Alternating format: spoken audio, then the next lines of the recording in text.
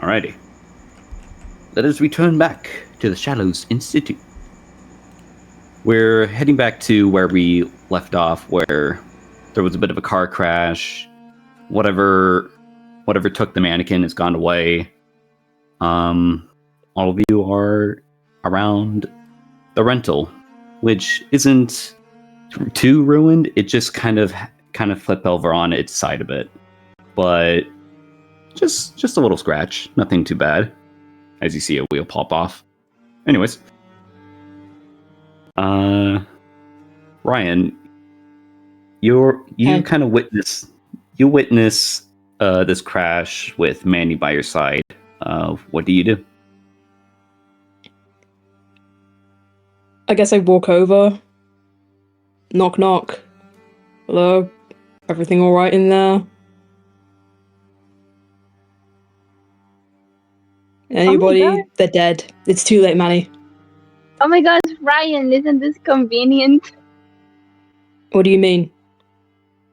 I don't know. You were gone for the whole day.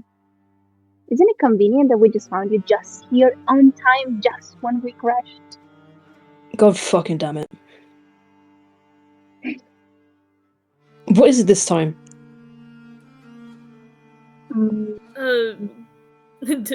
Nathaniel just pops out from the other side of the car. He was there the whole time. It seems that there's a monster we suspect turning... What else is new? Let me finish! There is a creature currently turning people into mannequins and then taking them away somewhere. We were thinking of going to the mall ourselves to investigate it. That is new. Well, good luck, guys. Hey, are you not coming with us? I'm not getting paid. It's my day off, so... Alright, have fun! And then Ryan leaves and Nerfy... Okay, bye! Nerfy leaves the session. Oh, have fun on your date, Ryan. Yeah, no problem. 1 second. Manny, they're kind of in a bit of a bind. I have to go. I really enjoyed our time together, but, yeah. Sorry to cut it short. Okay. He looks at you a little confused, but he's like, I mean, I can't stop you now, so next week.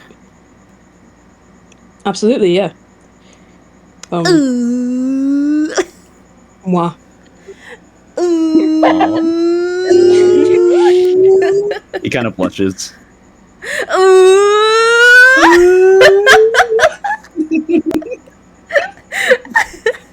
He waves over to you, saying, "Just don't get yourself killed, all right?" I'll try. Oh, don't worry, Manny. We'll try to keep him alive for you. We'll make sure he's in the tank. He looks at all of you guys with like utter confusion and concern, but then he smiles and turns away and goes down the street. Ryan's waving up until he's out of sight. He turns around. Okay. So, yeah. No, please, go on. I was just gonna say, why does Manny look so confused? I mean, we killed your daughter's nightmare the other day. He already knows what's happening. That was a couple He of doesn't days really ago. understand. Actually, last month. Huh. Well, time does Anyway. fly. Yeah. I'll say. So, should we get going? Where's Dee?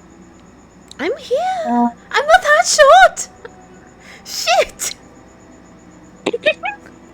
You are.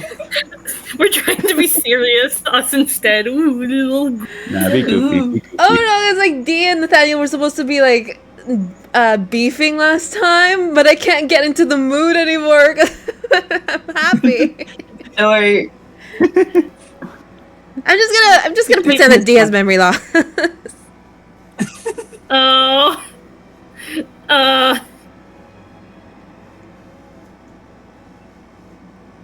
But Well- yeah, no, Nathaniel is just tired. He's too tired to be angry. Now, where are we Ryan, going?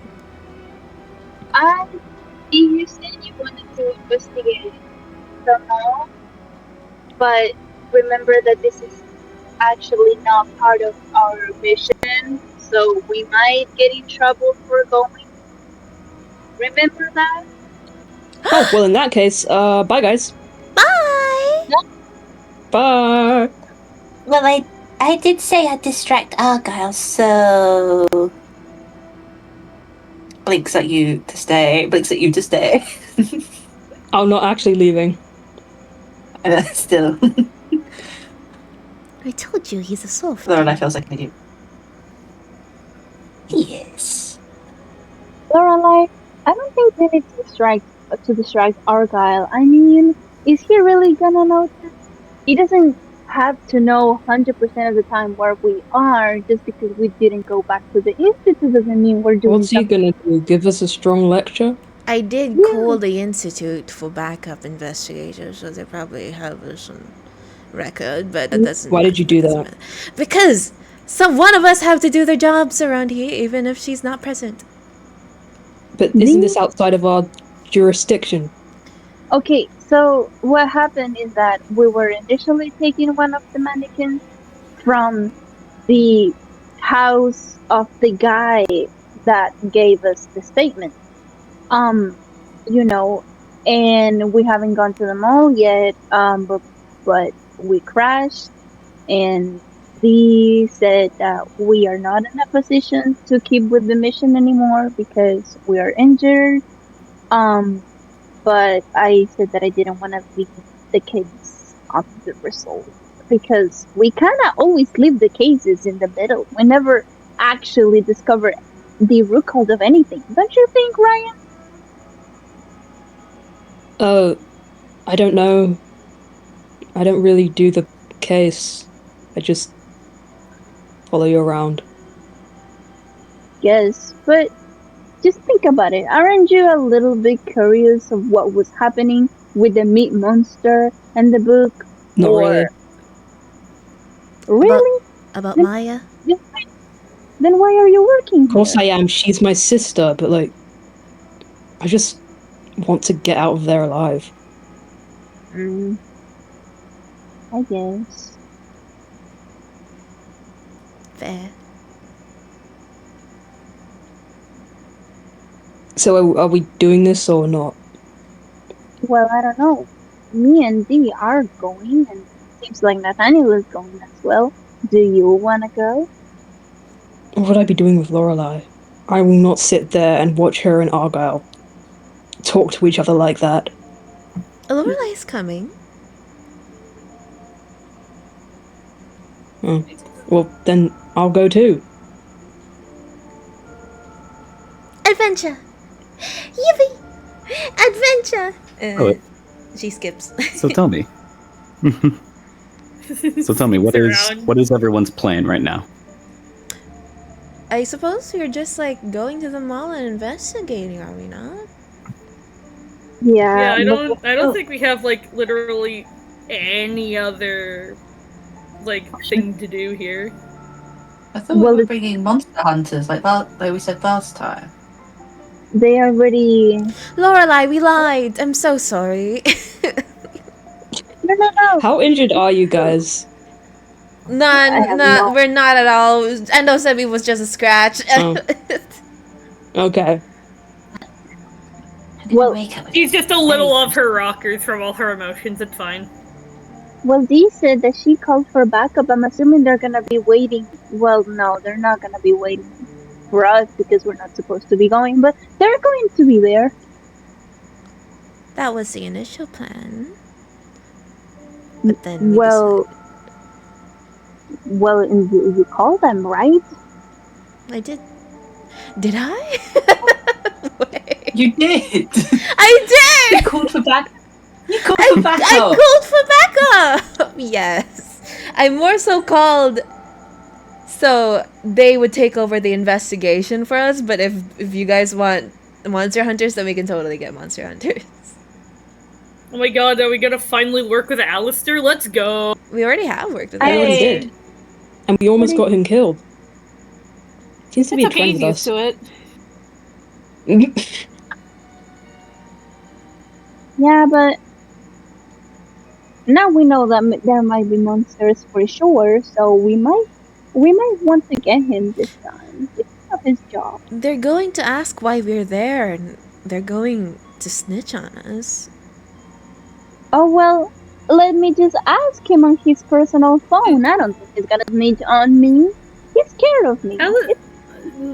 Alistair has He's a knack what? for not listening to others. Not in a bad way, but can be a little reckless sometimes, so... You see, I called for Monster Hunters, not Monster Hunter. What is the... Why did you call for multiple? Nathaniel, have you seen Two that thing? numbers, I suppose. Nathaniel, you were fourth wall break. You were the only one who saw that thing. Nathaniel. Okay, out of character, I may have forgotten that part. I may have forgotten that I was the only one to see it. Just maybe I'm not the most reliable source sometimes. It's all good. Is All right, any other so- questions? Are we done? Are we gonna have multiple Monster Hunters or just Monster Hunter? What are we doing right now? What are we asking ourselves? Why is this Well, happening? What are we doing here? Well, I don't know, Dee. Why would you ask someone else to take over our case? We were doing just fine. We just crashed. I thought you wanted to investigate the. I know, but why would you tell them to take over the case in our place? Because there are a lot more victims in the hotel, and we decided to explore the mall instead of helping the victims. We can't just. No, Well, that's no, a I'm fair point. asking. No, I'm asking why you called in the Bec- first place. Because we're exploring the mall instead of helping the victims. Instead of doing our Yeah. jobs. Yeah, but I still don't. Mushy, talk to me. What's up? Why did Dee told another team to take over the case? Like, why did you transfer this case to another group? Is what I'm asking. Our job is to find evidence and bring it back for Chalice's collection. We could do that in the Uh-huh. hotel, but we didn't. We're instead doing something else. And we Okay, don't but Our want to evidence do. was the mannequin guy. Yeah, Okay, but here is my counter argument. We can just tell Argyle that we were collecting more evidence in the mall. We don't need to go we like. we have evidence at the motel, which for more victims. We don't. The mannequin is gone. There are more victims in the hotel. We established that. Vicky, when we were at like the apartments, I looked out the guy's window, and the window next to me was open with a bloody handprint. So that was probably how the mannequin got into the mannequin we tried to save's house. I So- know. I understand that. I just don't understand why why us doing this counts as not part of the mission when we can just say, oh, we're getting more evidence. You know? Like, going to the mall shouldn't be a problem because we are still getting That's not our more job, evidence. remember? What do you mean it's not our job? It's Because not our the job to investigate. Our job is to collect evidence. It's not what we're doing right now is investigate. That's not what we're supposed to be doing. But the only evidence we had is gone because because we crashed. And isn't the mannequin that we were trying to save gone? We could easily go back to the motel because there's more like actual evidence there. Yeah, but that's not. you know, it's not the only actual evidence. It's like the mannequins that are being like, you know, and the easiest way to get them is going to the mall. So this shouldn't be a problem for like Okay, Argyle, or, so you know. think of it this way. There's one piece of candy hidden away in the mall, and there's 50 pieces of candy in the hotel. Your boss tells you to go get a piece of candy. Would you go to the one with more candy, or the one where you can't even find the candy? The one with more candy is And that's the the mall. motel. No, it's the mall. The mall. We don't know what. We don't know the mall. We haven't been there yet. We don't know if there has evidence. We have to look for evidence in the submission. It just said it was a regular mall. We don't know if there's anything more there. Of course we do, because the store is there, and he said that he saw multiple mannequins, that they had multiple, and he had an experience there. So it's obvious that more evidence is gonna be there, because that's where everything originated. First of all, when he said there were more mannequins, he meant store mannequins, and his experience was that his friend got frozen and he disappeared. We don't know if he's still there yet. Again, Yeah, but we how did- don't know. Oh, Okay, so you're gonna have a taxi come here in 10 minutes. Okay, thank you. I like candy. I got lost Thank in you my. so Oh my god, thank you, Lorelai, thank you. No, that was really out of character talking. We were trying to set things straight. I like candy. I like candy. I'm so sorry. I was trying not to laugh because I thought this entire thing was kind of funny. Same. I was trying to like stifle my laughter, but it was like going. I'm so sorry. I know it's not that confusing. We're just. Oh my god, you're doing great. No, it's fine. It's fine. It's all good. It's always nice to have some clarification, but sometimes that clarification needs like more clarification. Yeah, it's all It right. think you Don't guys worry. just like ask that Endo. sometimes. Okay, any more questions? So why Dee did the thing she did? I don't thought fucking you know, were can we gonna go stop it. I thought So you what were was gonna all stop it. that- Does anyone have any more questions? I was gonna say, can I go to the bathroom? Go to the little tinker's room, Nathaniel. Why do I hate you right now? Anyway.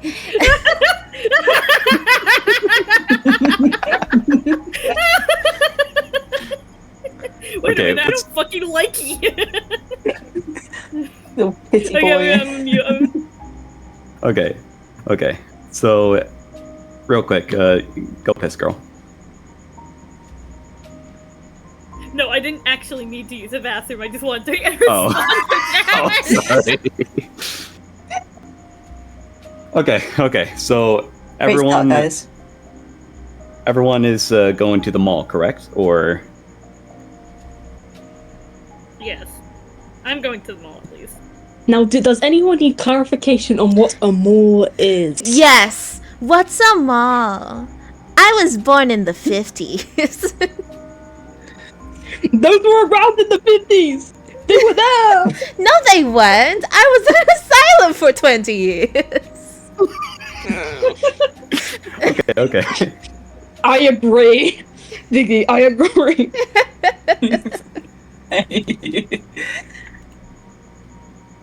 All right. So do we just like okay. go to the mall? All right. That's up. Should we just go to the mall? That's what I'm asking. Do we just go to the mall? Yes, please, let's go to the mall. No, We're we'll gonna- just we're go to gonna- the shopping centre.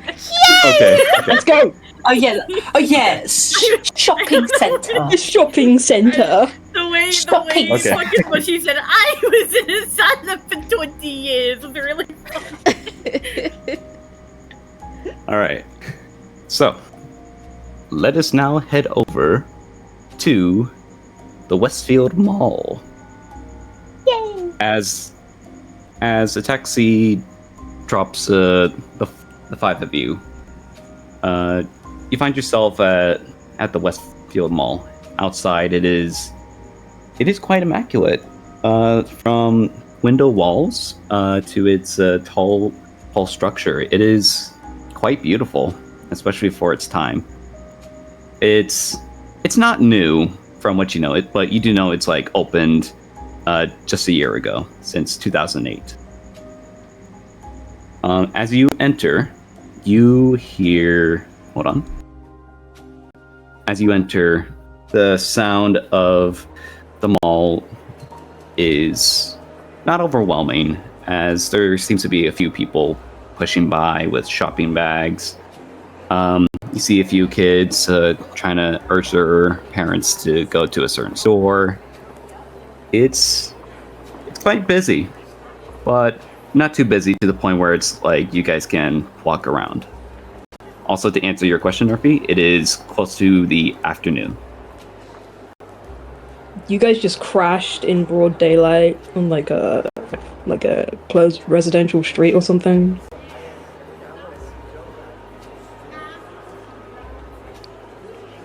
Okay, I'll take that as a yes. Sorry, I was trying to unmute, but I accidentally opened mail. But yeah. I suppose we did. Then where are the police? Oh, wait.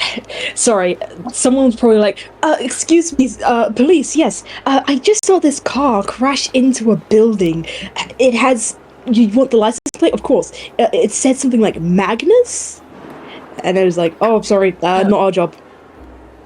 Well, it's either way, it's probably registered on Nathaniel, so wouldn't be traced back to all of us. Of course. Of course, that's. I still have to pay for it anyway. Whatever. Well, if you need help, Nathaniel, I'm happy to help. So, what are we looking for? Guys? Some sort of. Well, I mean, of course, I would just say some sort of store, but there's many stores here. But the one we're specifically attempting to look for is one that it's a closed store that originally just sold your average pieces of attire. They specifically had mannequins. Nathaniel, to show off what they were selling. Nathaniel, how does that help? It's a store called Lorenzo's. Okay, thank you. I also could not remember the name of the store. Oh god, we are all wonderful day. It's been a while. It's been a while. It was last week. So, does one of us just like roll for perception or something? Yeah, sure. Let's roll for perception. Oh, I forgot my dice. Okay. Actually, What's up, as you enter, the thing that actually does catch your eye is this one store that shows some iron bars holding down the entrance. It's the only store that has the bars down. The rest are kind of open with a few busy customers walking in and out. And this particular store, it had a sign up above that originally had the faded words Lorenzo's. Well, it just could be any one of them, I don't... Where do we start? It's a bloody shopping centre. I mean, there's closed stores everywhere, right? Can Points upwards. Can I slap Ryan in the chest? I think I'm tall enough. Ryan starts walking towards the store. Walking over to it, you notice that inside is, expected, supposedly dark. But you're unable to see what's inside of it due to the iron bars obscuring your view. But I will say there are two stores nearby it. One facing it on the right, and one right next to it. So should we walk into the suspiciously barricaded dark store?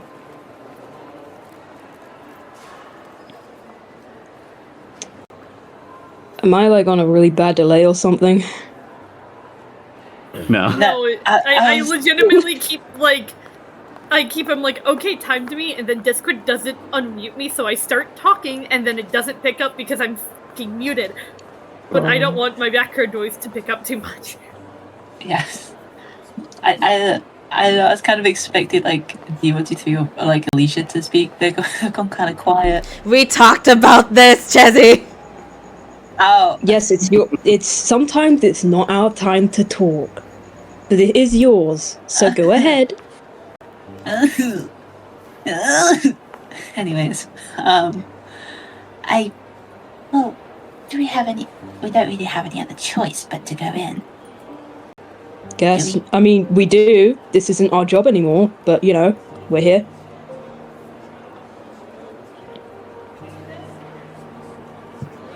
Can I use my... I was gonna ask if this, I'm specialized in perception. I'm gonna see if there is a way to get in without, to like, at least get into the back rooms of the stores without getting caught. Alright, I say this will be a difficulty of 5. Does a specialized make it -1, or is 5 just what it is in total? What it is in total. Okay. That's a 19. 19? Yep. I will say, as you see Ryan walk over to near the entrance of the abandoned store, you do see the other store nearby, and look past the counter where one of the shop owners were at. You see them when they were talking with a few customers. But as they turn, you see a door that connects to the wall where the abandoned place is. I think I found a way in. In the store next to us, there's this back entrance right behind the counter. I believe it actually connects to Lorenzo's. If we can find a way back there, we can get in without being detected as much as, well, prying this open, but that caused way too much ruckus to really be a good idea. Well, is there a way back there? Yes, it's just a door. Oh. Then let's go. You made it sound like it was like locked or something. I will say it is right behind a counter, with one of the employees there. Right, I'll get him loud. I mean, hard and fast, and then you drop. We go in, no problems. Did you just say hard and fast? Like knocking him out, We're not knocking innocent civilians out, Ryan. We've already been in trouble for causing too much of a ruckus. We need a more quiet way to get yeah, into and that we door. fixed that problem. I'd rather not break any more laws, Ryan. I'm happy to be a distraction. Well, you'll make your way in. How? And you know what? Just give them a sermon. Sorry, yep. Your idea. Sermon? I'll just... Anyway, wait. Let me just send it to Endo. Oh god, what is she doing? It's nothing too bad. Don't worry. What do you mean, nothing too bad? Oh, he does... Why am I even, typing it? I could just say it out loud, because it's, a fact. Storeline's a micro-celebrity, isn't she, because of her dad? You just start throwing out money or something. No. I was thinking, maybe someone in the store knows her. You never fucking know. That's my first thought. This is your first store ever? Never been in one? Yeah. I have a very smooth brain. It just got its first wrinkle.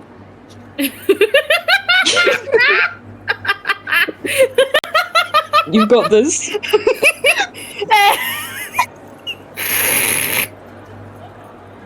Genuinely, it feels like it's only us three playing. Okay. Sorry. I got distracted. Oh. I'm sorry. Yeah. It's, no, I just feel like the entire time Alicia and D123 were just talking behind the other three. Alicia's gone to get something to eat, as per usual. And I fell asleep. Yeah. I'm joking, I wasn't. oh, You guys will like talk for more than 2 seconds and be like, "Oh my god, it feels like we're the only people playing." It doesn't just mean you, Mushy. Yeah. I was gonna say I was just. you guys were doing Sorry. perfect. You guys were doing so good. Like, oh my gosh, Nathaniel It's is just talking. this is like a group decision. We're like figuring out how to get in there, and I feel like we are in a group, so figured you two would at least have some sort of thing to say. Okay, I'm sorry. Me and Alicia were actually talking behind it, so I'm sorry for the distraction. Yeah. They were talking fine. You don't have about. to be switched were on looking like at- 100% of the time. So. Yeah, they were looking at discounts and hot dog stands. Yeah. Oh my Oh god, god, that's I hate- 50% off! Oh god, it's coming Label back! 40% off. 40% Yeah. off! Okay, so what?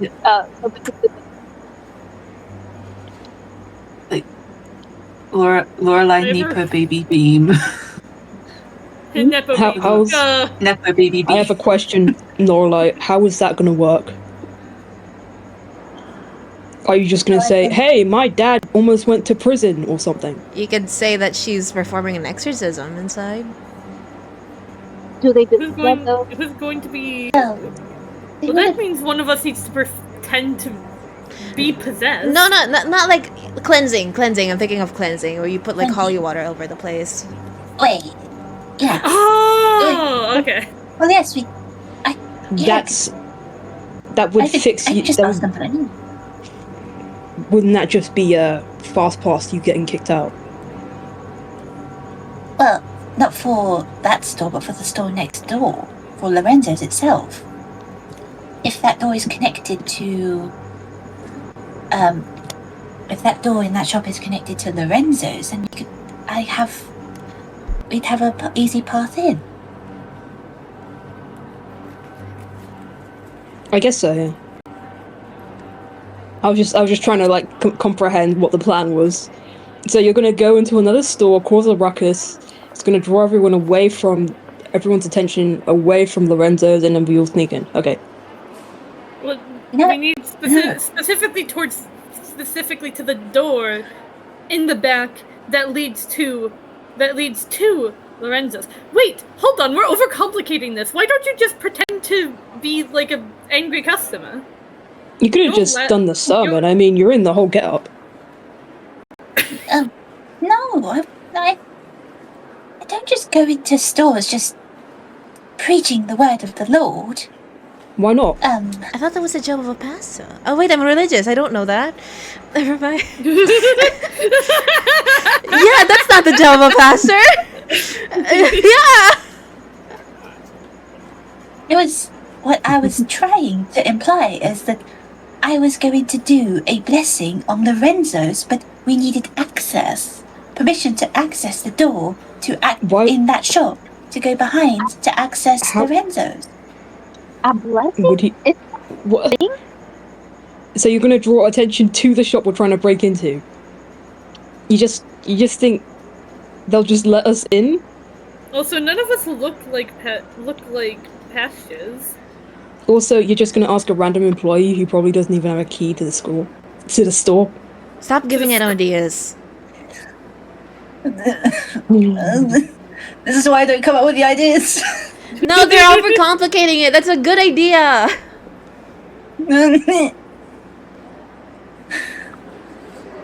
So is that your plan? That's the I plan, like yeah. that plan. You guys are I being do. mean. In all No, honesty, I do enjoy No, that. I'm saying plan, like, yeah. is that the plan you guys It's the are going? only, No, yeah. it's fuck the only it. plan we Let's can think go. of. All right. Set it to motion. Describe it to me. Okay, Nepo baby moment anyways. She Lorelei enters the store. She doesn't know if the others are following her or not, but she looks around a little bit. It's like, oh, that's very nice. And then makes her way to the employee at the desk, and she gently, she kind of like leans down a little bit, like, oh, good day, my child. I have a small inquiry to ask. The employee that you went up to, I'm assuming this is at the counter. This employee looks like they're in their early 20s. They look a little bit small for their clothing, but they seem to fit it just neat enough. They look up to you with a smile, and they say, "Oh, hello. Oh, yes. What do you wish for?"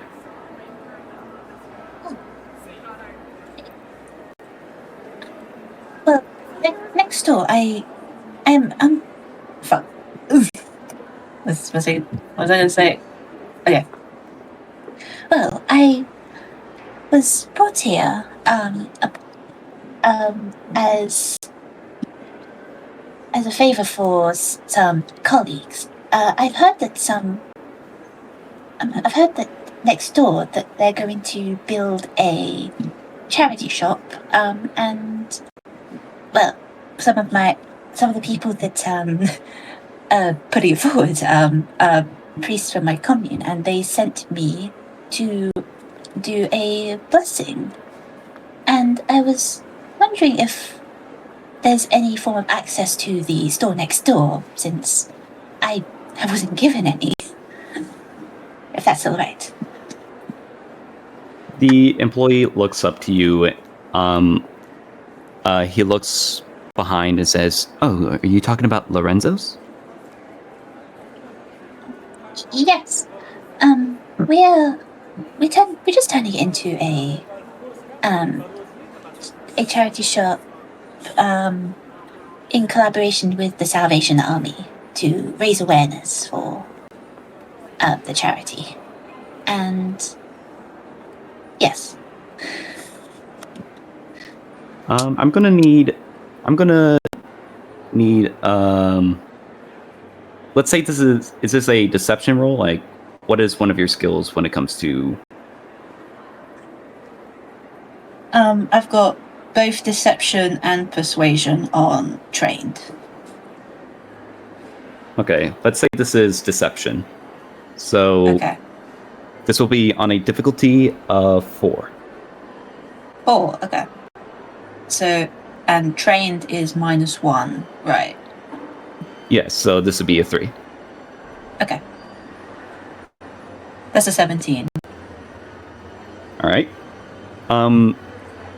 The person looks up to you and says, "Well, I've not heard of charity, but I mean, for this shop, we are actually thinking of tearing it down just to leave for the next door, but I trust your word.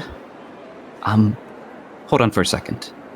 He then leaves, kind of going around the corner, and you see him talking to a few other employees nearby. Talking, that kind of like muttering to themselves a bit as they look behind. He then comes back with who you're assuming is the manager. They're kind of finely dressed, wearing a suit. They walk over and says, "I apologize for the sudden confusion. You said you're coming over to help with awareness, so here are the keys. And they pass them to you. Just go here behind this door." Thank you so much. You look too kind, and she smiles as sweetly as she can down at them. Like, inside she's like, fuck, I'm lying. I don't want to lie. I hate lying. Oh fuck, oh fuck. But she's just like, thank you so much. And she makes her way towards the door to unlock it. She What did I tell you guys? Perfect plan. Wow. Uh, I can believe Lorelei- she's elite. There's no one in here. Lorelei fights the urge to shout out at Ryan, like, shut up. I'm so proud of you, Ryan. You're so smart. I know, right? I guess it just comes naturally. Wasn't Lorelei the one that came up with the plan? Must have been the wind. The manager. We can't talk. We're not. Wind cannot talk unless we're dealing with a creature like that.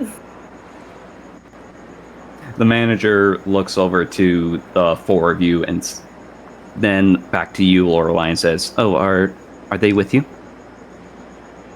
Yep, we are the members of the Salvation Army that are accompanying this. Yeah.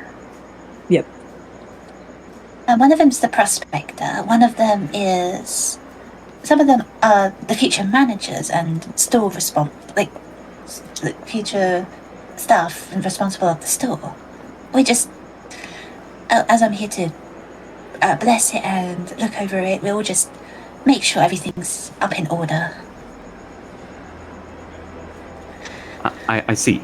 Well, all right. Just be quick, and leaves you to open the door. We will. We promise. Thank you. And she opens the door.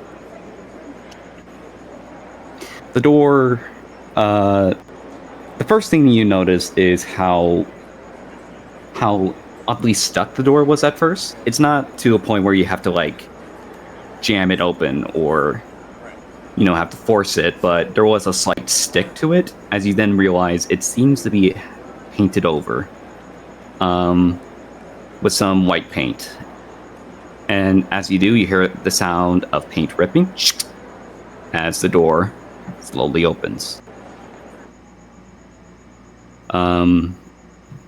Inside, it is abysmally dark, somewhat illuminated by the window, which is somewhat obscured by the metal door that is blocking the way.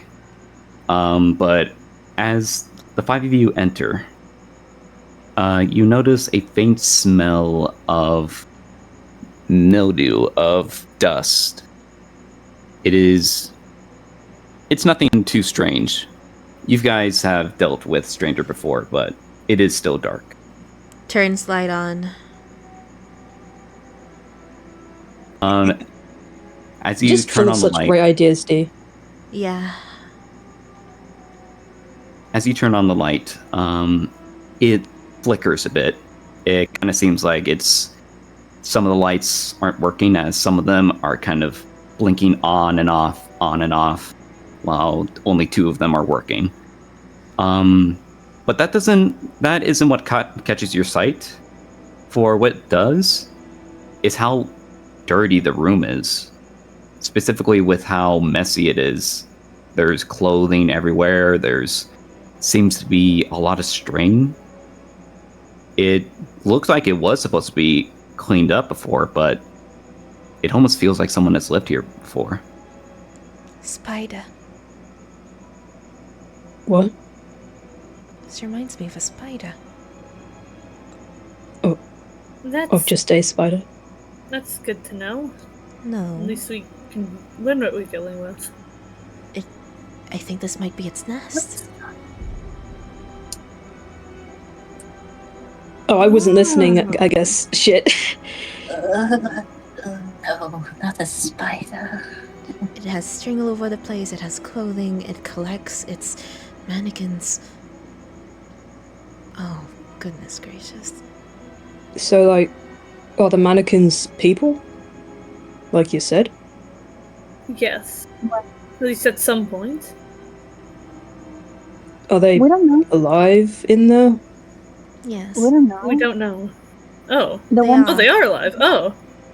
Well, we aren't sure, but we think they are because the one in the statement seemed to cry even when it was still a mannequin, and the one that we took from the motel was showing signs of consciousness even when they were frozen. So we think they are, Jesus. but we don't know how long it will take for them to be completely dead. We don't even know if they're gonna die or if they're gonna stay like this, just stuck in place. They turn. They turn into mannequins. Actual mannequins that become aggressive and dangerous. So, does that mean they're completely gone at that point? We don't know. Maybe. When I stabbed Anthony, while his exterior was wooden, inside was still flesh and blood. That's so cool. Is it? Oh, yes. Oh, I saw that thing. We have to be very careful. You saw that thing. How so? Right when the car crashed, I just so happened to be facing where it was, and it took Anthony. Who's Anthony? Oh, the guy that gave us this, not the guy that gave us this, the one Person who who made had, the statement. yeah, the Oh, one who gave okay. the,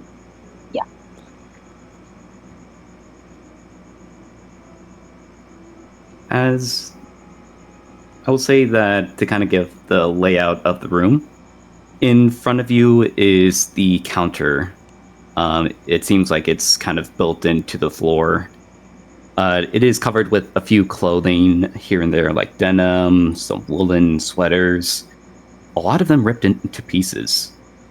You see on the left of the room, the room is rectangular, so it is somewhat of a big room. You see two shelves that are kind of stacked against the wall that kind of give some more room. And on the left of the wall is some kind of marking, some scratches, and a lot of papers and magazines stripped all over the place. And to your right is the window display. There you can see outside where you see some folks passing by, unbeknownst to your guys' presence, through the iron gate. And you see 3 tall figures on display.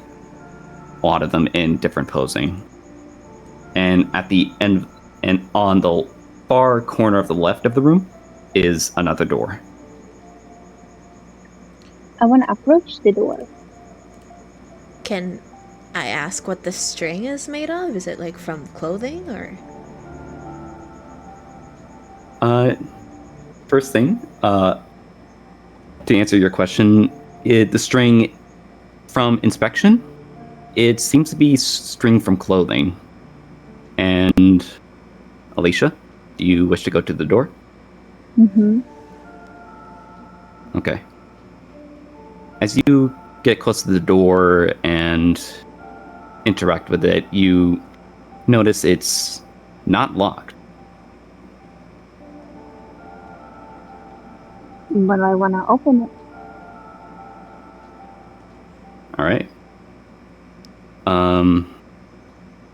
As you open it, the sound of echoing creaking is heard as you see into a dark room. You assume this is like some kind of supply room, as there is a collection of mannequins, along with a whole pile of clothing. Can I close the door? Yes, you can. What did you find, Alicia? It's a bunch of mannequins there.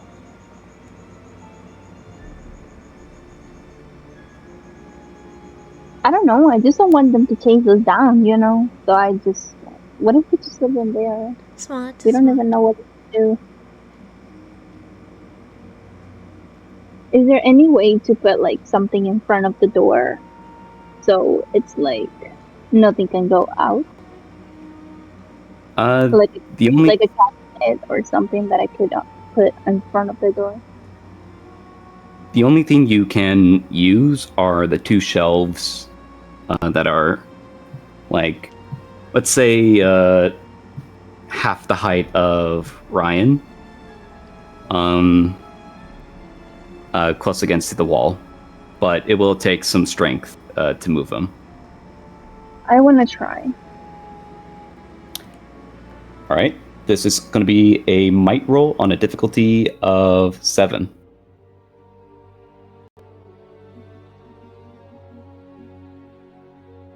Seven.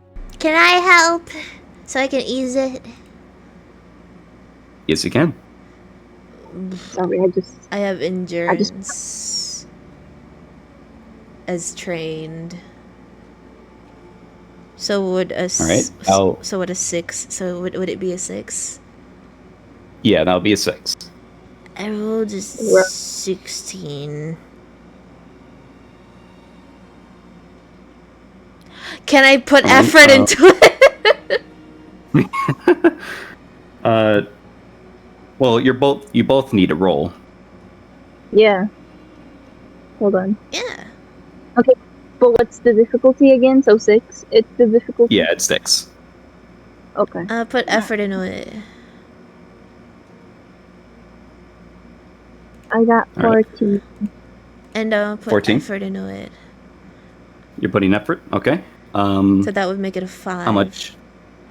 And I rolled a Yeah, 16. a 5. Okay. I will say that, Alicia, you're unable to move it at first until D123 helps you. You both are pushing or pulling the shelf. It is a little bit strong, a little heavy, a little bit difficult, but you both are managed to just move it a couple of feet in front of the door. I high five Alicia. Good job. Women STEM. Done. Women STEM. I'm gonna pull out my crowbar just to be safe. I'm gonna go over and like examine the mannequins that are at the storefront. Walking over to the mannequins, they're very strange to look at. They are posed unnaturally, almost like Anthony, but these look like actual wooden mannequins, not the one that Anthony looked like. You see them kind of posed in impossible ways. You assume they could have been like ballerina poses, but the clothing they're wearing, it is awful looking. Like, it is really ugly clothing that they're wearing. Stitched together, different colors, patterns. It is a mesmerizing mess. Yeah. I can see why they closed. Alicia, I think the Yeah? monster made those. Oh no, yeah, of course. But like they would have closed anyways if the monster wasn't here. So. No, she has a point. Alicia, She has a point. She has a point. Anyway. No, she has a point. Should we put these things out of their misery? They're still alive, right? Well, I don't know. These ones just look like normal mannequins and not the one we saw with Anthony. Strange. Okay. Strange. Monster Hunter should be here by now. And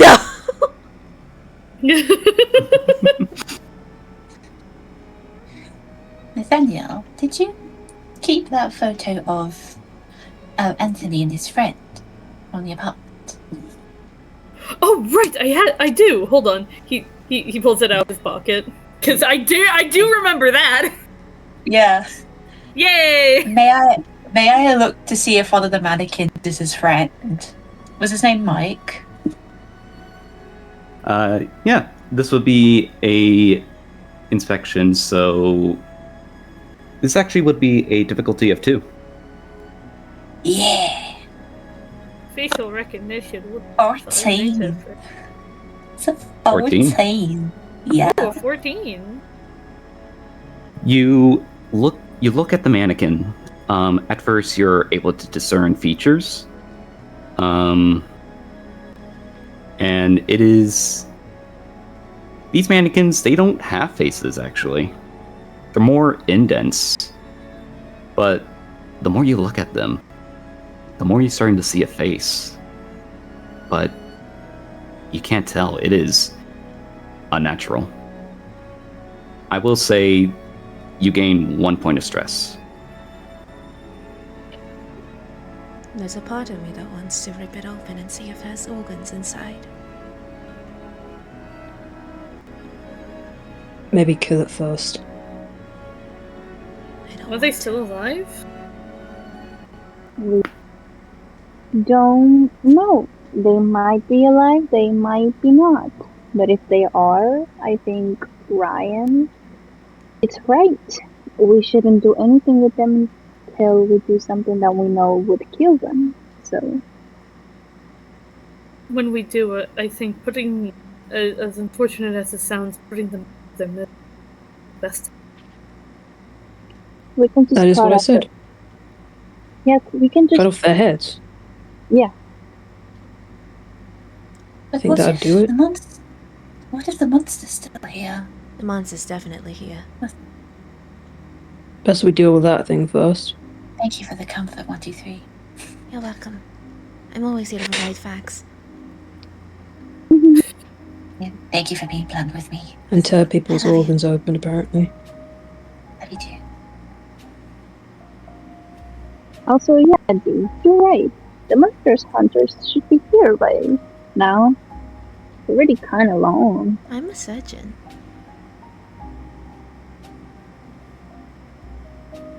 We know.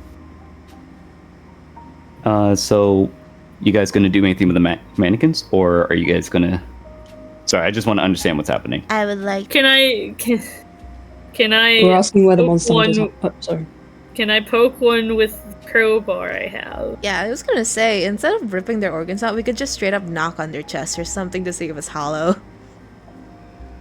I'm gonna. I'll do the one that is we think might ? And I'm gonna just nothing like aggressive or anything. I'm just gonna like hit its chest with my my crowbar. Just bump. I will say that there's 3 mannequins on display, so you tap on the first one? Yes. All right. The first one you hear as you hit the crowbar against it. It is quite hollow. It almost kind of wobbles the mannequin a bit. Okay. Let's go second one. This one, let's say it's in the middle. You do it again. Again, just as hollow. Can we get a 3 for 3? On third, you hear, Oh! Oh no! Ah! it's definitely not a sound a mannequin would make if it was made of wood. I think we found the fake one. A fake? Oh yeah, the fake mannequin. Okay, I see. Wait a minute. Wait a The minute. one that we think is Mike. Yeah, wait a minute. Are we sure we want to kill it? I mean, I'm definitely sure we should find a way. Like, if there's a way to turn them back, we should try that first. Well then, I guess we focus on the monster. Yeah, and maybe we I can think find an focusing on the outside that monster helps. for now should be the best. Yeah, what if when we kill it, they come all back to normal? We can So- If hope. they don't, I would just say, in a place that they might be comfy. What was that? What was that? What the fuck No. was that? Endo! Endo, I'll kill you! You can't do this to me! Turns around, whips head around. Which header? I whip my head back and forth to find a fucking monster! So let me ask: are all of you looking back? I am! Yeah, I am. I mean, if we We're all- heard that, yeah. I'm not. Cause I'm crazy. Okay. In case the mannequin disappears. That's what I'm Alright, she doing. probably thinks it's a hallucination or something. I Yeah, don't yeah, know. yeah, or something. Yeah, I'm so crazy, guys. I'm so quirky and crazy. She's, yeah, Yeah. actually. Yeah. As you turn around, you don't see anything. Just the room, but you do notice some dust on the ground. Just only like a couple of feet in front of you. And as for you, Dee, you look. I'm assuming you're looking at the mannequin that was tapped at. Yeah. Looking at it, nothing moves. What you do hear, well, actually nothing. But I will ask, do you wish to take a closer hearing? I would actually like to cast Missing Detail. Alrighty. I don't have to roll, I just describe know it. And I Alright. just lose 2 intellect points, that's it.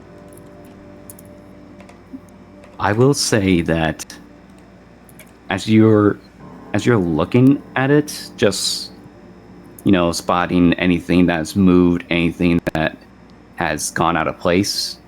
You're looking from the clothing to the face. Nothing is out of the ordinary until wait. Didn't it have 2 hands? Ah! No. No! You notice that its right hand is missing. So how did it And go? you kind of almost Go. you kind of notice that some strange sinew, like string, leaking out from its wrist. Is it the same string as the string around the room? No, it's more. Actually, no, it is. It's like clothing string, and it seems like it looked like it was stitched on before. When you say that the hand disappeared, was I just like not in the angle to see it, and then I turned, and then I see the missing arm, or like did it like disappear? Before you saw that you didn't see it at an angle until you looked at it correctly, and you just now realize that it no longer has the right hand. Did it always have one missing arm? Hand, not arm. Like she didn't even notice the others looked away. It was like, guys, are you seeing this shit? Applejack, are you seeing this shit? Say that again, D. What it- were you saying? Did it always have a missing hand? I guess I never I think I realized. would have seen that. I think I would have seen that if that was the case. Well, it's gone. And this string,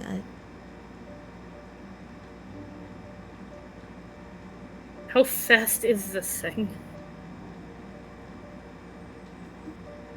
We heard a noise from behind us. Oh, but you didn't look away and for some reason just vanished? Ugh. oh, that noise was real. Yes, Yeah. because that's why we all looked.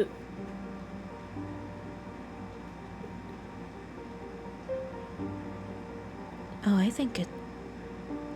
Either. Well, if you didn't look away though, How is it that you didn't notice the missing hand until now? So it's never had hand? I didn't see it in that angle. I was on its right. Oh, Lorelai, Yes. I'm so sorry to do this to you, darling, but can you look up?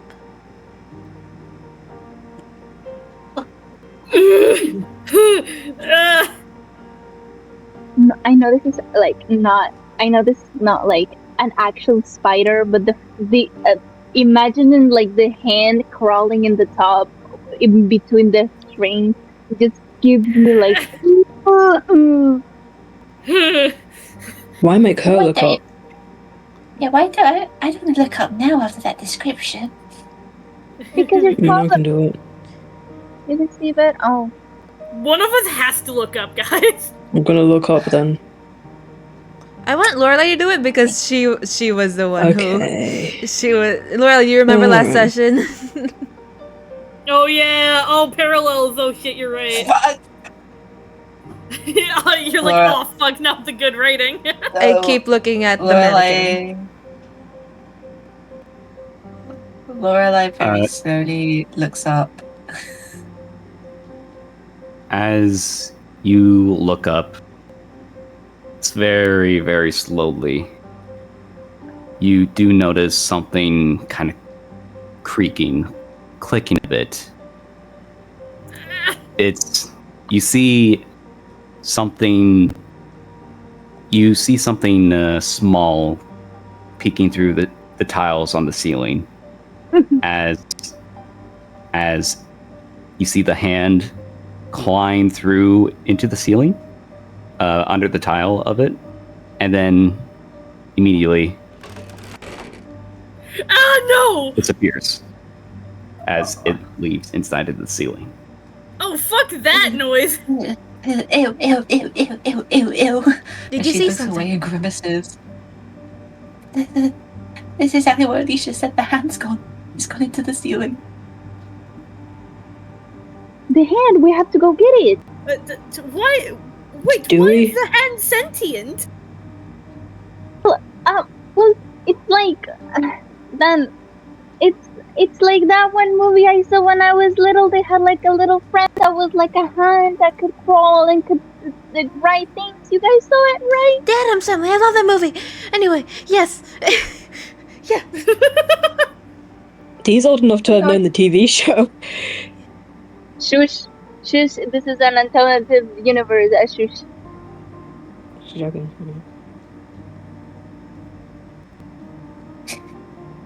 Also, I have the theory that if it's getting away, maybe it's not necessarily evil. It would have attacked us by now. Don't you guys think? It's tiny. If it tried, it would die. I know, but like, what if it tries to write something? Maybe it can help us. We have to go get it. Alicia,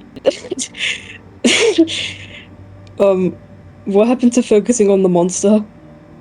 Okay, but what else can we do? We don't even know. What if it's going to the monster? Golly gee, I wonder where the monster hunters are. Let's just go. Let's go. So,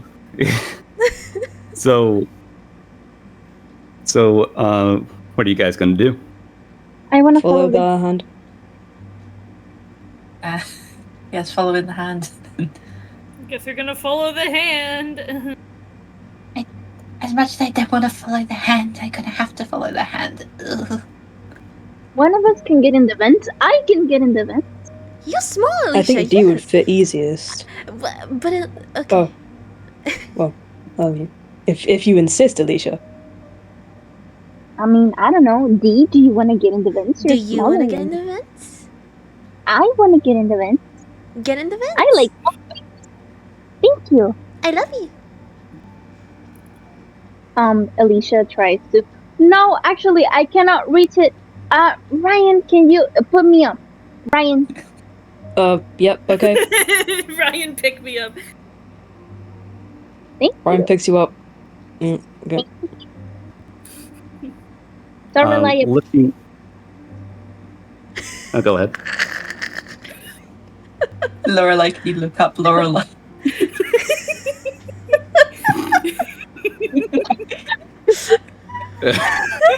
Typo, but That's still. what I immediately. That's what I immediately thought of when he said that. Lorelai, can you up? Can you up? I didn't write it properly, but I feel like it's funny now. It's fine. I love it. So, I'm really Alicia? invested, I promise. I just needed to get that out of my system. No, you're good. You're good.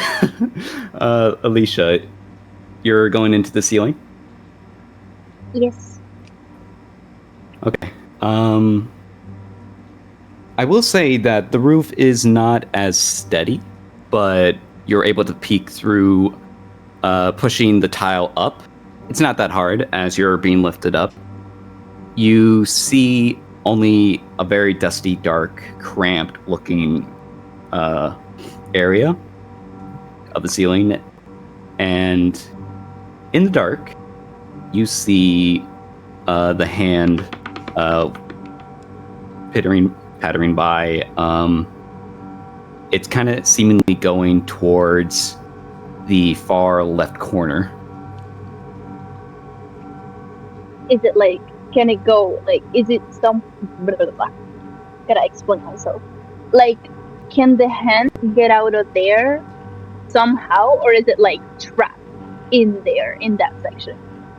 Or is it like going away? You see it actually go towards the left corner and seemingly dig through a small hole for it in the wall, and disappears. Oh no, that's not fair. I cannot fit there. Where are you going? Ryan, put me down. What? Alright. Puts you down. Thank Oh you. no, but just like the demand of Ryan put me down is fucking hilarious to me. I think the hand went outside the store. It digged a little hole to get out. I can follow it. Yeah, let's go. But I didn't want to get in there because it wasn't as steady. I would probably fall on top of you guys, and I don't want to do that to you. So let's go.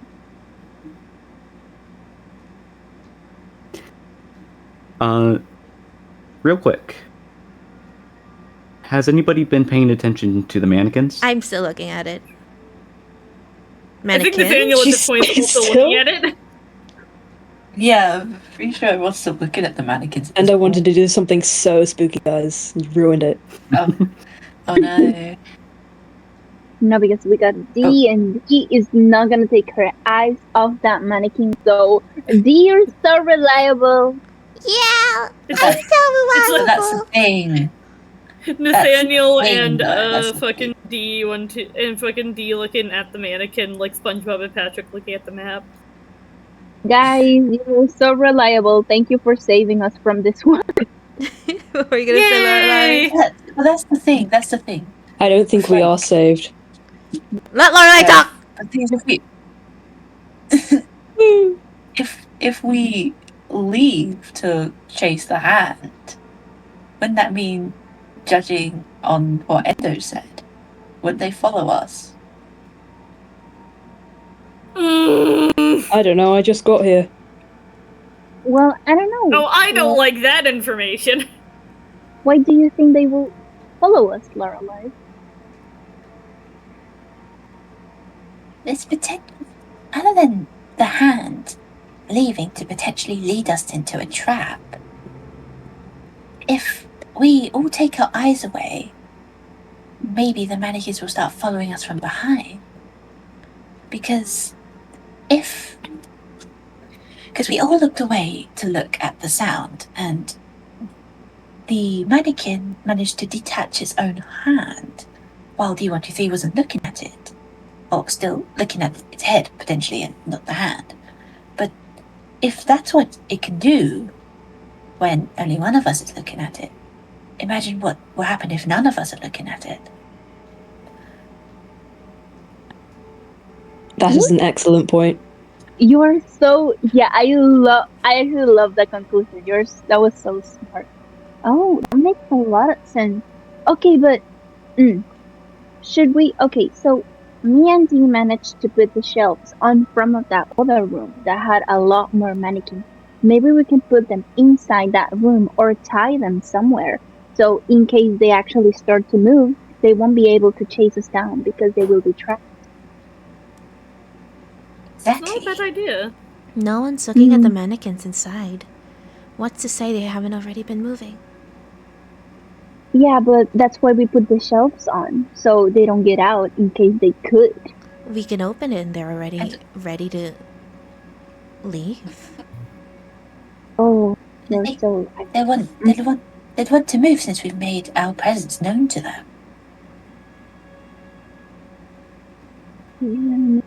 Mm, Don't say that, Nerfy. You're going to be end of ideas.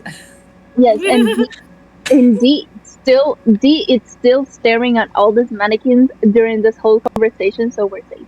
Don't worry. Yeah, don't I worry think about Um, it's it. really. I love the idea of like Nathaniel and Dee are part of this conversation, but they're both staring at the same mannequin. I'm Not even thinking, different ones. The same one. and next is I'm thinking of your FNAF D&D, where they're all like talking to each other while staring at the animatronics, and it's kind of really tense and cool. So I don't really mind. And Oh, the I don't fussy mind scene. either. Oh yeah. so Oh, I promise we'll get back to that at some point, but back to this because I'm invested as fuck. I Same. know I know this is gonna be kind of mean, especially if the mannequin's still alive. But what if we tie them with a leash to one of the I don't know tables, counters, so they cannot leave? The string. Yeah. Do you mean the same May I string that ask? they're all collect? They all are attached. I got tape if you want to use that too. Oh, that works too.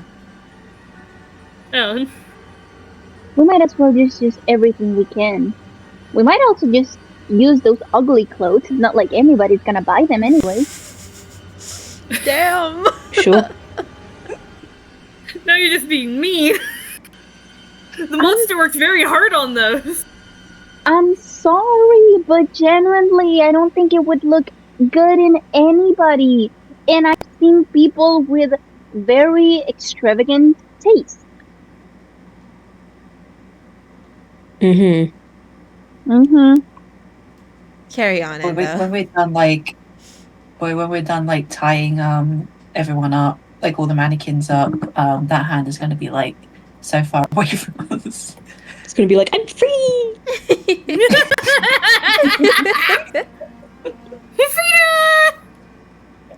I will. It's- I will say. Sorry. Go ahead. I was just going to be silly. I was just going to say that the hand just sees us like tying up the mannequins. It would take forever, and it's just like, fine. I guess I'll just go to the institute on my own. Father, when can I leave to be on my own? Him at the monster. Are we gonna I say do it? want to ask. I don't know about I do you want guys. to ask. I'm just trying to get a new pet. That's all. Oh. Or did Nathaniel die? No, he's still there, but sometimes he gets lonely, so he needs a friend. Just So adopt another cat. Stop No. collecting anomalies. no, they wouldn't understand. A normal cat would be like, "Ew, why do you smell so bad?" They wouldn't understand that that's just who we are. I will say, D123. Are you only looking at that one mannequin? At this point, I'm at like probably at a corner looking at all of them. Hmm. And I it's will like, damn it. say. Of disappointment. I will say this. As all this conversation was going on, and as you were looking at them, D123, you do see that in the far corner, with the first mannequin that Nathaniel interacted with, it's no longer there. What? No! What the fuck? That's not even what? That's the Army Wait, that's a thing! normal mannequin. How is it moving? Oh god! I hate the implication! No, Wait, did And listen to me, guys. Listen to me, guys. I think that what was happening, well, I don't know, but like, I think that what was happening is that the one that, the one that wasn't hollow, it just so happened that they haven't like fully transformed yet. But I feel like all that's why I closed the door, and that's why I said like, oh, the store has the more candy, because I had the feeling that all the mannequins were once people, but they were fully turned, and the ones that don't feel like mannequins is because they haven't been fully turned yet. Okay, so But if they have hands, can't they just Okay, open the so- door? But we put the shelf. Not if you can't articulate put hand up, your put hand up, fingers. put hand up, put hand up, put hand up. Yes, Guys, yes. We have been discussing too much. I want to actually roleplay. Can we stop talking and actually talk in character, please? Okay. Yeah, that's fair. let's do that. Let's do that. you do hear this. Ah! Looking towards the sound of the direction, you now see the mannequin, the first mannequin, pulling the shelf away from the door. Oh, fuck! I tackle it. Myself. I tackle it. tackle And it. Tackle it! Kick its ass! We'll tackle it. All right. For those tackling it, that's going to be a speed roll on a difficulty of 3. Fine, I don't tackle it. I'm gonna remain being a camera at the corner. I'm gonna stay and Place FNAF over stare. there. Gonna stay and stare. Okay, at the guess other I'll one. help Alicia. Yes, and Never mind. no, I got a 12. I got it because it's 9 and I got a 12. So I get it. Hey, what you doing there? And I tackle it. Come here, bitch! As you tackle it, you feel what impact as you roll it onto the ground. It goes limp, stiffly limp. What But does that mean? like its limbs are pretty stiff, but it ragdolls a bit. I still don't understand. Did I tackle it or not? Like, did it fall or is it still? Yeah, you tackled it. Okay. Gmod dolphins. As you do, you caught it just enough in time for only the shelf to move only just a foot away from the door, or not really a foot, more like just a couple of inches, but it's enough to where the door then creaks open. No. And No. Ryan. What? and you I'm see sick of the mannequin. Can you push the shelves against the wall again, please? But what Hold do on, we hold on. see? you see arms pull their way out, sticking through the door, and they're trying to like claw their way out. You can tell they can't get out, but they're making progress. That's so good, and now you're such a good writer. That's so good. It's a mental breakdown. Ryan! Actually, oh god. What the hell am I supposed to... I guess... Ryan! Ryan, I guess jumps at them? No, move the fucking. Move the cabinet back. Back! Oh, okay. Ryan does that. I rolled a 10. Shit. I didn't even ask Rolled a for the 10? difficulty or anything. Let's do that again. The difficulty would be a 4. Okay. 17. 17. All right.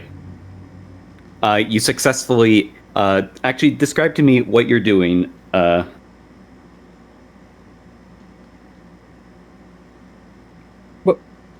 Were you going to say something else? Endo? No, describe to me what you're doing. Oh, okay. Well, Ryan's already clicked his flashlight on by this point, and I guess he quickly runs over and shoves the cabinet back in its place. I'm not sure if that knocks the mannequins over or anything. Only you're able to move it with ease. But as you do, it kind of stops a bit as you realize that the door is clamped down on the arms, but the arms are still like flailing around as they're trying to scratch at the wall, clawing at you, moving all around. Nathaniel, use your crowbar to hit them and put them back in the room like this. Yeah, I was thinking about that. I was just waiting for someone. I wanted to I was just keep waiting for everyone else to. What? I wanted to keep. Hitting arms. Kobar! What would that be a difficulty of? Do I On need doing to what? even roll? On hitting them. On hitting the mannequins with my crowbar. Let me check. No, don't check. Just It's the do fucking it. sound effects that are getting me. The difficulty would be a 4. Awesome. That is a fucking. Oh god, sorry. No, it got upstart. It went behind my computer. Sorry. Fucking 13. Good. That's good because Yeah, it has. it's good. No, yeah, you got it, Nathaniel. You successfully hit. You actually are successfully hit 2 of them. And you said with your crowbar, how much damage would that be? That would be 2 damage. I remember. 2 damage. Got it. You chip away some of the wood from the arms. You can see some bleeding meat leak out from it as you like chip through it. You see one of them kind of like try and reach for you, but you're able to move out of the way just in time. Eyes dilate. But they are still clawing at the door.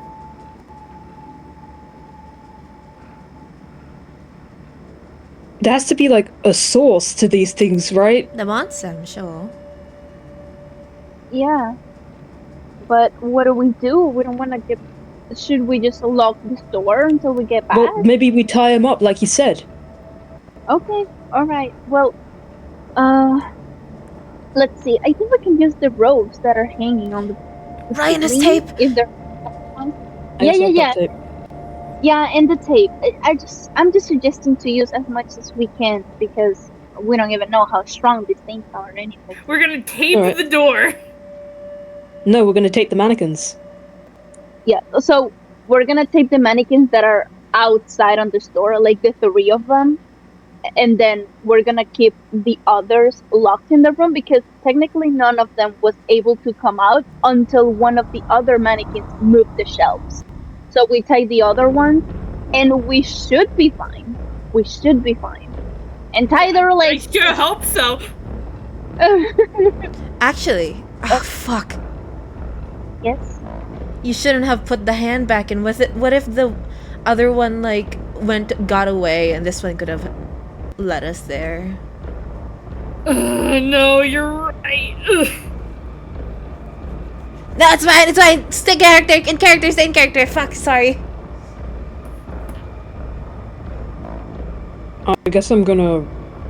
Wait, no, I'm keeping the cabinet in place. Anyone want duct tape? Alright, press it, Yeah. Lorelei. She takes it. Or she probably like accidentally drops it, but she like picks it up as quick as she can. I imagine it hits her face. it's like Even better. slapping a cat with a piece of cheese. Like, Even you better, have hits her in the face. Ow! I love her. have to be faster. Not the time. So you're tying up the mannequin. Yeah, the 3 that are outside in the store. Okay. So actually, you don't really need to roll for this since a lot of them are limp. So you kind of tie up the three of them. The one that was moving before stays limp. It's almost as if whatever force was in it is no longer at bay. But the thing is that Ryan, you start to feel a bit of pressure against the door. As you turn around and see that the mannequins are now, instead of clawing their way out, they are now trying to push against the door. Like push it closed? No, push it open. Oh. Can I kick at him? Yes, you can. This will be a mic Alright. roll. Okay. What's the difficulty? 4. Not like it matters, because I got a 19. Nice. I say, as you kick the door, it slams shut, and as you do, you hear sound of meat and flesh rip and tear as the door closes, ripping out the arms as they fall to the floor. Mm, Oh. should we tie up his arms too? I don't trust I him think very it might much. lead us What if- there. Mm,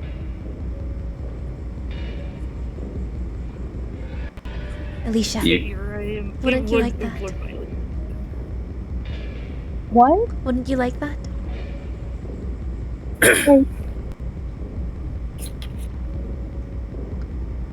Alicia, answer my question! I said like what? For it to lead us there.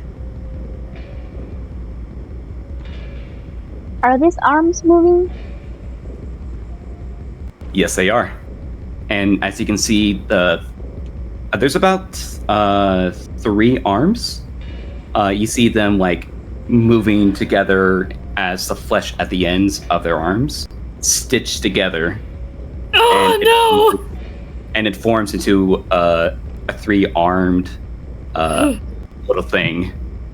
And immediately, in a quick flash, immediately makes a run for it towards the door you guys entered through. No, not the sound. Oh god, the sound effects are creeping me out. I guess now's better than never. Skitter, skitter, Yeah. skitter, skitter, skitter. Are you running after it? Yeah, we gotta see where it leads. Okay, we're running. We running. We're all- We Oh run. man. Oh Running, man. we running, we run. I was hoping they would be nice. They could be All right. nice. We tried to I don't think they are. Alright. I don't think they are either. Aw. All right. I'm going to need everyone to roll for speed. Oh golly. That's a 19. I'm getting pretty decent rolls. That's a 13. 12. No, no. Oh yeah, I should probably Damn. write it out. Boop, boop. I must have hurt my leg in the car crash. Cause like, wow, what is this? Yeah, don't worry, I'm I'm the same. No, you got a 9. I got a 2. Yeah.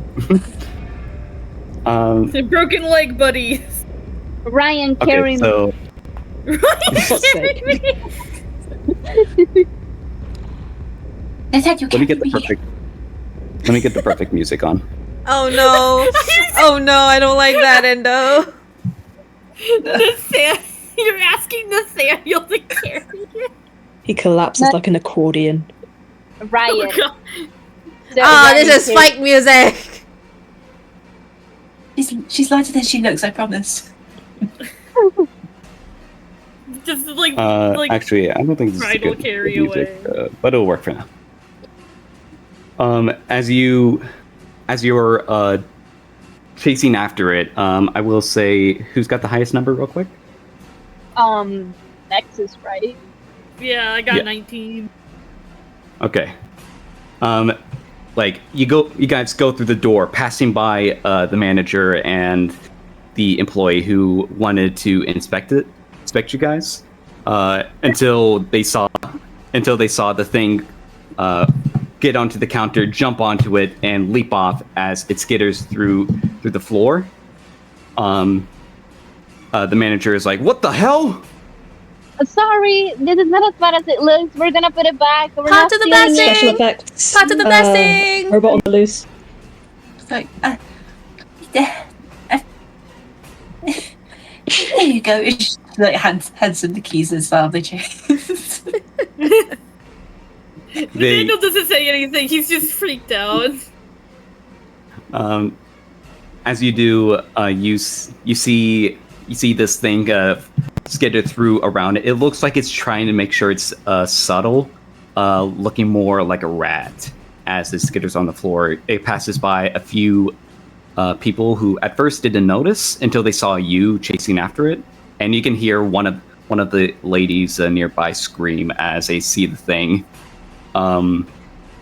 It looks like it's going towards the main entrance.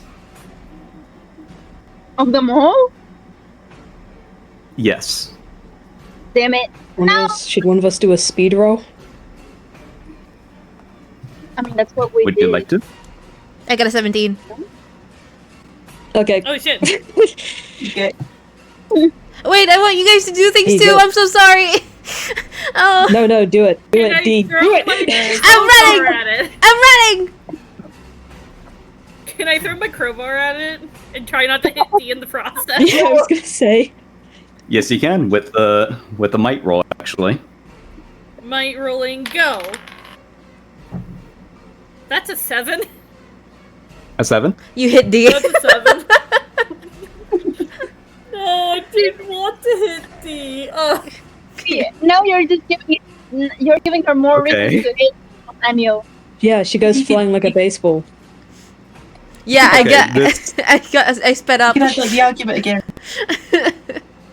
Real quick, D. Uh, What did you roll? 17. 17. Alrighty. I will say, you're gonna hate me for this, but I will say that you're able to catch up to the hand, and the hand tries to jump out of the way. I like to think you kind of dash towards it and try to grab it. Oh, wait, I grab it? No, I Um, just wanted to follow it. Oh, you wanted to follow it? Yeah. Oh, Why just? you're able. I thought you were you're able trying to to grab catch it. up to it. Why would I want to grab it? So that that's- it doesn't that go was out in my- broad daylight. Okay. That was my bad. Sorry. No, wait, you're Yeah, right. maybe- I thought we were just trying to follow it. Okay. No, you can I follow mean, it. I guess Alright. we were trying to. Yeah. Yeah. Shit. Yeah, just follow it. Yeah. It is, we can grab it and then threaten it and tell the hand, lead us Or to just your follow it. boss, or I don't think it understands English or speaks it. Yeah, follow. No more discussions. Follow it. Follow. Let's go. Let's follow it. Okay. You're able to kind of catch some distance towards it. As you see it leave through the entrance. But Nathaniel, as for you, I say you throw the crowbar trying to hit it, but you accidentally hit D. No! I roll endurance 13. Endurance? Yeah. Alrighty. That's going to be a difficulty since you got a crowbar hitting towards you. That's going to be a 4. 13 minus 1, and yeah, that's a 3. I rolled a 13. I want 13. this Okay. done. Okay. The crowbar hits you, but you're able to shake off the feeling. It does leave a little bit of an impact on you. Not that bad, just a little bruise. And as all 5 of you leave through the entrance, as you see this arm crawl on the floor, It at first stops and then turns around and then leaps towards you. What? I guess I could roll to catch it. Will anyone dodge or catch? I'd like to try catching it. Alrighty. I guess I'll just roll then. Yeah, you should catch. Mm. Sure. It's a 13. Wait, 13. yeah. It's just you never told me the difficulty, so... We don't have to keep asking for the difficulty. It's fine. Okay, but... Okay. I say you don't need to roll for it, but if you want to catch it. Oh, right. Sure, yeah, I'll catch it. I said, did you want to dodge or catch? Catch. All right, you take a swipe at the air, and as it's about to leap towards you, you then realize it doesn't seem like it was leaping towards you. It was leaping above you, but you're able to catch it before it seemingly goes behind you. You feel it shaking around in your hand. It is quite difficult to hold. Can I help to hold it? What was that? Can I help? Like, can I grab it too so I can help Ryan hold it because it's moving so much? You want to ease it? The difficulty? Yeah. No, it's just role play. Like, because Ryan already grabbed it, but I just thought Alicia deserves to grab it too. Hold on. There we go. Oh, I don't like that. Oh, shit. So Alicia, you tried to grab at it. As you do, you feel it flinging around. But I will say, it kind of goes in a certain direction. We can use it as a compass! Yay! You see, and you didn't believe me. You didn't believe me. Okay, you were right. Now let's go. Right. Oh, but I have to ask, D, are you okay? Why wouldn't I be? I'm ecstatic. I am so sorry. I did not mean to hit you with that. I was trying to knock the hand over. Oh my god. I look for the bruise. You hit me? No, actually, no. He didn't. I imagined it. Right, Nathaniel just hit the wall. Right? Sure. I'm so glad that you're telling the truth to me, Alicia, and not defending Nathaniel. You're so... Oh, I appreciate you so much telling the truth and not lying to me to cover someone's I hate's ass. Okay, thank you, Alicia. I love you. Ryan. Well, you're welcome. Yeah, because, right now it's not the time to fight because we have bigger things to focus on. So yeah! What fight? You're being silly. Let's go! Oh, okay. It's a long story, Ryan. Yeah. Right. Well, technically it's a short story, but, you know. It's a halfway story. It's a halfway length story. Actually, I want to role play with it for a minute. Okay. Ryan, come closer. This thing's kind of wriggling around. It's kind of hard. Yeah. I know. It's just. Have you noticed that he has been kind of like holding a lot of animosity against Nathaniel? Yep.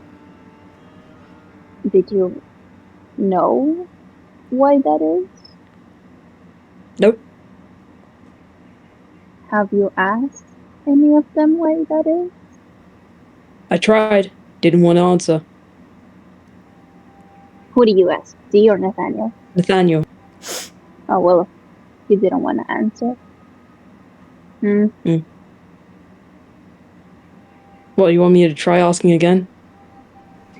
No, I just I was just curious if you knew anything, that's all, since Nathaniel's your best friend and we've known I have these no stuff. clue about anything about that guy. He keeps it all bottled up in there.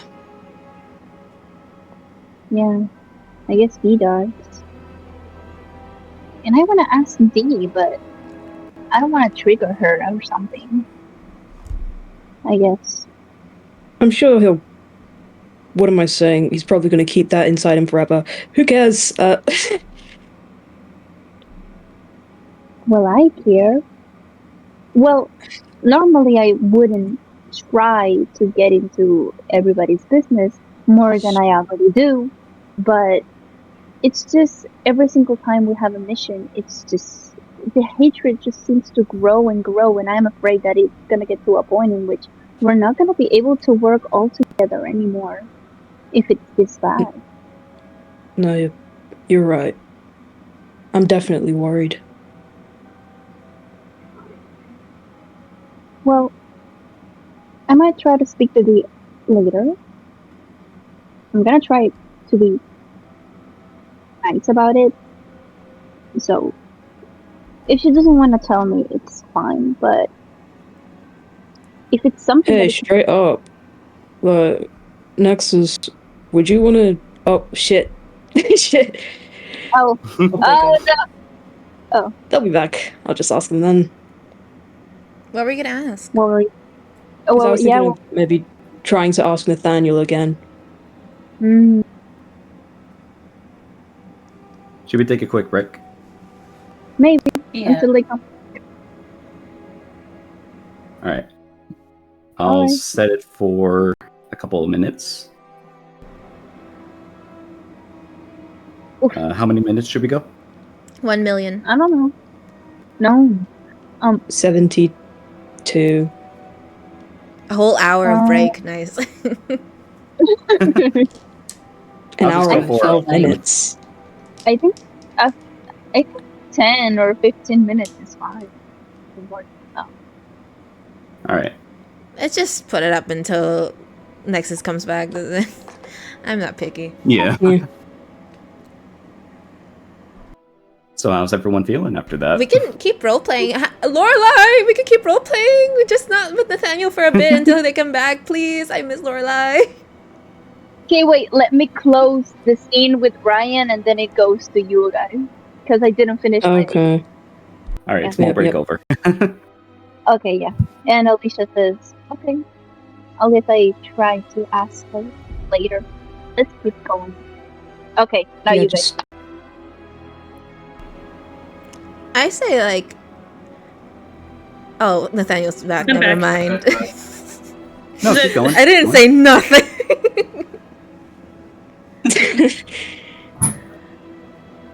It's Oh, okay, keep going. Nerfy, ask what you were gonna ask next. Oh yeah. Nexus, do you mind if I answered in DM. Oh yeah, you already answered, yeah? Okay. Yeah, sure. Yeah, let's have some. Let's.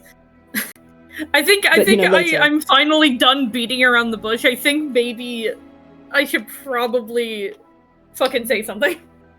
Yeah. Oh my god. Yes! Do it later. Oh my god, imagine cinematic parallels. Ryan asked Nathaniel and I asked Oh yeah. Dee, Oh my goodness. and Oh my god! What? and Dee tells me and Nathaniel tells you and we all know about it. We see the differences in their perspectives. It's all gonna come together. My god! Yes! Okay. Lorelai doesn't know shit. Please include Lorelai. He's kissing her husband or something. Yeah. No, that's not all she is. Come on.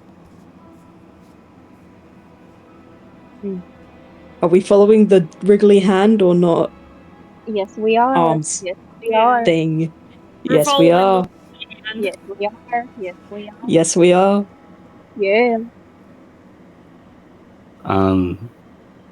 Okay, so the arms are kind of wriggling around, shaking a bit, and I'm assuming one of you kind of turns around to see where it's trying to go, and it seems to always go towards north, which in this direction would be somewhere around the bend. of the mall. You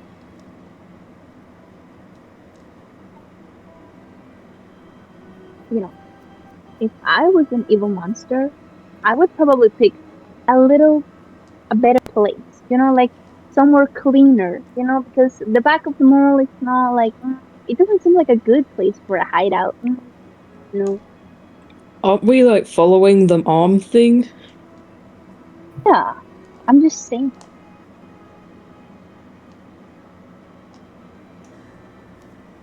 So what's your conclusion?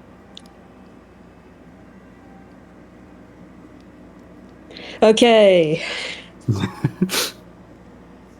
So do you guys follow the direction of the hand Of course. or arms? Sure, Yeah. fuck it, we both. That's what we've been doing this whole time.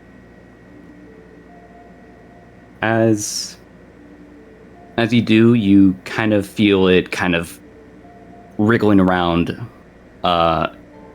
even more as it's trying to escape the grasp. It's a little bit difficult with the three arms kind of like clawing a bit while one of them is like leading. Yeah, you do see like some of the customers nearby kind of looking at you strangely, even some kind of like pulling up a phone, seemingly calling something or someone. Pretends performance art. Don't worry, guys. This is actually a social This is- experiment. It's a live performance. I think Yes. I think it would be really funny if they were like, "Hello, police! Someone's grabbing a wiggly arm and they're following it." And then the police is like, "Okay, what do they look like?" And it's like, "Oh, a big tall man, a small woman, an average sized man."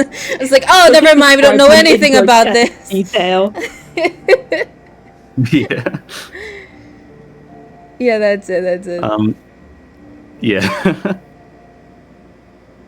As you do, I will say that you do hear a vehicle arrive somewhere to your left, and you see that it is a small van.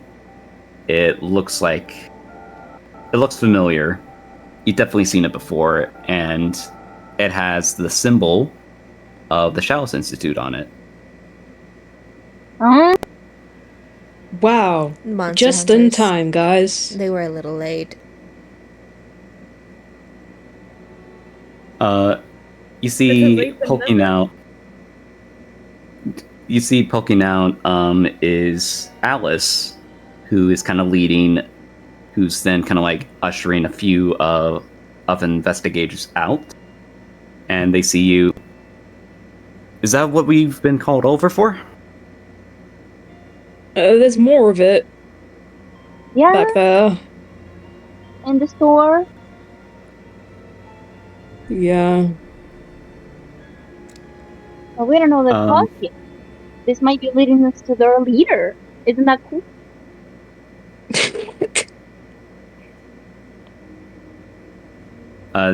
Alice looks at all of you and says, "All right, you two, head inside. You over there, keep an eye out. Make sure to stay guard. She's so cool. I'll come with you guys." She's so badass. Sorry. Alex, do you want to help us hold this hand? You want to give us a hand with this hand? Well, do you need that thing destroyed? No. We're No. using it.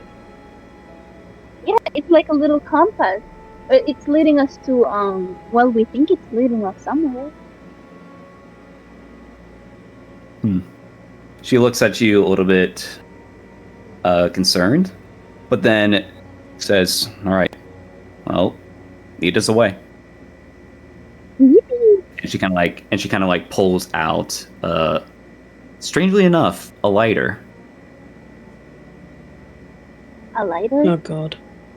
Alice, why would you need a lighter? It's bright outside. We're outside, They're right? made of wood. They are made of wood. Do you have like I don't know. humane way of disposing of them?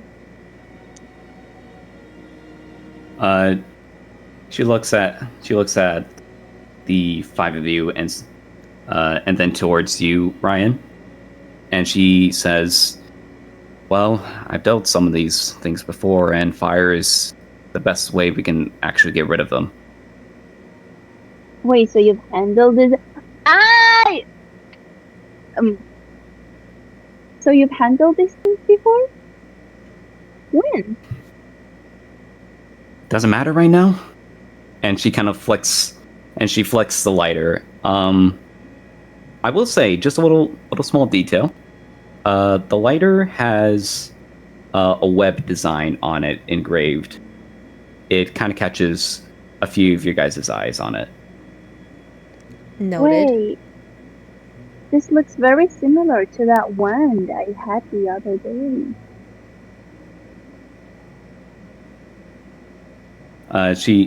She looks towards you, Alicia, and she says, yeah? Yeah, it was a conductor wand.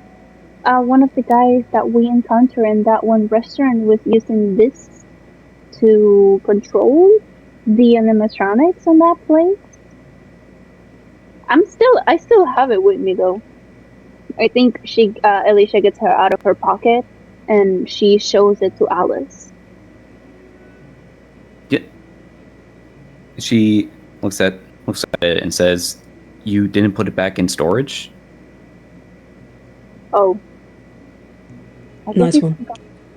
I guess I forgot I was supposed to do that. She then kind of looks around towards her. She looks towards her investigators in the back and looks back to you and says, we'll discuss this later. Come on. Let's just take care of this thing." Okie dokie.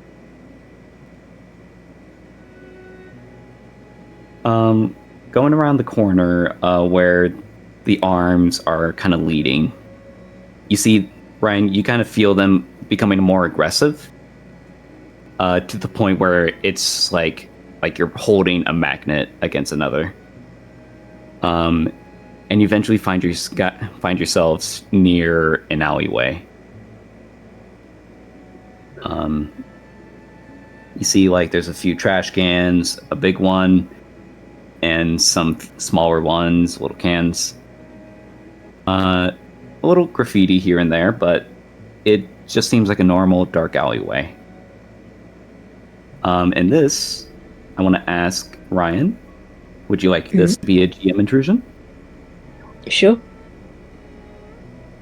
As you're holding the arms, you immediately feel it snatch away as the whole grip is loosened, and you see it like quickly crawl away in a quick flash, deeper into the alleyway.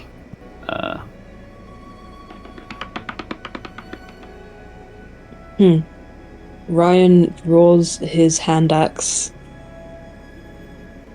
I think we're getting close. I'm telling you, Ryan, this is an ugly place for a hideout. Can the boss think of something better, at least? Let's go. So you guys go deeper into the alleyway? Yep. Yes, All right. I will say horror mode has upped the ante a bit. Oh, fuck. Alice, please carry. I don't know, last time we tried that, Lost the fucking. last 2 times, they died. Almost died. Healing NPCs don't take rolls. It's fine. I got her. Alright, well then do your job this time. This time. Okay. Sorry, that felt too pointed. I was joking. I know. Go ahead, Endo. Yeah. All right. Just give me a second. I'm grabbing something real quick. As you guys go down the corridor, it's seemingly a little bit dark.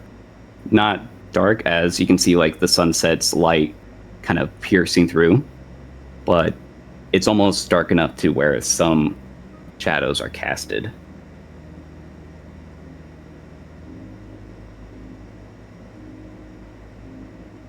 Ryan turns his flashlight on.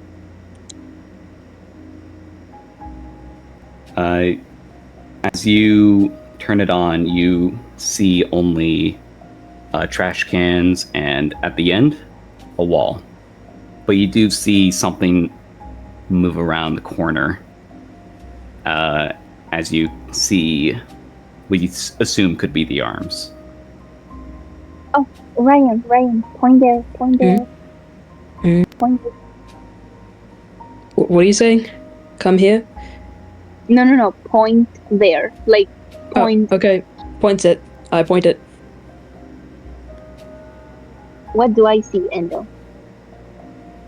Roll for perception. This will be...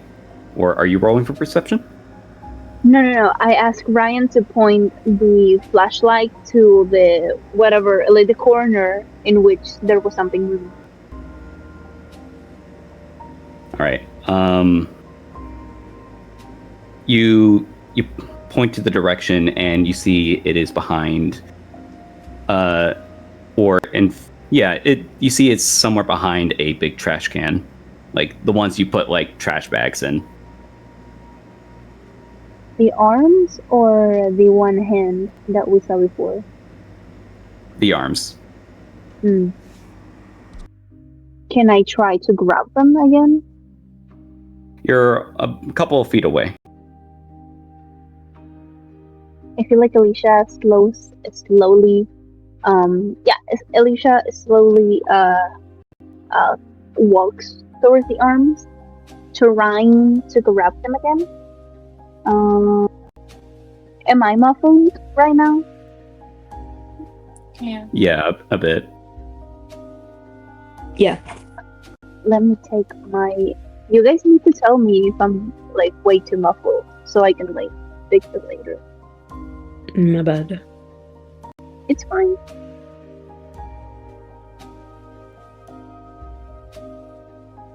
All right.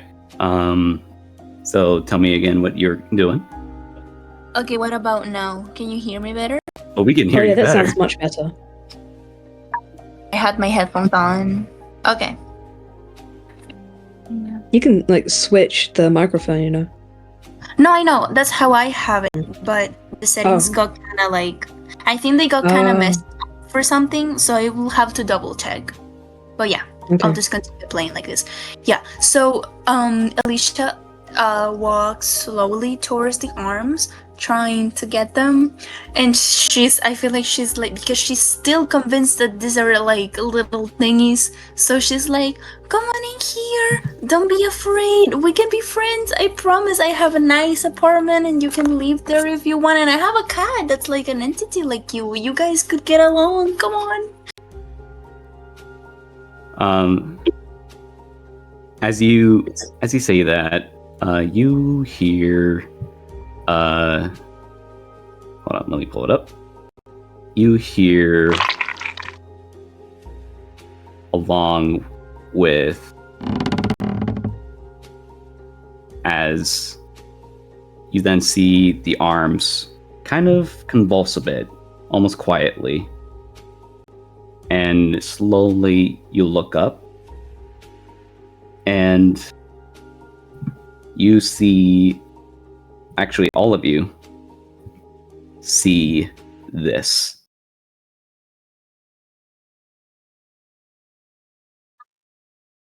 God So bless! God bless!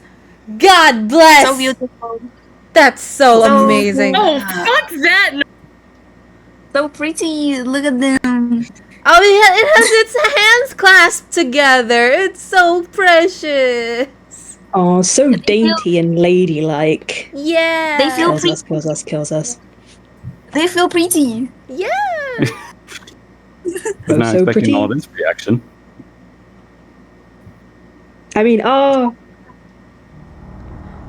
D is smiling. Oh, no. Nathaniel is just like, ugh. D is smiling. Lorelei screams a bit like, ah! Alice will first take the shot. She kind of like she still has the lighter in her left hand, but pulls out a pistol and starts trying to shoot at the creature. At first it dodges a few of the bullets, but takes a chip of its face off from one of them. And I'm going to need everyone to roll for initiative.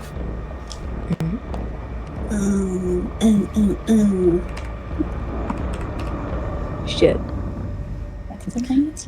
Yeah, that's good. And it's probably good to remember to not repeat the Sandman thing and see if we all like start getting really low rolls to actually go by the system again of what we did. Yeah, that's why I'm gonna keep in mind of that. Yeah.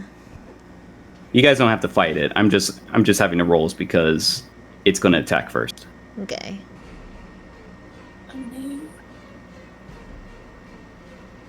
All right. So real quick. All right. I will say, yeah. Lorelei, what do you do?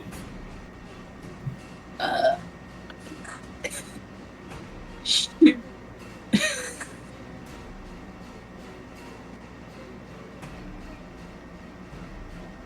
Yeah, shoot. Oh, you shoot? Maybe. Okay. Yeah, I shoot. This will be on a difficulty of 6.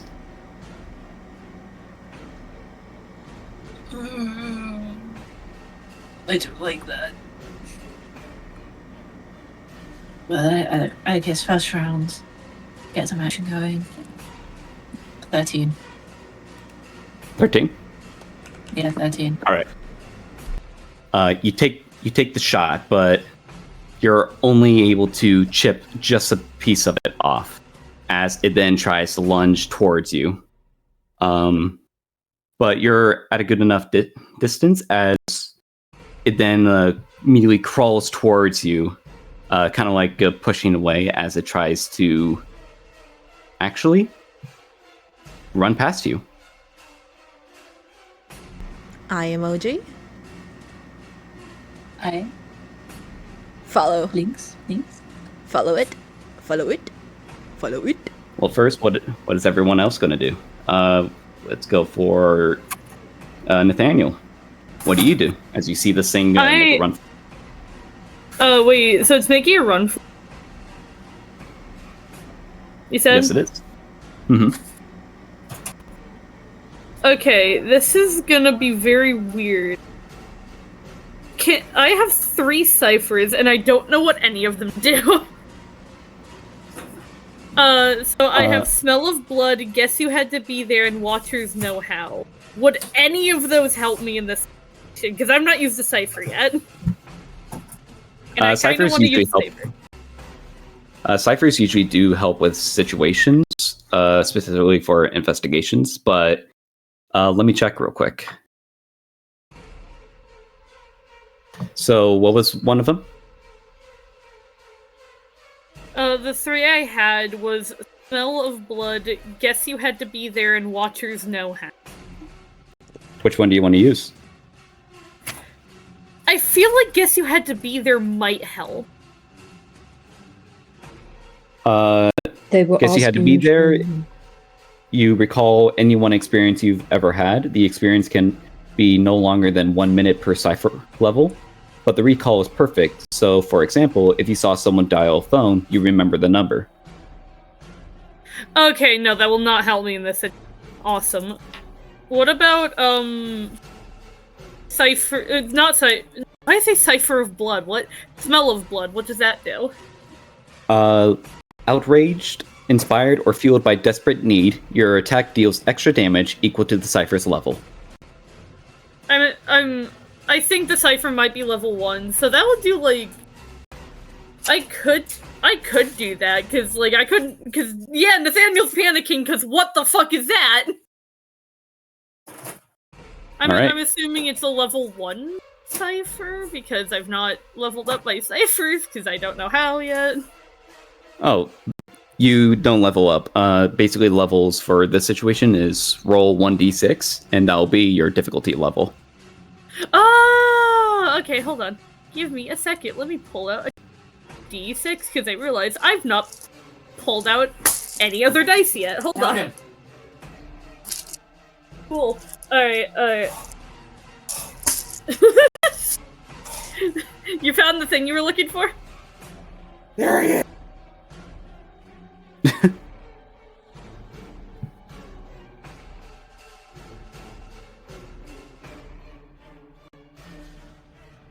Nathaniel? Sorry, it's just background stuff. I rolled a 6. I'm sorry. All right. I rolled a 6 on the d6. All right. So that's going to be the level you're going to go. Actually, no. That'll be It would be the damage equal to the Cypher's level. Oh, so if I hit him, I do 6 damage. Or 6 extra damage. Oh, 6 extra damage. That means I do 8 damage because I'm using the crowbar. I've stopped using the baton at this point. I should probably use the baton at some point, maybe. Didn't it run away? No, this is like in the moment. Okay. So I can fucking and it's like I'm gonna hit like the abdomen area because I think it's too tall for me to hit its head. That is a 14. A 14? Alright. 14. 1 to 4, yes. Alright, and how much damage do you deal? That would be 8 damage total. Alright. You describe to me how you hit it. Nathaniel, in a sort of panic, seeing the thing and then seeing it, like, begin to run off, he is kind of filled with adrenaline as he starts running after it, and actually, I'm gonna say it hits it in one of its legs. Just thwacks it. Thwacks it. Alright. You hit one. So, as you thwack it, you hear sound of porcelain and wood breaking. You're able to see some of the flesh underneath it as one of its eyes pop out. It is still running. And just kind of reminder, it's like going in order. So it's running past, like, let's say it first ran past Lorelei, then to Nathaniel, then to Alicia, then to Dee, then to Nerfy. It's going to that order. Reg is walking into his demise. That's crazy.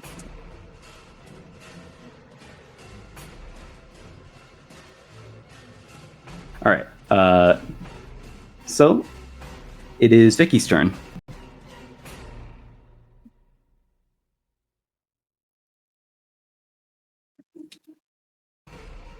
I feel like I approach Alice and I tell her, I'm sorry to do this to you, Alice, but can you give me the wand back?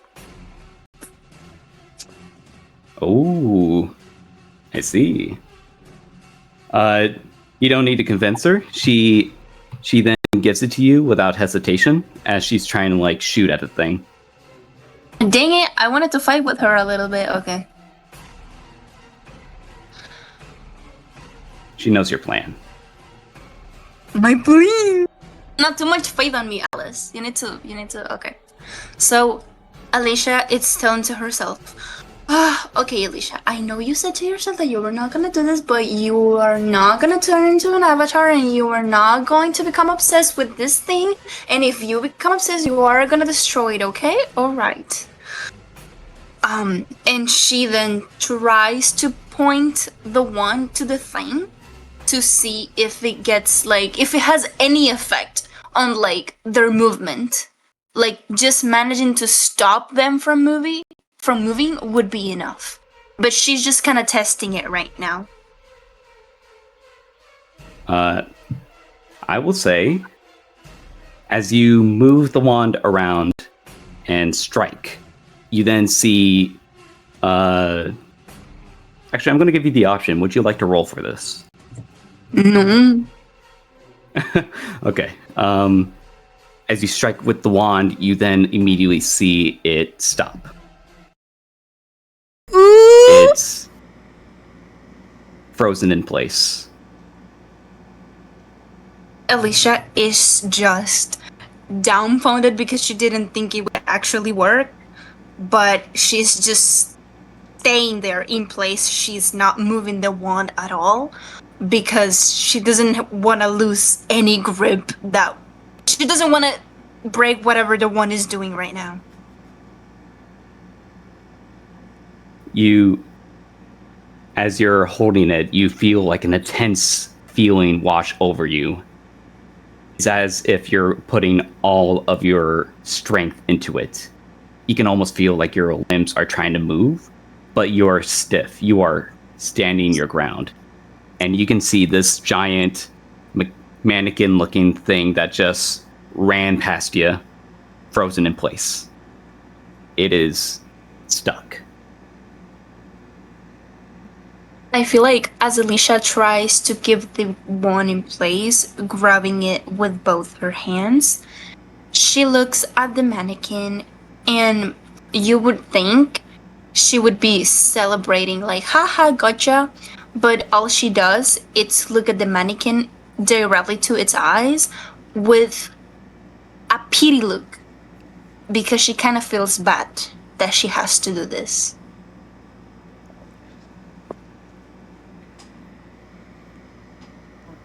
All right. What does everyone do as you see this thing frozen in place? I turn to Alice. Technically my turn. I turn to Alice and see what her next move is. You see her looking at it, and you can see like a smile curl up, and she's like, "Way to go, kid!" Thank you. So what are you gonna do now? She looks over to you, then to D123, and kind of gives like a grin and pulls out the lighter. Let's burn this shit up.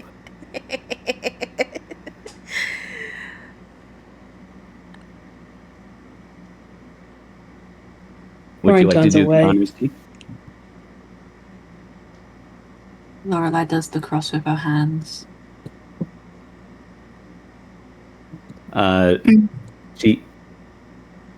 She walks over to the creature, and then like kind of looks at it, observes it a bit, and then with the flick of the lighter, you see a small flame as she then puts it underneath the creature, and you see this thing immediately catch fire. As you can then hear sound of creaking wood, burning flesh, and the smell of burning meat, along with the smell of coffin varnish, as it is now engulfed in flames. You can almost hear it scream, but no sound came from it. Even if the creature doesn't audibly scream, it kind of like gives that effect to Lorelai where it's like, even if it doesn't like sound like it's screaming, you can kind of just place the sound in your head, and she instinctively like covers her ears and looks away sadly.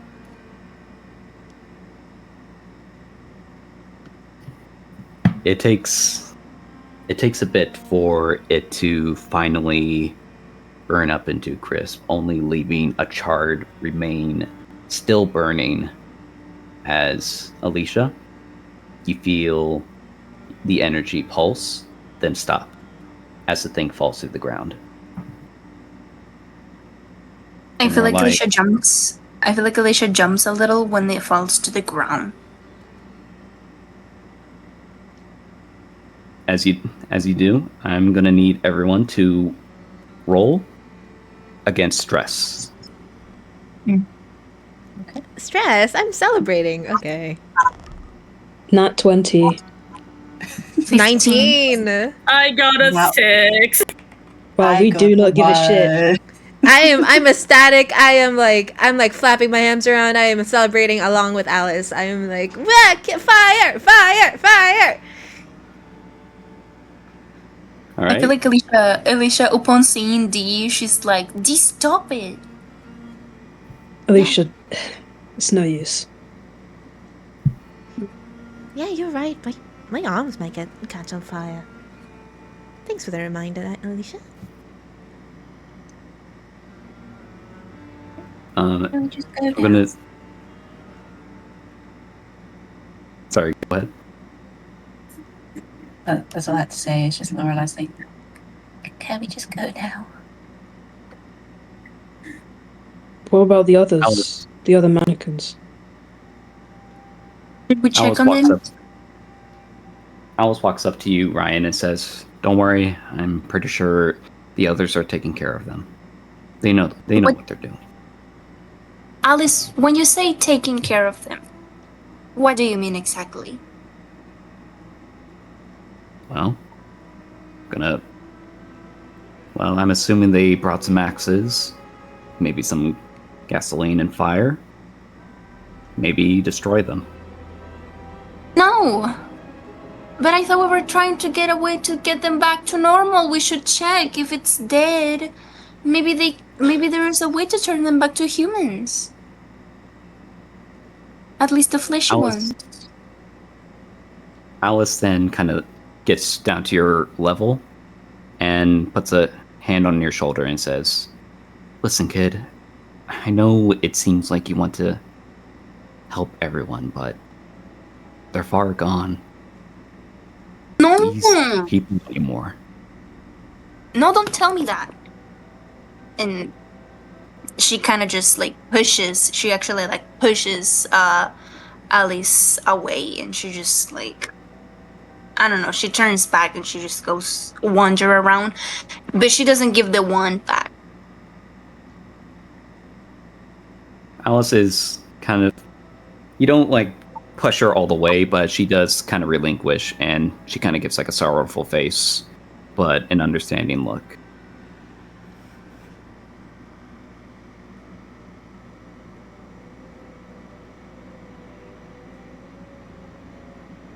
Did one of us go after her? Is she What was running that? away? I wanna. Huh? Who? Hmm. Well, What do you mean go after her, Ryan? She's right here. Well, I didn't think about that, but thank you, Ryan. That's Nah! actually a good idea. Alicia runs Shit. towards the store. Again. God damn it. I want to run after her. All right, this will be both need to roll for speed. I think for Alicia it needs to be speed defense, while Ryan it is also speed, but not defense.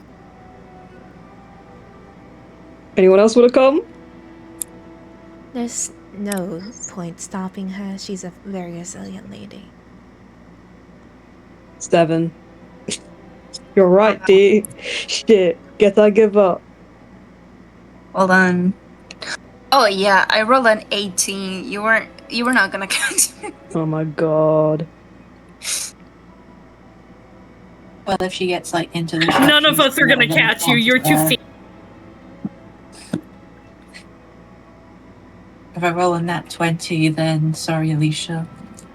Sorry, 5. I mean, I wasn't gonna stop her. I was just gonna make sure she's alright in there. We could stop her. I think that'd be fun. We could stay as a group, but whatever. It's fine. I mean, we could all go after her together instead of just standing here. Sure. Okay. Yay! Yay! We follow Lishendo. Friendship. Yay! Hey. As, So what about Crescendo? as let's say this, as all of you guys follow after Alicia, we get a scene where we see Alice kind of staying behind, and she looks to the charred remains and just kicks it. as she follows after. Also, the stress. Everyone is 1, but Lorelai and Nathaniel, you both earn 2. Yippee, stress level 1. No, only 1 point of stress. No, Oh, wait. Lorelai and Shit. Nathaniel My bad. get 2 points.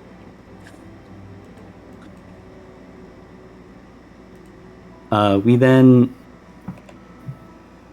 get like a couple of minutes as we see.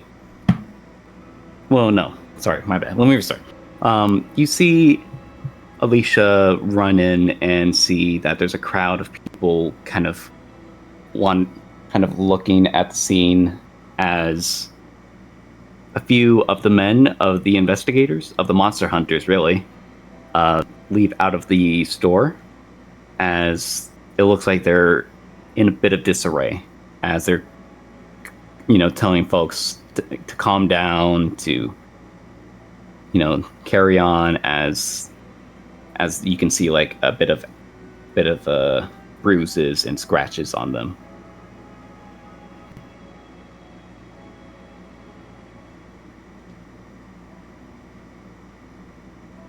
Is Alistair like among the monster hunters, or is he not here at the moment?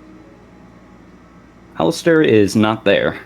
It's only like a few monster hunters you've seen, but haven't interacted directly. I feel like Alicia just ignores them and she goes like straight to the store.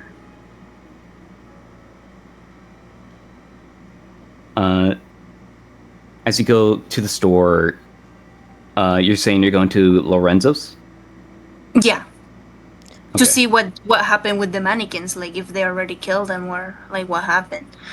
Alicia, wait, stop. Don't go back. Slow down at least. Yeah. No!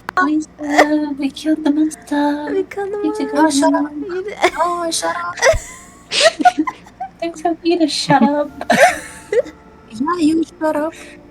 Shush. I didn't even. Shush.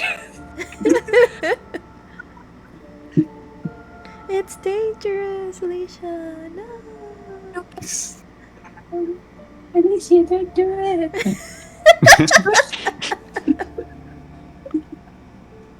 No, little Also, German girl, don't go into the weed cave. Yeah, little Also, German what's up? girl. My god, this cave is full of blunt and smoke. What's amnestics? What's amnestics? Basically, amnestics are from the SCP universe. They are used on both staff who work for the SCP and just normal civilians to make them forget what they saw. There are different classes of them so that they forget certain things more than others and yada yada. But yeah, that's basically what they're used for. Yeah, Okay. Let's continue. As you enter into Lorenzo's, you kind of like push back a few of the investigators. They don't budge. Well, no, they do, but they don't fight back. And as you look in there, you see it's the same mess as before, but the mannequins are disassembled in a disarray, as there's a few broken wood limbs and, unfortunately, some blood. Not too much, but just barely. You didn't even just wait. You couldn't even just wait. What if they could have come back? One of the investigators looks to you and says, "Look, we're just doing our job."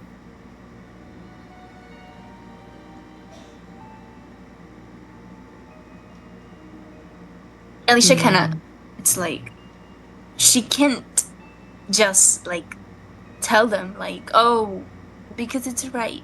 They're just doing their job. But something in her just can't help but feel like, because even if they have hurt her so many times before, different kind of monsters, she just feels like she wishes that people cared more about trying to just save whatever human could have been there, because it's not fair that their lives ended like this. And she's like, but it's not fair. They're they didn't deserve to end like this.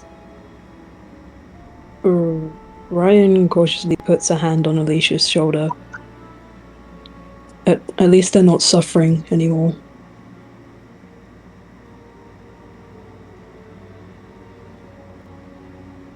You see a few of the investigators leave as we look into the room, and the door slowly closes behind as one of the investigators closes it, leaving the room empty as before and abandoned as it should be. Is there anything else you guys want to do before we head back to the Institute? I assume. Can I? Go ahead.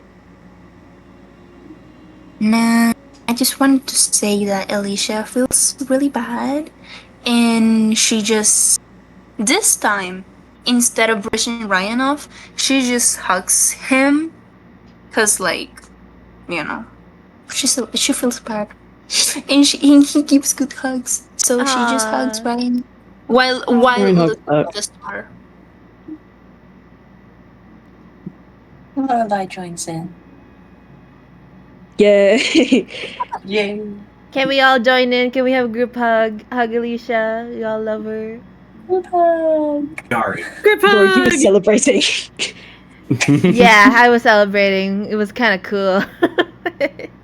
But I feel bad for Alicia. Yay, first fire, now group hug. Yay! Where am I?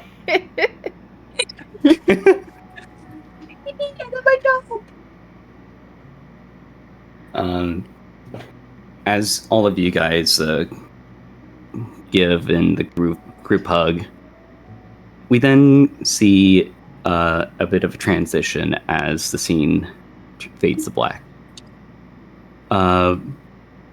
We then see outside of the Institute as the van really shows up, stopping at the entrance and dropping you guys off. Alice also jumps out and kind of gives like a little bit of a bang against the door of the car or van, and the van drives off towards the back of the Institute. And she looks to all of you guys and says, "Today was crazy." That's pretty typical for us, isn't it? True.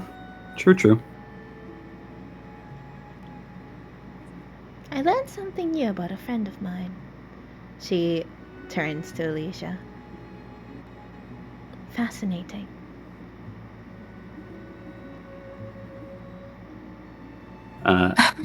What is it now, D? Nothing. Nothing at all. Okay. All of you guys are at the entrance and walking towards it. You then notice someone familiar.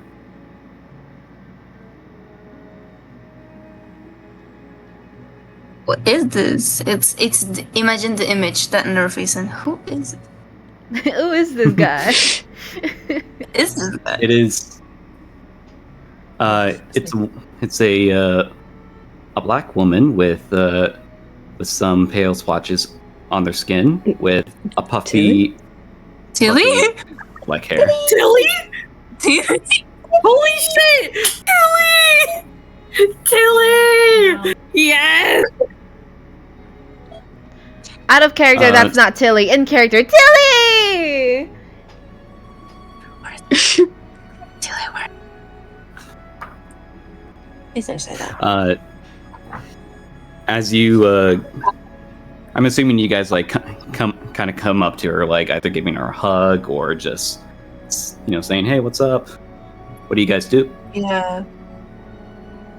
Tilly's there. Nathaniel just goes up and he's like, "Oh my goodness, Tilly, is that you? We've been looking for you, kind of. I've been so worried." Yeah, we thought you were. We actually didn't know what happened to you. It was so weird. You just left out of all of a sudden, and now you're here. Are you okay? She looks to all of you and has like a bit of a distant stare, but eventually gives like a warm smile, and she says, "Hey guys, hey sweeties, I'm a little bit sick right now." Oh, I see. Jesus. What happened? Throat problems. You see, when germs get into the body, Ryan. I'm pretty sure. Well, I know he didn't get a good education, but I'm pretty sure he knows that. Okay. I'm right here. I know you're right here. Alice walks over and kind of like puts an arm over Tilly and says, "Hey, haven't seen you in a bit. How's it going?" And Tilly kind of like gives a bit of a look, and Alice kind of like backs off a bit. Then Tilly looks towards the main entrance, and then looks back to you guys and says, "Can you open the door for me?" Is that bad? Open it. Well, open it yourself. Well, yeah. Go ahead, my dear. I mean, it's not too heavy. No. I want her to open it. No, that's what I mean, yeah. Oh yeah, you're so smart. Tilly looks at you a bit sad and says, Come on, sweeties. I'm not feeling well, but I think I could work tonight, but can you please open the door for me?" We also got into a car crash. Lovingly. We're very exhausted. Every bone in my body is broken. Yeah. Ryan wasn't there. No. We're just happy to see you. Sick, but at least physically okay. Again, aside from being sick. But please, lead the way. She Terrible not opening the door for her. Don't. No, I want to say something. Can Nathaniel? Go ahead, open Lisa. No, the door? no, don't open the door for her! You idiot! Ryan kind of holds an arm in front of Nathaniel. I want to say something. Mm-hmm. Tilly, with no offense, if you cannot even open a door, how do you expect to work today? You are a nurse. You have like a million chores to do. I can work. It's just I thought it'd be some generosity here. And she kind of like sheepishly looks away, almost like pretending to be offended, jokingly. Oh, Tilly, you never ask for anything. I know you. You do everything yourself. This is gonna be so weird. Like, imagine if it's actually her and we're just You're just such a prick. Yeah. like, imagine if it's just This her. is very out of character. The gaslighting is Like, damn, crazy. this generation. Yeah. This feels Yeah. very out of character, my dear. You usually do everything yourself. I know mothers and such.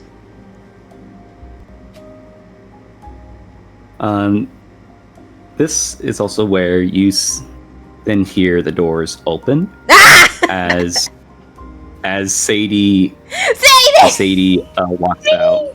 It's like, "Hey guys!" And Tilly looks over and says, "Can you leave open the door?" No! Sadie. Sadie. We close it again. Yep. Ryan, get in front of the door. We actively close it. Sadie, Sadie.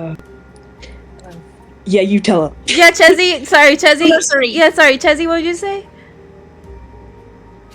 Lorelai almost tackle hugs Sadie. Oh yeah. Yeah. Oh my god, so happy to see you. Oh my god, bestie. Yay! Yeah. Oh my god, Sadie. Bestie through gritted teeth. Must have come to whatever that monster that was in your leg. Oh my god, you're okay. Oh yeah, how was that? Is it like gone now?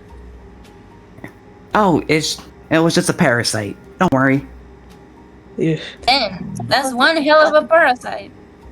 That is something surprising. Alice is just standing there, casual bro. for your time out. Alice then walks by and kind of notices the situation, then looks over to Tilly and then says, "You doing all right, Doc?" Tilly only stares.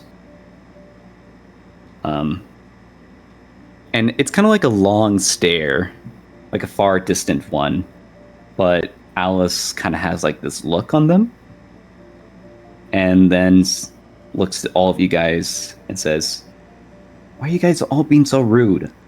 Come on, just let her in." No. She can let herself in.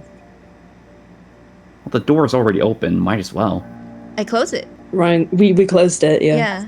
Ryan puts a heavy hand on her shoulder. She can let herself in. That's a good one. I like that a lot, actually. You're so badass. Aura.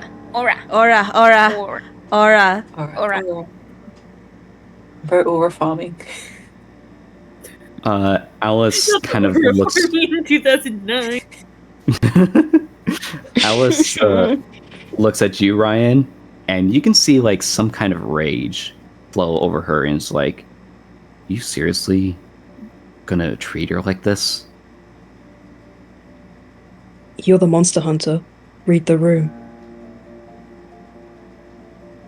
As you say that, there's the rage in her eyes slowly dissipate as she's seemingly brought back down to earth, and then she looks over towards Tilly, and Tilly is looking at all of you guys, and Alice then says,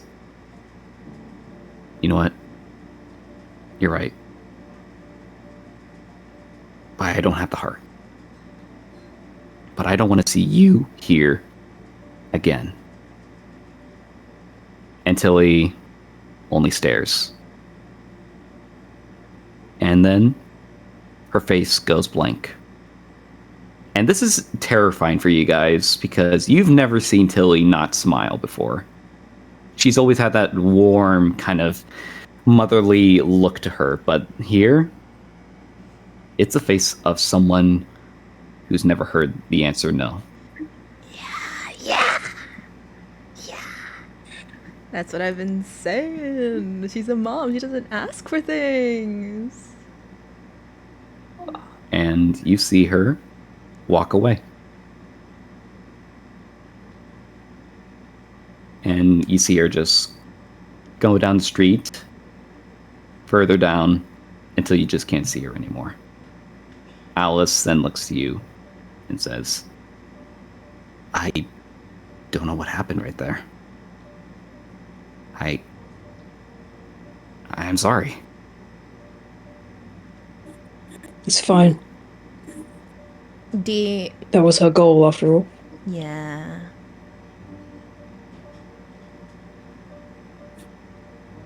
She then ushers you guys in and says, "I'll make sure to keep some guards out here." Ryan nods. And as you guys enter, I will say we do have a bit of a far out shot, as if someone is looking from the alleyway, just in front of the Institute's front open doors, just across the street. and then see it hide away.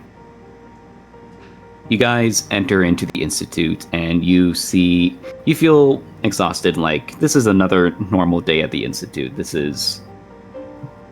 It was described to me how it felt. D personally is I think that Alicia goes first. yeah, okay. Go ahead. Alicia. Yeah. This day was strange because she's fought off monsters and killed many monsters before, so it's not like it's new. I guess it's just the fact that this time she was fighting against something that was once human. She didn't care about killing vampires that were, like, that didn't even showed any like remains of consciousness anymore. She didn't mind fighting against the Sandman. She didn't mind fighting against whatever shadow those cultists were following before. She didn't care about any of that. But there's something different about when you fight something that had a life before. Because you can help but think, why them? What did they even do to deserve a fate like that? Even when she froze that thing that she was almost sure was never human, she suddenly felt like almost as abusing her power a bit, because she could just keep it frozen there until the creature burned off. She didn't even allow the creature to fight back, and she felt guilty because even if she saved many lives by doing that, it just reminds her of how easily it is for her to just end a life, and that's scary.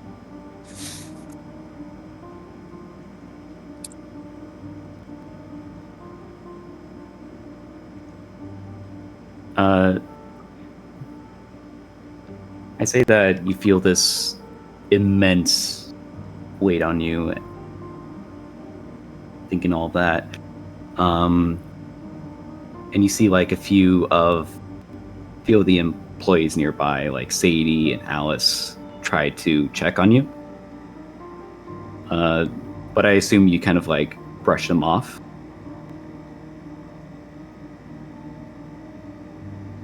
Yeah. I guess she's just filtering everything out right now. Like, she's listening, but like hearing, but not listening.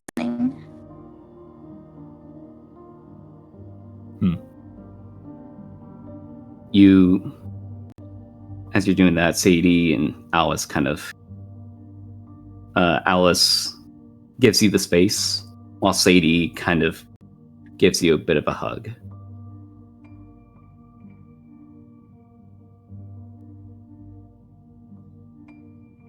Alicia kind of returns the hug, but not in a natural way.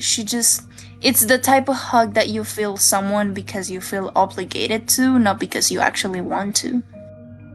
And I feel like she would definitely notice that, because Alicia almost always gives a tight hug, but this time it's like,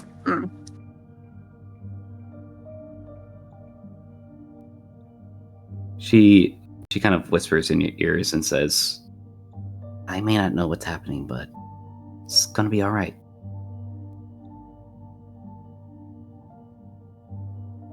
I guess it has to be fine.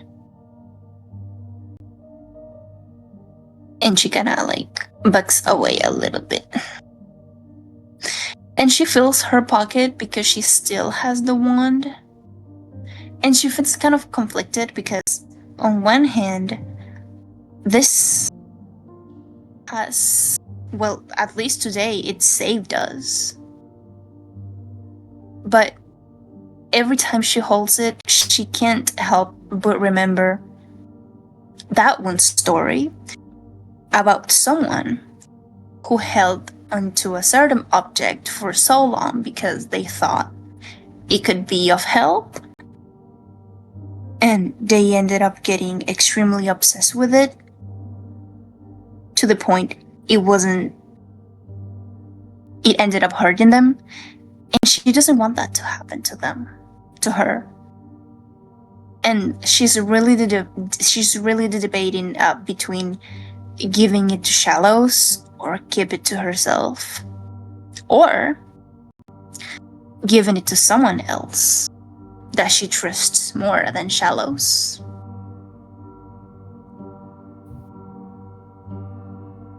I see. How do the rest of you guys feel after all of that?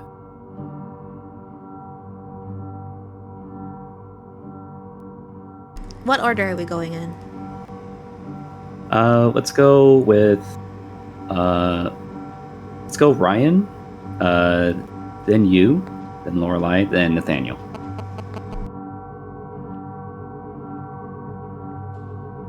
Ryan's disturbed, sure, but he's been disturbed before. So he just goes to find something to shake it off.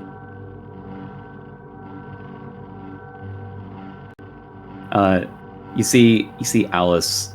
You see Alice kind of looking at you as you walk away. Then she then pats you on the shoulder and says, "Hey, I didn't mean to lash out back there. I don't know what came over me."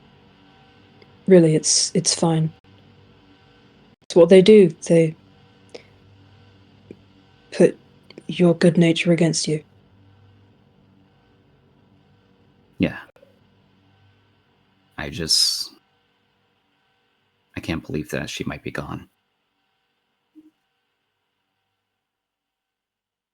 I did not consider that an option. What the hell? I mean, let's not get ahead of ourselves. She could still be out there. Just, I have to go. She nods and lets you go. All right. D1, 2, 3.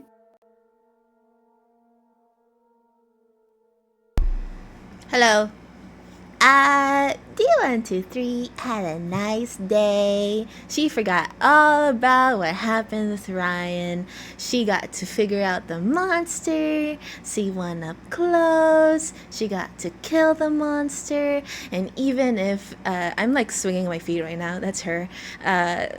She got to kill the monster. And even though she didn't exactly come for what she's looking for, she's not as hard set about the situation as Alicia is. So she's just happy to live in the paranormal. And she managed to learn a little bit about a friend. She walks through the halls, humming to herself with a smile on her face, to her office, writing down on a book. Writing down on her binder. Well, first she draws the monster that they saw, putting it on the wall along with the others. And second, she opens Alicia's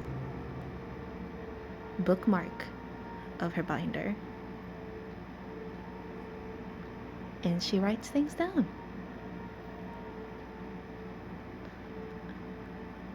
This, whether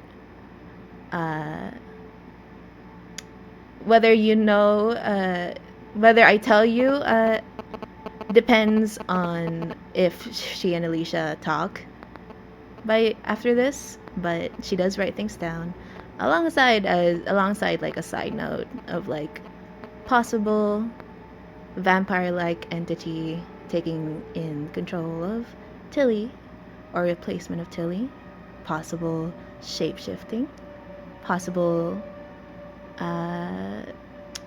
mental manipulation of those around them.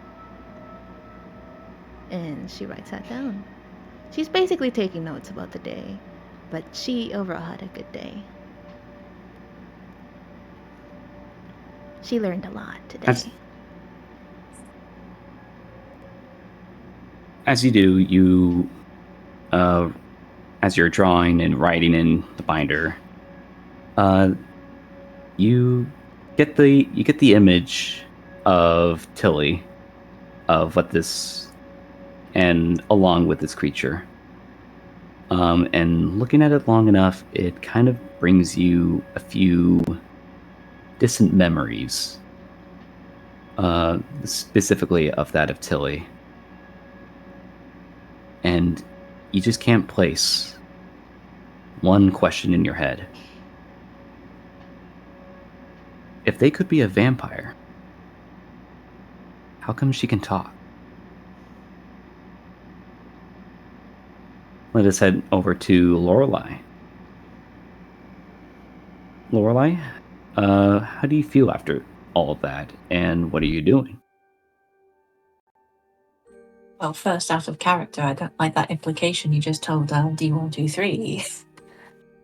But in character, Lorelei just feels really tired. Her body's aching. She knows she's gonna bruise on like one side of her arm from the car crash. Seeing that monster was definitely stressful. She kind of it's kind of just like at that point watching the monster burn. She was kind of just like, I just want today to be over. So she kind of just like retreats back upstairs towards the offices. But she doesn't go to hers, she goes to someone else's. Because even if a mission goes terrible, if it's too draining on her, no matter how the mission feels on her at the end of the day, she goes to someone to let it all out.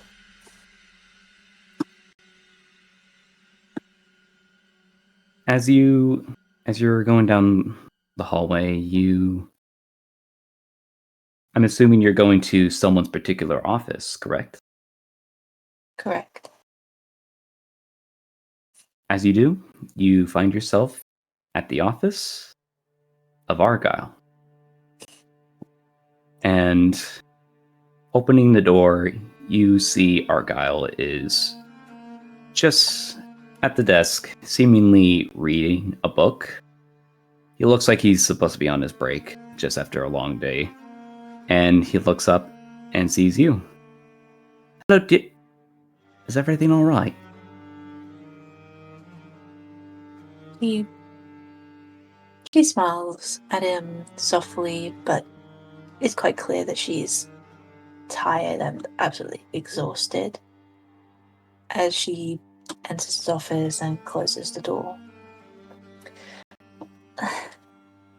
Well, I've had better days. I can assume so. Come on, sit down. And he kind of like gestures you to the sofa. She makes her way to the sofa and she sits down, almost like she just like leans back, allowing the softness of the sofa to kind of help her relax. And she closes her eyes and she sighs, just a tired sigh. He sits right beside you and kind of places a head on your shoulder, and says, "I'm assuming this was a really rough one."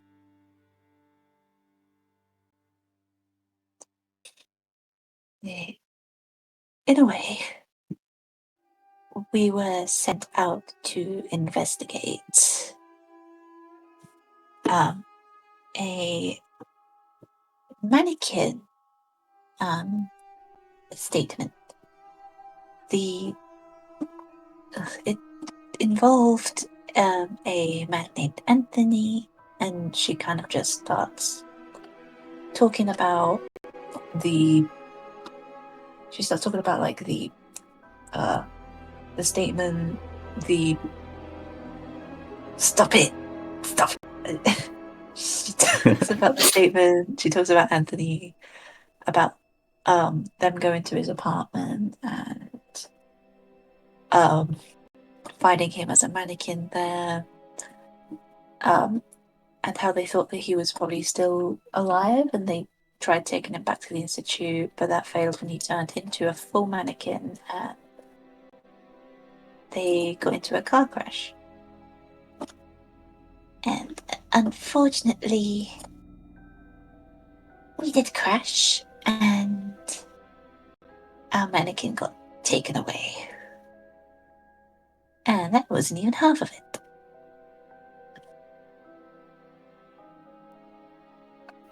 Argyle looks to you with a bit of a shocked face, before clearing his throat and says, "Well, that's I don't even know what to say. Mannequin, you say?" Yes.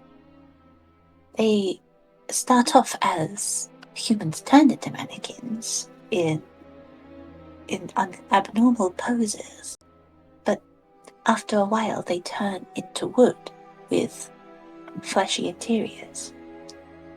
And eventually we went to the shop in the statement, and we discovered some of them, but some started to attack us, and some of their arms and hands started to run off. And with us following it, we found this big, weird mannequin spider. Like, it had multiple faces made of porcelain. It had many limbs, like a spider. And it was horrifying, but unfortunately the poor thing got burnt to a crisp because of the monster hunter that joined us. He looks puzzled, and then looks back to you, and he just gives you a hug. That seems like a lot. I mean, no duh, but I'm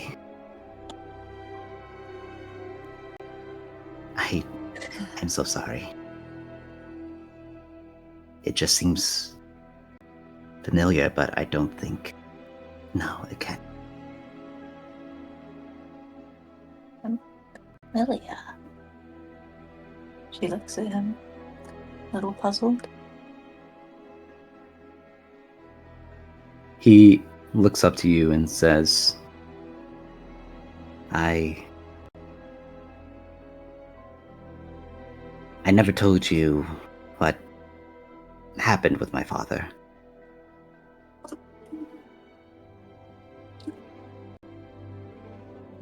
You didn't?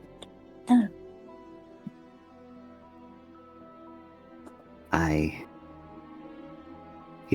He takes a moment, pauses, and then looks back up to you and smiles and says, don't worry about that right now.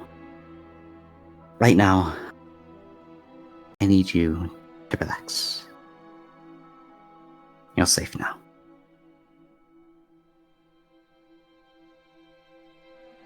She keeps that in her mind. but not wanting to press too hard. She nods and smiles. It's been a long day after all. I'm at my safest around you, my dear. I'll protect you. I may not be the strongest, but I'll do my part.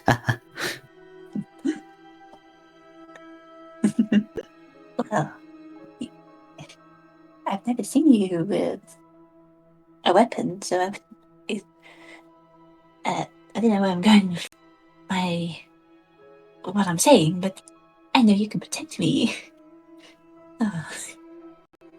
She leans back, her head like leaning against the back sofa, while she like looks back with a warmer smile. And I promise to protect you as well, my dear. I'm beginning the experience. I believe that.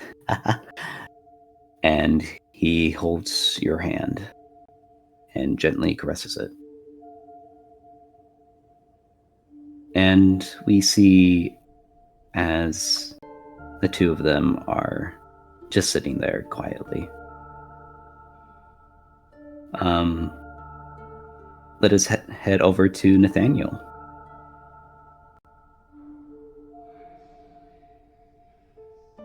A lot has happened, emotionally speaking, to him.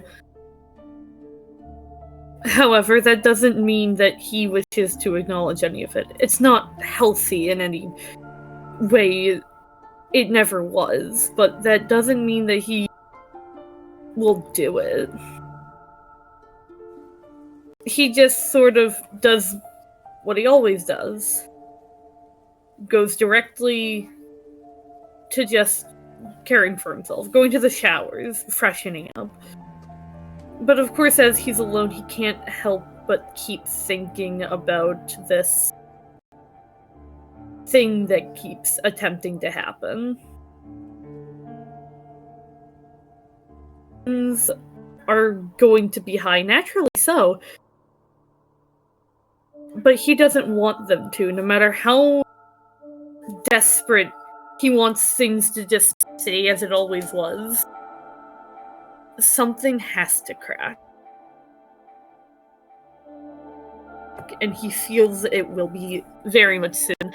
Especially not only between the things that happened in the past between him and Dee, but he can't stop thinking about the vial either. He knew it shook in his hands, and he has to find a way back there.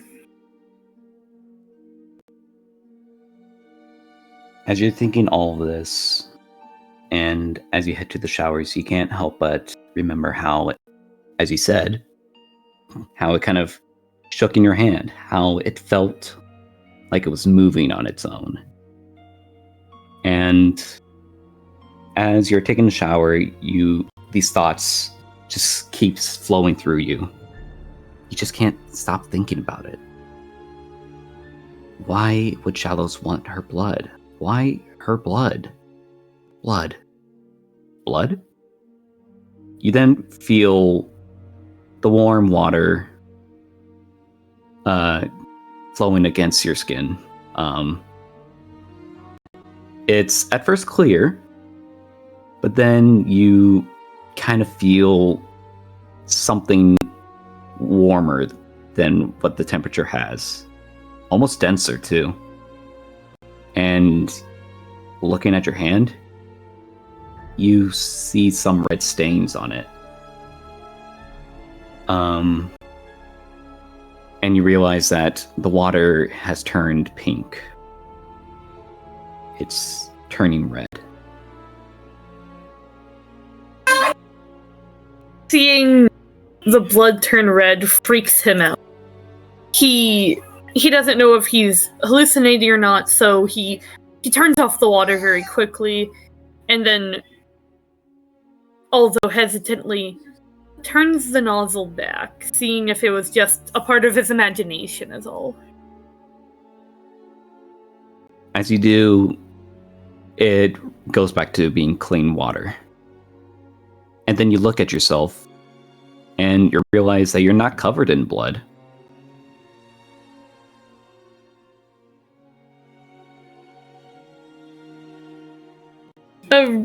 Admitted relief, because the last thing he really wants is to be seen as crazy of just, the showers have blood in them.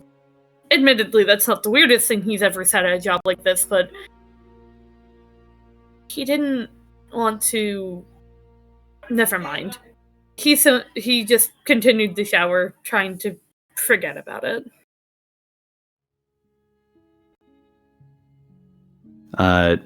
As you do, you continue the shower. This time a little bit cautious as you're kind of giving some glances upwards towards the drain. Or towards the shower head. Still nothing happened. That is until you hear Nathaniel. Oh god, that out of character, that sends a chill up my goddamn spine. In real life, that was Okay, he of course jumps and turns around naturally, not knowing what even that voice was.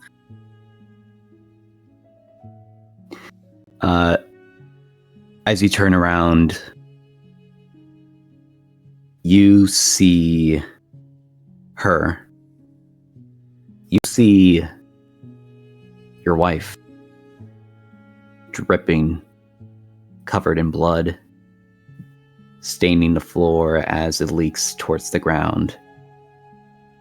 She looks to you with bloodshot eyes, and she whispers, "Aren't you gonna come and find me? I miss you."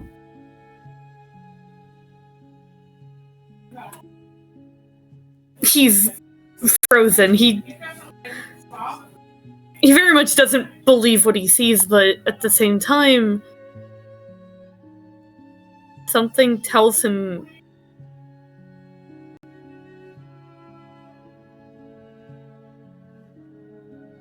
come find me. Wasn't she gone? Not knowing what else to do, he simply, although shaking while leaning in the corner of the shower, just nods his head. I will. I promise I will. And with a blink of an eye, she's gone. And the floor is clean. No blood anywhere.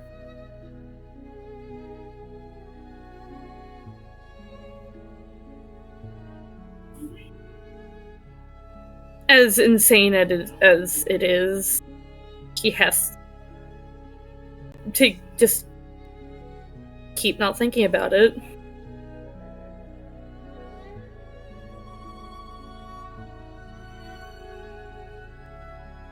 And this is where I'm going to ask for some things you guys want to do before we end the session. I want to talk with Alicia. Yeah, the Nathaniel, Ryan, and Alicia D scenes. Yeah, Nate. Let's go. Oh, the cinematic. Not well. I'm sorry. They do not understand a word of Thank you. that, Vicky. You're muffled again, Vicky. Yeah.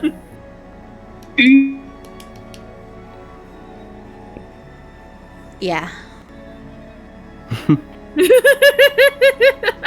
I say Ryan and Nathaniel should go first.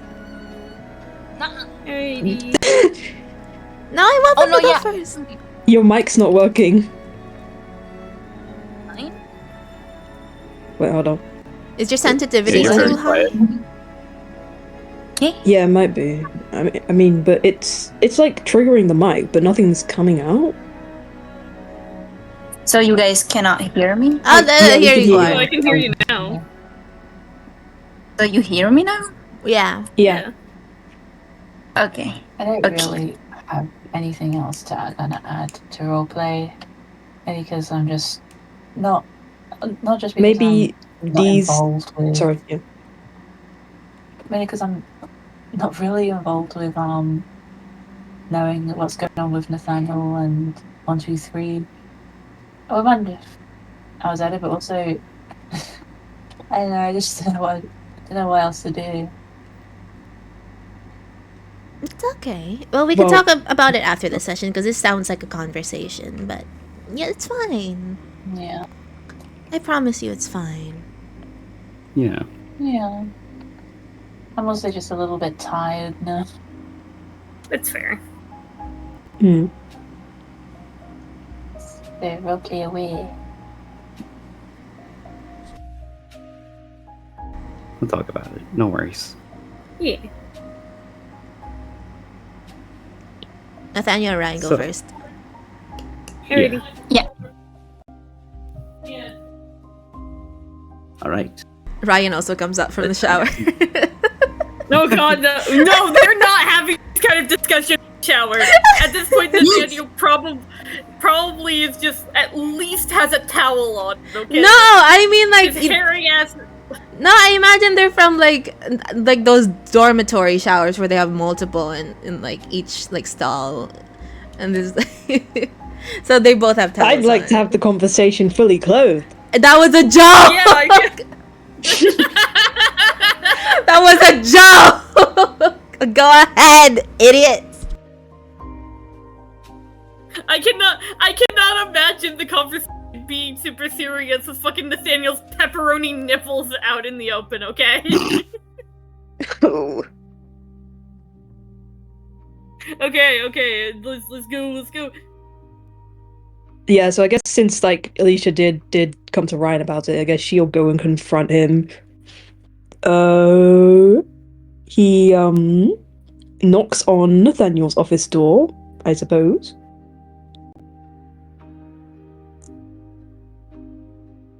Knock knock. Oh god, of course. Hold on. Out of all the times for me to have internet problems, it's now awesome. Thanks. Anyway, Nathaniel, hours after that wild ass session, is basically he answers the door, clearly a little spooked, but not as like an abnormal amount of spooked. He's just normally paranoid.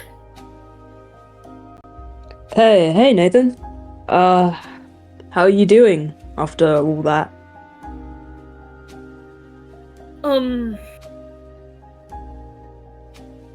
Not great, but it could be worse. Story of my life.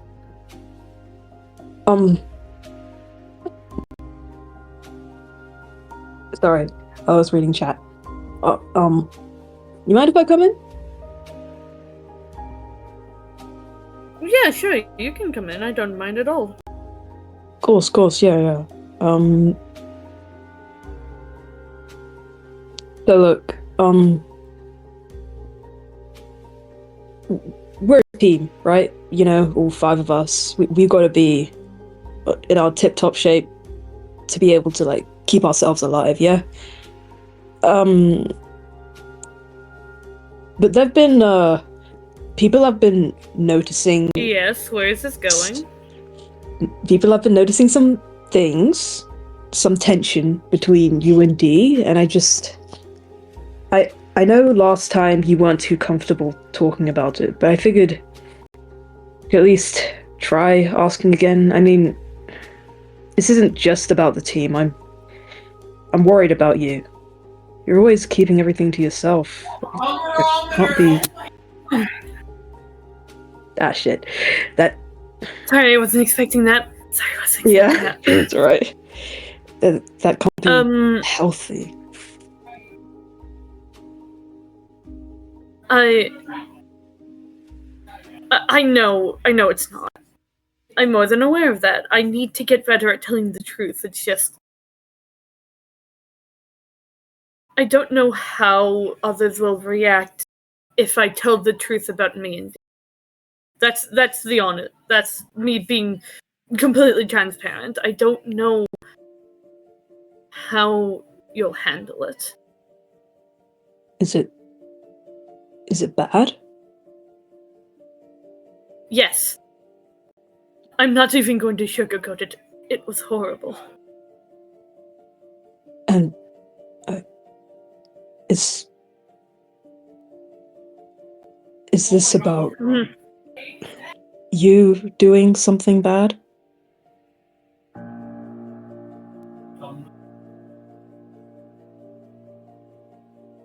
Wait, out of character, the door's closed, right? I'm just gonna assume that, like, they walked in and the door's closed. Yeah. Okay. Just... Me and Dee have known each other for years.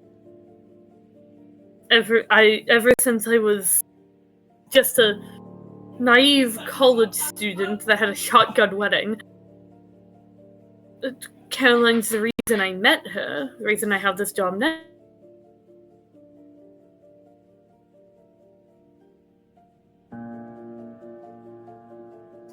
Nexus? Oh, okay. I'm the reason she's like this. What does that mean? You've heard the story. You've heard it. She was in an asylum for a while. I was the reason she was put in that asylum. What did you do? It's not what I did do, it's what I didn't do. I didn't stand up for anything. And it took me years to even realize that I was a sniveling coward. Because I didn't say anything. And it costed Dee her sanity. It costed everything she had. And I can say sorry 1,000 times over. It's not going to change what happened. She is going to hate me forever. And I've just accepted that.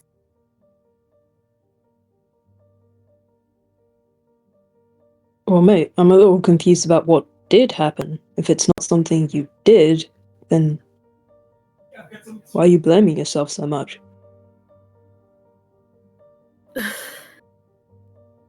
It was the police. They were asking us stuff. She was telling her testimony. She was telling the truth. But when she asked me to confirm, I said nothing. I didn't know what to say at the time.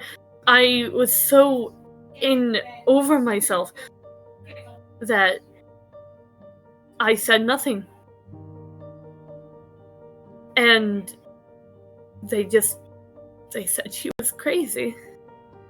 And they took her away. And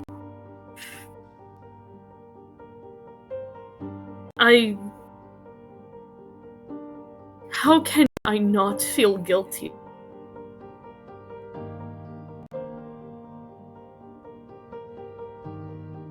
Because I guess.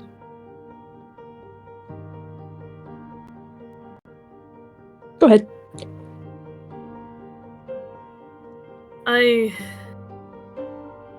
The reason I don't tell anybody is purely because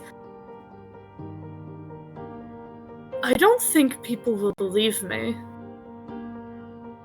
I don't think people believe that I'm the reason she's like this, but I know that I am. And like said, no matter how much I do, no matter how much I apologize, there is nothing in the world that I can do to fix that, to make it better, because it will never be better. So, no matter what happens, no matter what Dee does, I know in the I know in the end she will hate me. And I've just accepted that. Because if I was in her situation, I would hate myself too.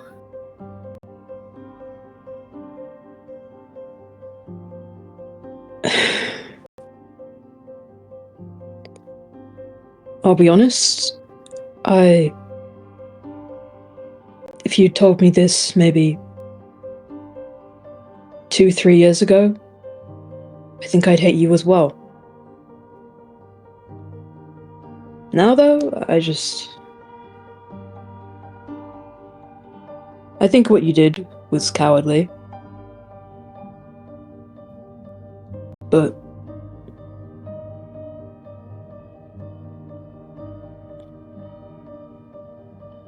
I guess,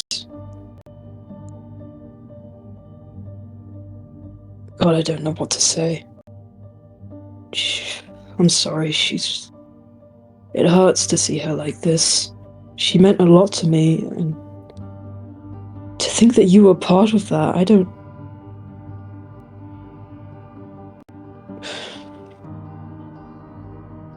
Why did you pick this job, Nathan? If you're so scared.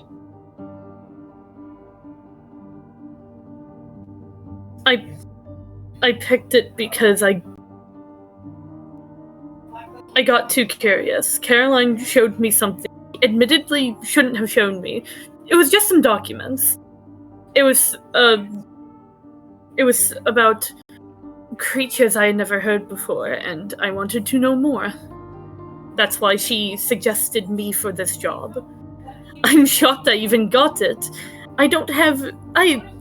But before this, I barely had anything in regards to investigating, to the occult, to the paranormal, to the supernatural, any word you could say under the book.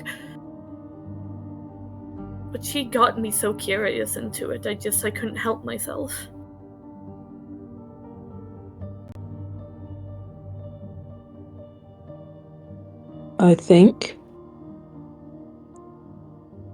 I don't think I'm in a place to judge you. It hurts, but this isn't about me. You've hurt her a lot more. But so have I. And while I'm not happy, I'm not angry either.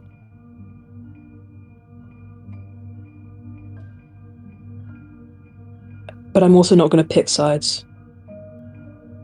Look, Nathan, I think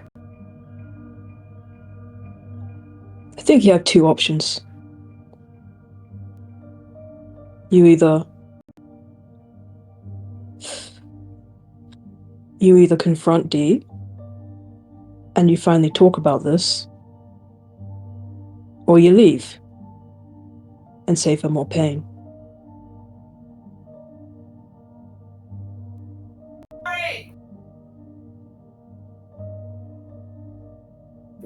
When do you think is ever a good time to talk about this?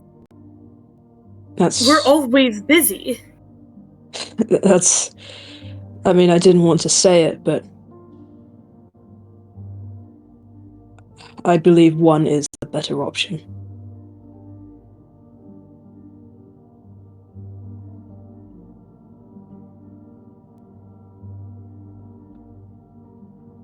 Even if I leave, I have to do one thing first.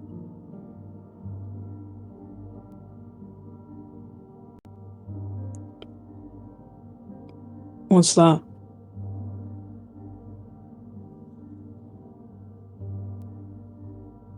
I need to get something from Shalos's office. Because I'm tired of asking permission to see it. It's something I think belongs. And I know that sounds odd, but it's the only way I can really word it. even if leaving's the best option, because it would save everybody to at least to get that first.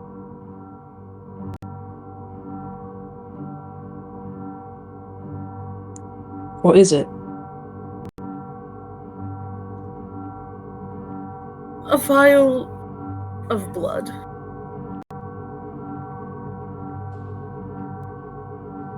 Whose blood, Nathan?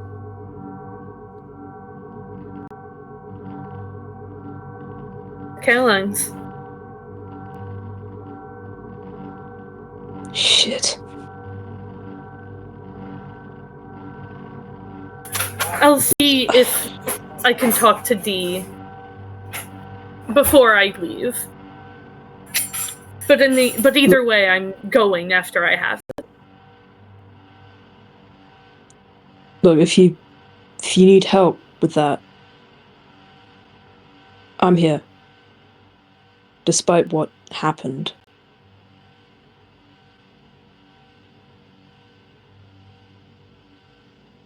The Joker is what on. Let us then head over to see Alicia and D123.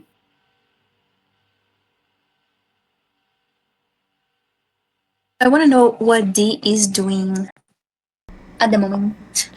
She is, after writing what she wrote on her binder, the notes for the day, the notes for Alicia, the notes for Tilly, she is asleep. She is tired. She's an old woman. She's tired, softly snoring. And it's a bit of a reset on her brain. Once she wakes up, her brain will be more neutral than it was before. If anything, she might have forgotten a few things that might have happened. That's what the notes are for. That's what the binder was for.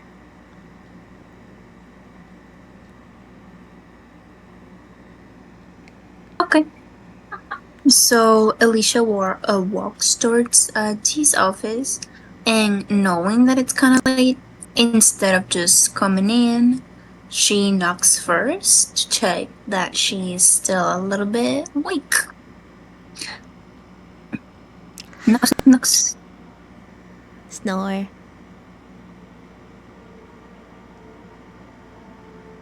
Also, we're not talking then? I'm joking. Well, kind of. But she does notice it, but as a habit, she does like wait for a moment to make sure it's not a hallucination. I feel like Alicia would she was like, oh, she's probably asleep, and then she's like, oh wait, right, she does the thing, and then she knocks again, remembering that Dee waits for someone to knock a second time to double check it's not an hallucination, and this time it's a little louder. Who is it? It's Alicia. Can I come in? Yeah, of course. She closes the binder. Of course. What do you? Good morning, darling. Morning. Oh. It's like 11 p.m. Dee. What do you mean good morning? Oh, my windows are closed. They're always closed. It's kind of nice though. Yeah. That means you don't get the sun in your eyes when you wake up. Yeah. Nice. That's the point. Yeah. Yep. Are you on the move to talk for a minute? Of course. What do you have to talk about? I was just writing things down. I don't know what I was writing, but she peeks at her book a little. All right. Yeah, all right. Yeah. I'm tired. Yeah, I bet. I just wanted to ask you something. And this is just a hustle. You can. I just want to hear what you want to say, what you have to say. Is there anything that you have to say about Nathaniel D?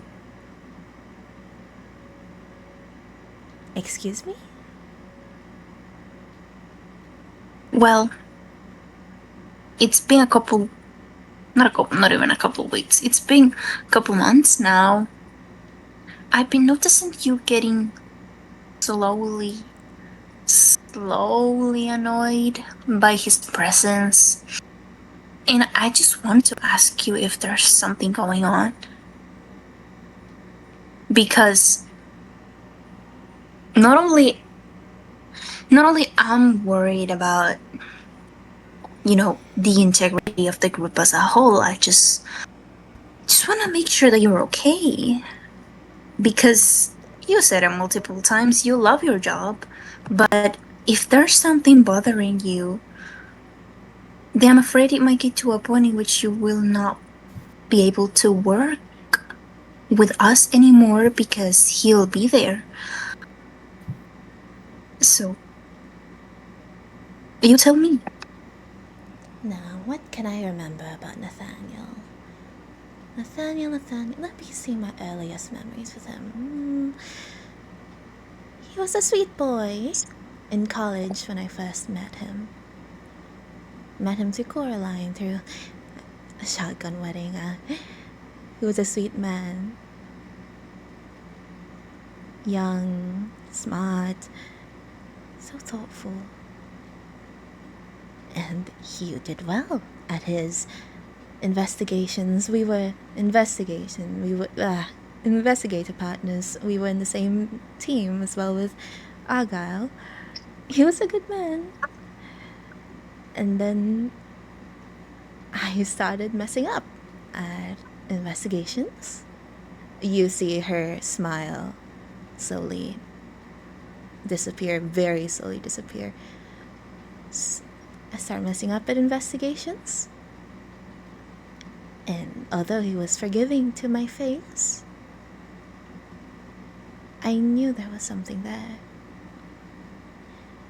And he was a good man. I knew that.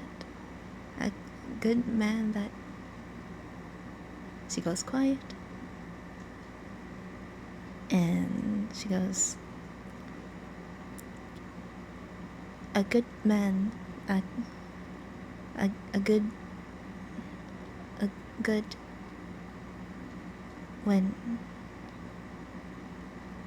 When I told him about what I have,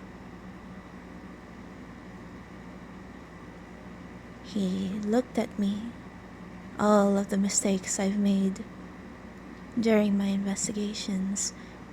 He looked at me and told me, "Oh, that makes sense. Oh, that explains a lot of things." And suddenly he wasn't a good man. So many things changed when I told him that. The things that he told me that I could never tell anyone else. Else they think that I was who they thought I was. Little jabs, little japes, little things that back then wasn't very... back then was a lot more acceptable than they were now. But to me they hurt. They were the smallest things, and if I were to say anything or if I pointed it out, I would be mocked what I am today. Crazy.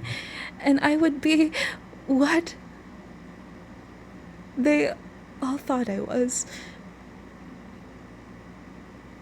A crazy old woman, a schizophrenic. She must have heard things. She must have seen things that weren't there. Oh, the crazy old woman.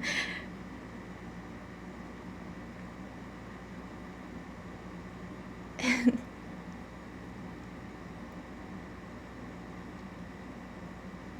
I'm sorry. What are you sorry for?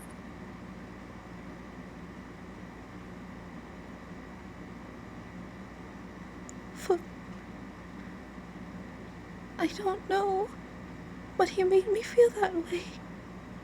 After every investigation, after every conversation, I always felt like I did something wrong. Like there was something wrong with me, like I wasn't normal. Like I shouldn't be what I was. He made me feel... Oh, Nathaniel. He's... It made you feel ugly. It made you feel like you weren't human. Is that what you're trying to say? She nodded.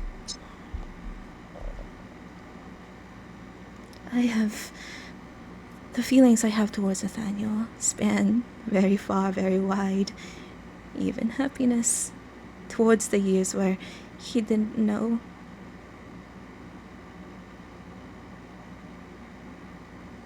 But after that, it all disappeared. In another life, Nathaniel would have treated me as if I was normal. But I'm not. And that was enough for him. He makes me angry. He makes me sad.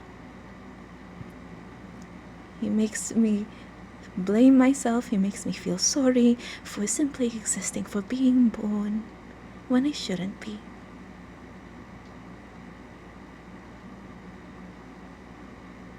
You got that right. You shouldn't feel sorry for existing. And tell me, does he still make you feel that way, even today, when we're all around?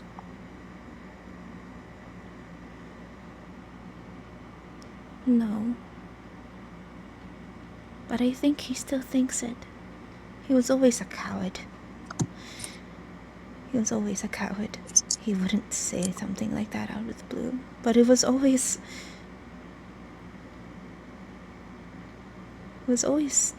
subtle about it.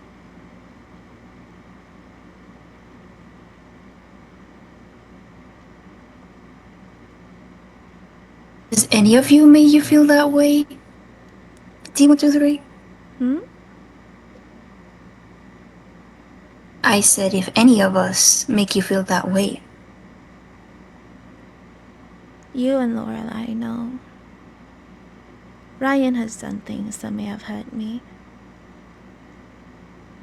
Or made me feel worse about who I am, but I'm willing to work with him about that. Nathaniel, however... She goes quiet, and she doesn't finish that sentence.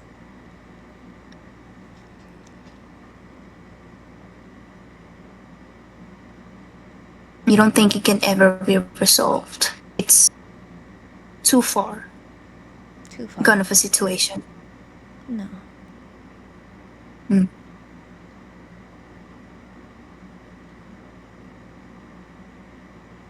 I would love to roleplay D angry, because I have so many notes of what I want to say.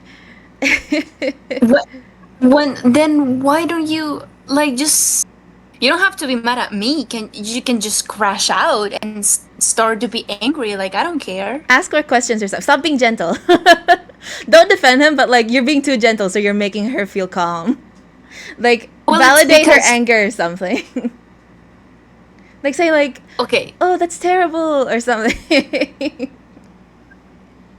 Oh, well, it's because I know it's because all I know is that Nathaniel was really discriminating against Dee, basically. She was treating her badly, but it's really I'm trying to find a response of that she would say, because obviously Dee is already distressed, so why would she say something that would make her more distressed? Oh yeah, he's a little piece of shit, she would love that. She would love that. To be fair, she would love that.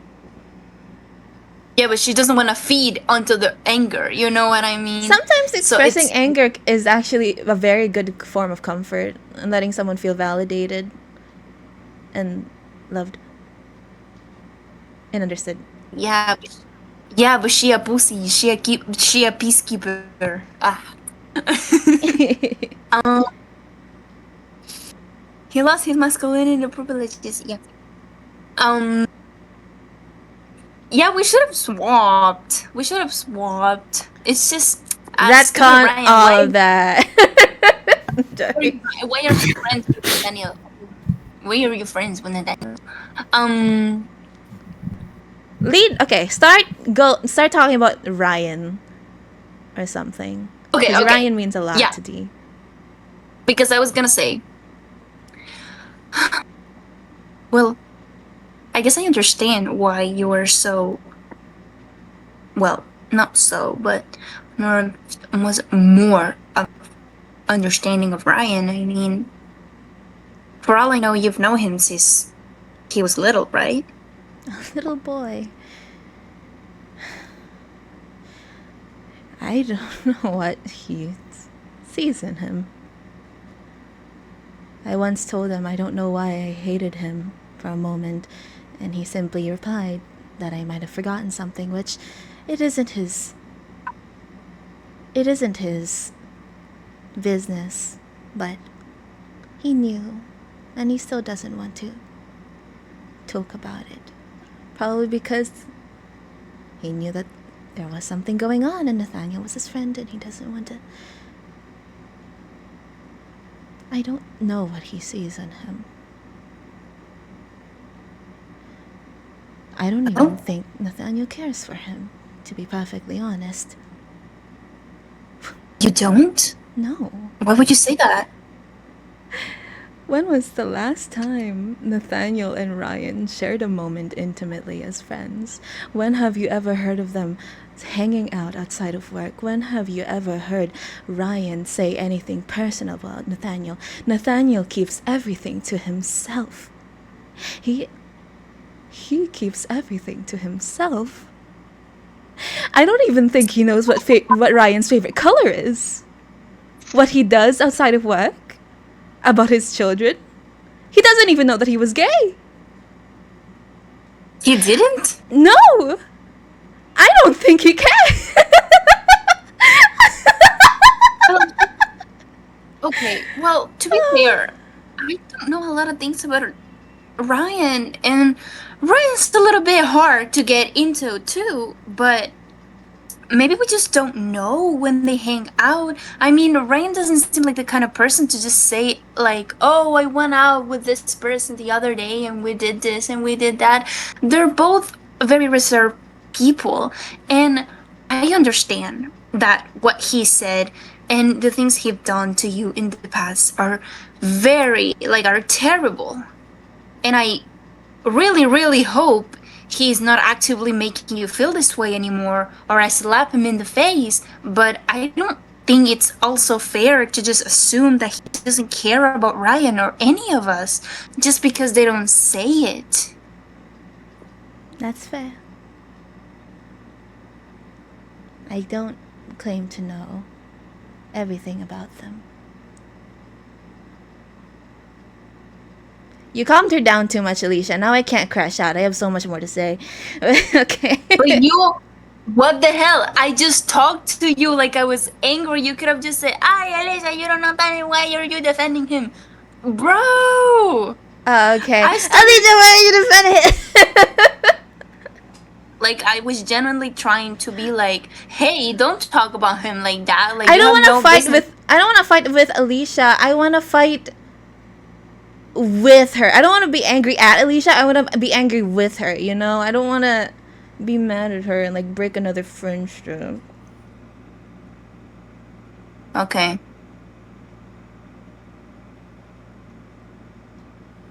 Let's see.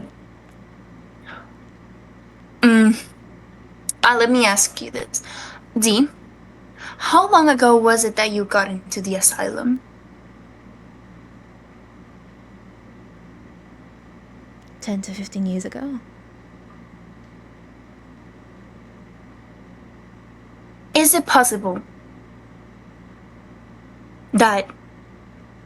No. Let me ask you this. Was he the one who turned you into the asylum?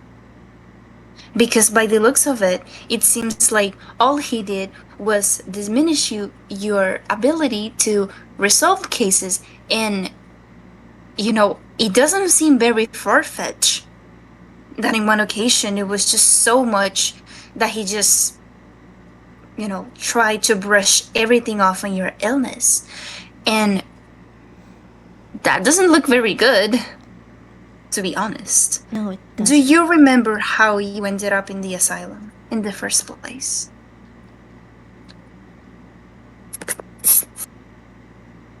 I was... That's a whole other ballpark.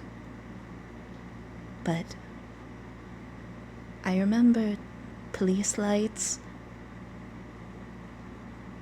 hands behind my back, possibly the first time I've been restrained. Looking at him and him staying quiet. She shakes her head a little, trying to think of something. That was the last time I saw him, after a few years since the asylum. And there was an investigation which I did for him. It was an investigation for Coraline. It was an investigation for I helped him. My stupid... I helped him about Coraline, thinking I could make things right, thinking I could be his friend.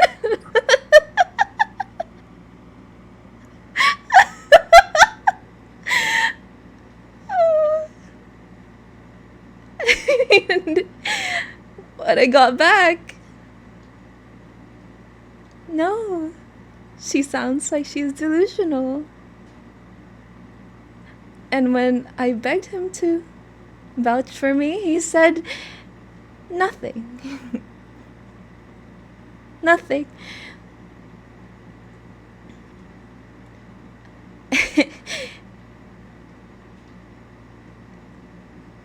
All he cares about is his wife. Which is fair. Your partner is the most important person you could have, but that's all he cares about. All he cares about is his wife and him. He acts like a victim to everything. And I bet you that whenever he tries to talk to me about this situation, he's going to expect me to feel pity for him. He's going to say all he wants is that he doesn't deserve forgiveness. He doesn't deserve anything, but he is going to expect me to forgive him. That motherfucker thinks everything is about him. I want you to continue. I just wanted to mention that as the starts to...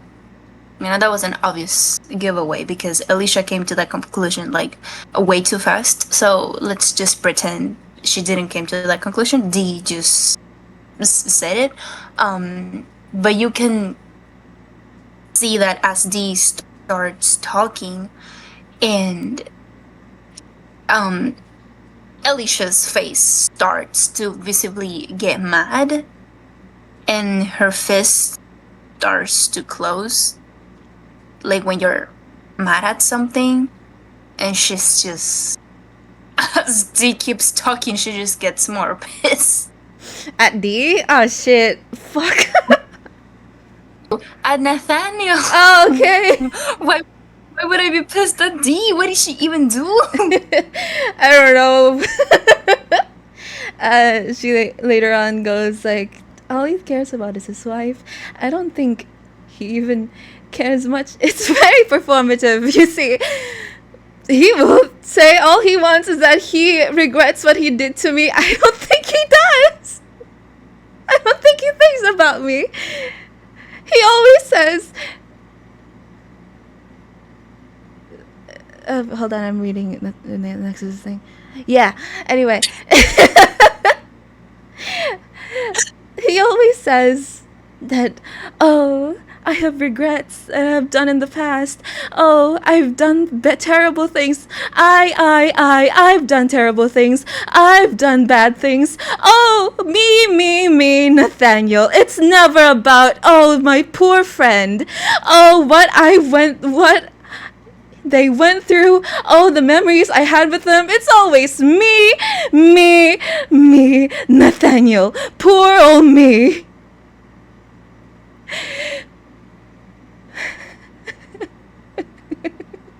And I can't handle him. I'm tired of him. I don't want to see him anymore. He makes me sick to my stomach. He makes me angry. He makes me want to tear my skin off. He makes me want to stay in this jacket forever. He makes me want to stay in that asylum for the longest time just so I don't see his face. Alicia, as D starts to get more agitated, I feel like Alicia just grabs D and like very tight and looks at her in the face. D, I'm right here. Look at me. Look at me. Look at me.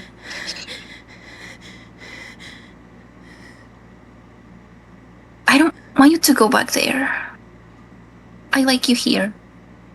And I would miss you very, very much if you go back there. You don't deserve that.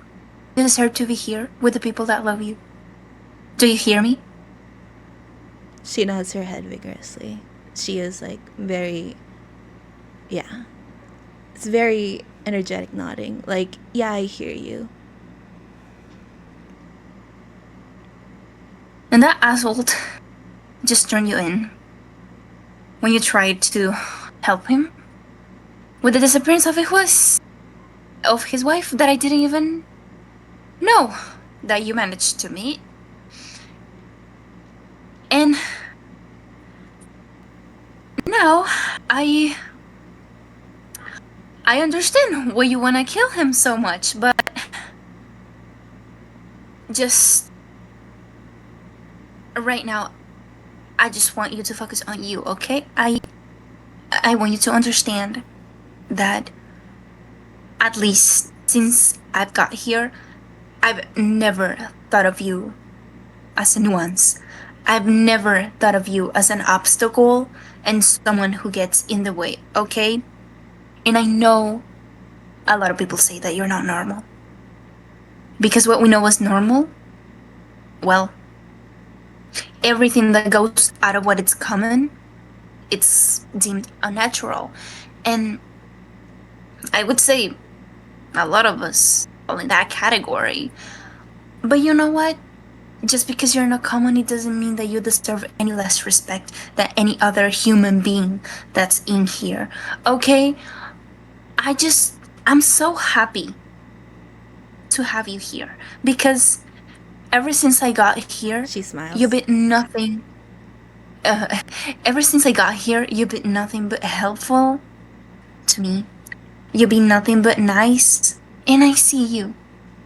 Because even though I don't understand what you're going through, I empathize with the fact that I just know that it's not easy. And you still try. You wake up every day and do the best that you can in order to help us. And if we're in need, you're there. Even if I don't agree with everything you say, and even if I don't like the same thing as you do, one thing it's clear to me, and is that you are trying your best. And to me, that's all that matters. I don't care that you have I don't care that you see things. I don't care that you hear things. I don't care that you see things differently from us, that you sometimes need more help than we do. I don't care. I don't care because all I care is whoever you are. Inside all that struggling, it's D. And D is not the hallucinations, D is not the suffering, D is not the mistakes. D, it's the soul that gets up every day and tries to do a good job even when it's difficult. And that's all I care about, and I can see it. And I really hope that you stop blaming yourself for being born and feeling guilty for even existing, because you're not a mistake and you will never be.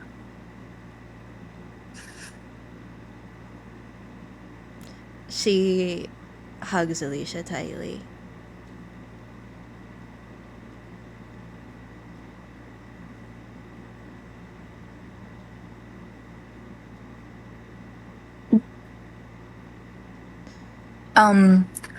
I feel like Alicia obviously hugs Dee back, and she's like, "You're not a monster, Dee.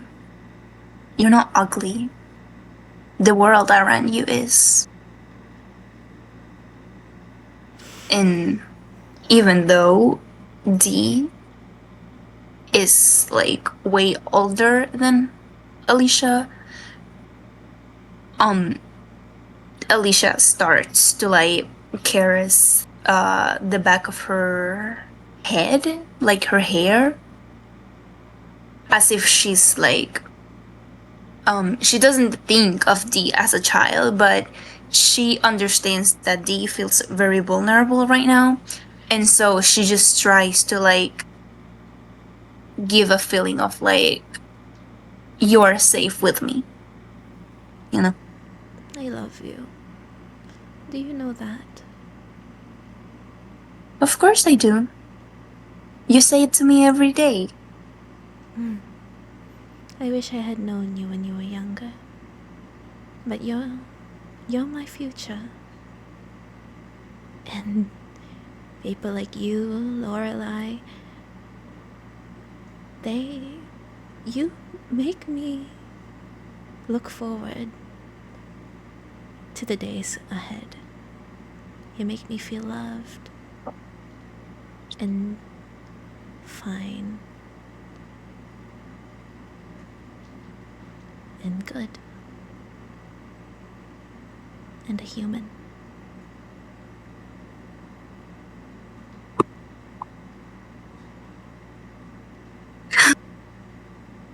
Yeah, well, let's just say I've had experience with people who feel like they shouldn't be here in the first place.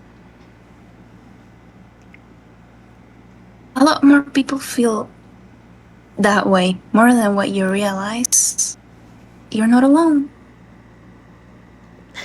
That's true, isn't it? Yeah. And I don't mean to tell you this as a way of undermining how you're feeling. I just wanted to tell you that you're not broken for feeling this way. And if it makes you feel better, I will, even when you're gone, I always remember you. And I'm not gonna remember you as the crazy that worked in the asylum. I'm just not gonna remember you as, though, that one lady that just had hallucinations all the time. I remember you as Dee, one of the smartest coworkers I've ever had, and the one who somehow always got the predictions about the monsters right. So you really are cut up for this job, let me tell you. Oh, you.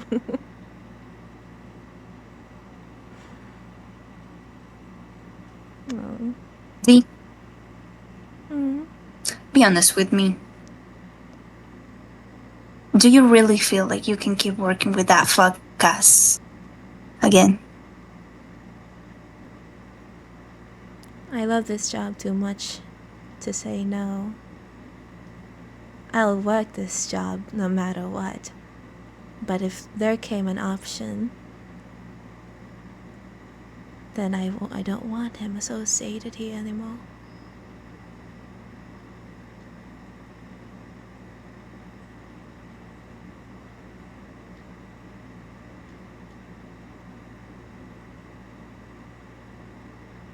but I'll do whatever it takes to keep working here.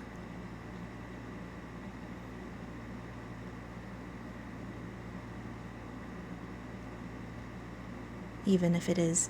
Well, even if it is... oh my god. Sorry. Even if it is...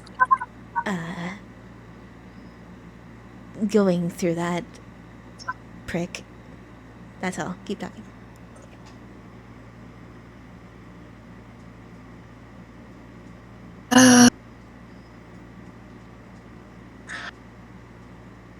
Well, I would really hate the idea of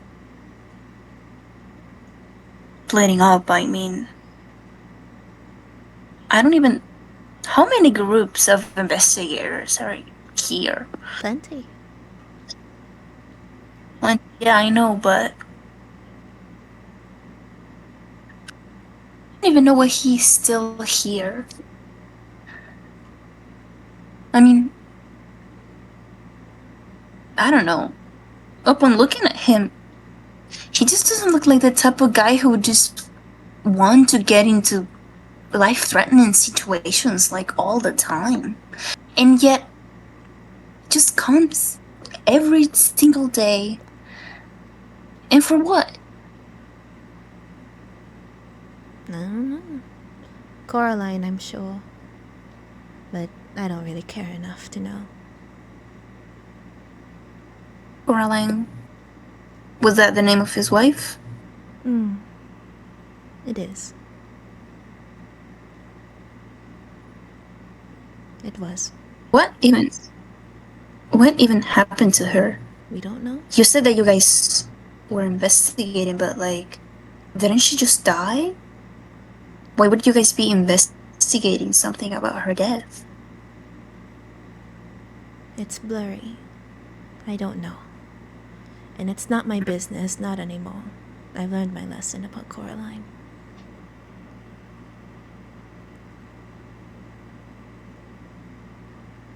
Do you have good memories of her? Yes. She was a lovely lady.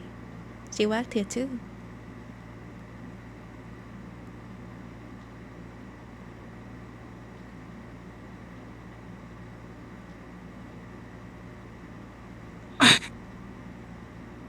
Alright. I guess that's it for today. I'm not gonna drag it anymore. And you seem sleepy. Yeah. So I'm just gonna let you sleep. Yeah. Thanks for... I almost said these things.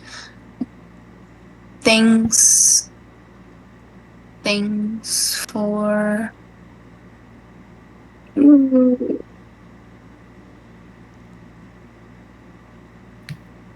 Let me...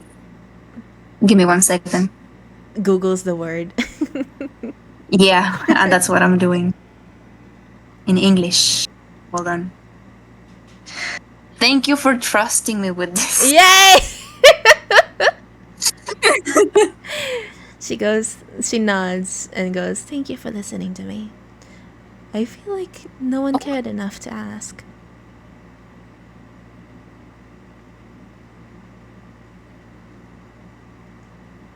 Well, if I'm honest with you, Dee, I just feel like they're not comfortable enough asking you. I think people just walk away from what's difficult, and that doesn't make them necessarily a bad people. They're just not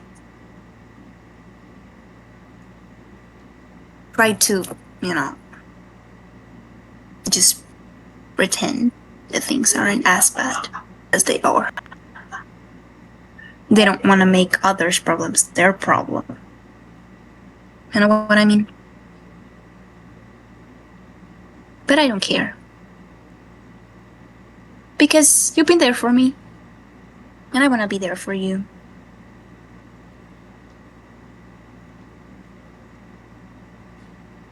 I love you. I love you too. She closes the door. She closes the door. Before we end the session, though, Can we? You guys have been talking about like, oh, I wonder how the conversation with Alicia and Ryan would go, and like I like to think Lorelai did eavesdrop, and I was wondering while we're still in the moment, I want to have that. I want to have Me that too. scene. I feel like we still have a little bit of time left because we finished the adventure pretty fast. So I don't want to wait another week to have that. Like what? The whole confrontation right now. Not like with Nathaniel and Dee, but like Alicia and Ryan. Like, oh my god, look at all the shit that Nathaniel / Dee told me. Yeah, yeah, that's what I'm talking about. Like because me calling him like a oh that asshole, but I feel like I feel like as soon as she got out of this room, like I was actually imagining Alicia going out of this room and kicking on Nathaniel's door, saying like, "You fuck ass motherfucker, hardhead, the police." I mean, he deserves it, but he deserves it. But honestly, I feel like I'm the willing to wait because so much just happened, and I just want to eat my food, man. No, I'm not. Yeah, but I'm not gonna role play that. I'm gonna be angry with Ryan, but like not with Ryan, but I'm gonna show my anger Ryan with and Ryan. Ryan and Alicia, can like have the convo before they make a mess of it. Begging you to have Lorelai join because I really like to think she eavesdropped. Because I really like to think she eavesdropped. Okay. Lorelai just catches up with Alicia. Sorry, yeah. Man, we can start the scene with that.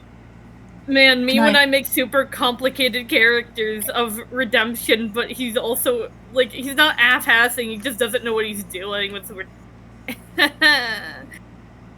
Yeah, Chelsea? I'm just gonna be so real. I'm really struggling to like keep up. I'm feeling absolutely exhausted. Okay, it's okay. You want to end it here, or you want to like just not be involved in the scene, or? I don't know. I really want to sleep. I don't want to just dip. Then maybe we can end it then. Aww. We can end it here. Then like Alicia and Ryan talking can be the first thing we do next week. It's gonna be out of tempo though. That's okay, that's Chelsea. fair. Yeah, it's gonna be out of tempo. Well, I guess we could send her the recording. Yeah, absolutely. Then. No, if that's okay with you, please. No. You can bring the phone with you to bed, and then you can fall asleep to it. To us yelling, to us screaming. Bruh.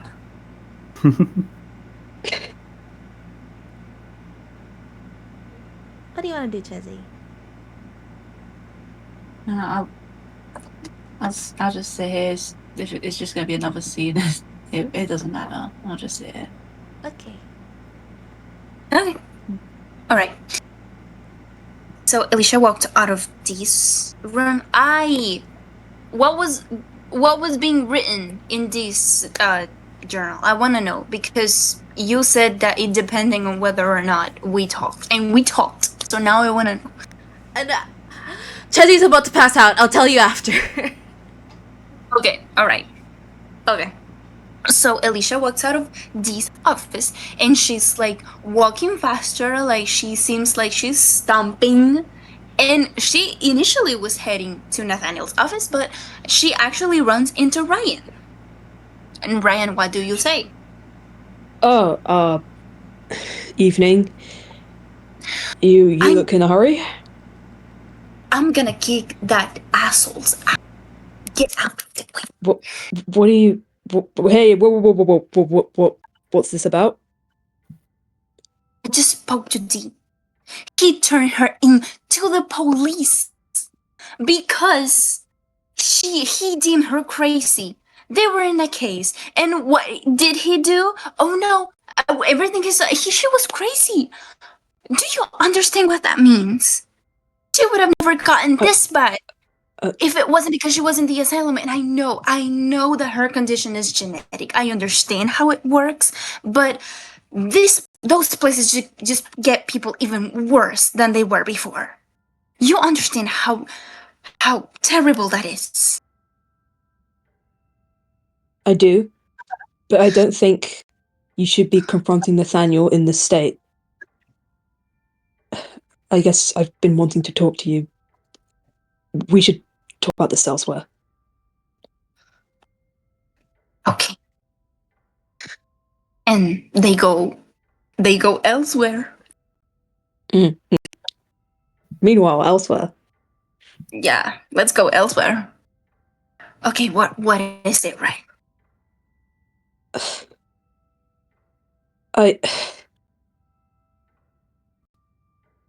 Hearing all that sounds about accurate to what Nathaniel told me. He said Dee told the truth about what she saw on an investigation, and he didn't back her up. Is that about what we've got here? Yes. And to make it even worse, it seems like the case was to help him find out something about his dead wife. I don't know, and that's how he pays her back? Oh. That...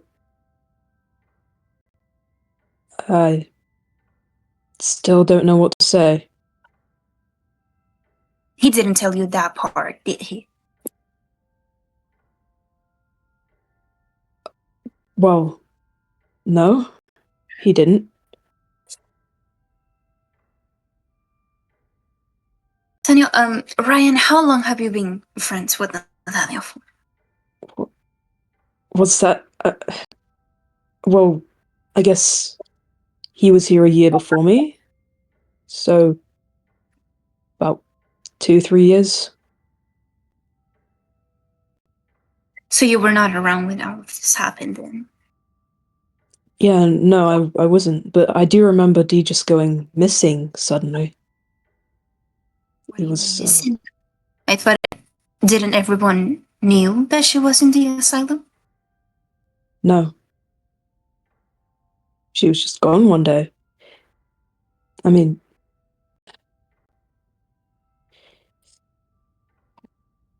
She was deteriorating. I could tell. She wasn't okay. And then for her to go missing, it was definitely terrifying. But to think that Nathaniel had to do with that, in that state, I just don't... I don't understand. But I don't think I can get angry at him either.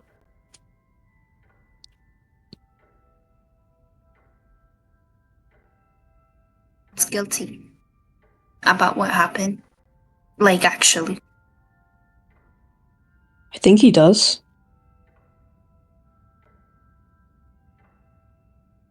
I think. He,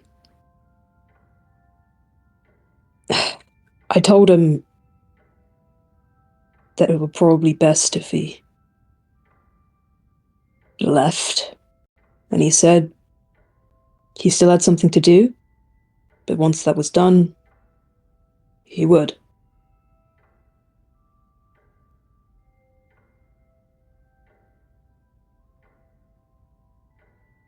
I guess. I don't know. You guess? You're the one who came storming in. I don't know. It's just... I understand that people can change. And I get that he might feel guilty about what happened. It's just... It doesn't seem like the kind of situation that can be just ignored. It's just... Dee spent there how many years? Like 5, 6 years before coming back to the asylum, and he would just, you know. At this point, it just seems like Caroline's death he had it coming after what he did. Although, what? Wait, did Caroline's death happen after or before? I don't know. What the hell would make you say that?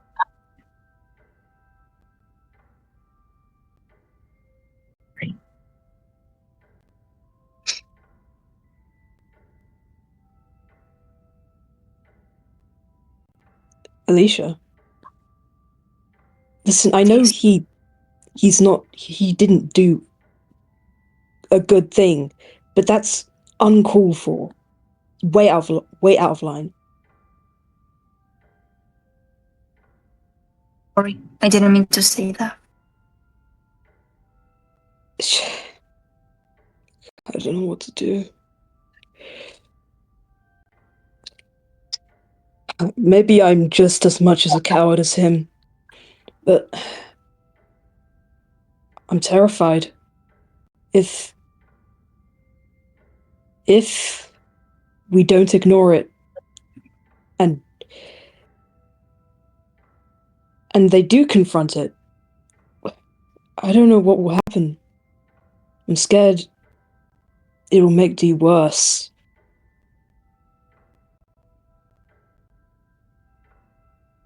I don't want to lose her. Not again. I don't. Well, I just met her for the few months that I was here, but I don't want to get her worse either. And I did ask her if she was willing to keep working with us, even if he was here, and she said that she loves her job too much to leave it, but that given the opportunity, she would stop working with him as soon as she could. And I know that if she says it, it has to be true. She never lies.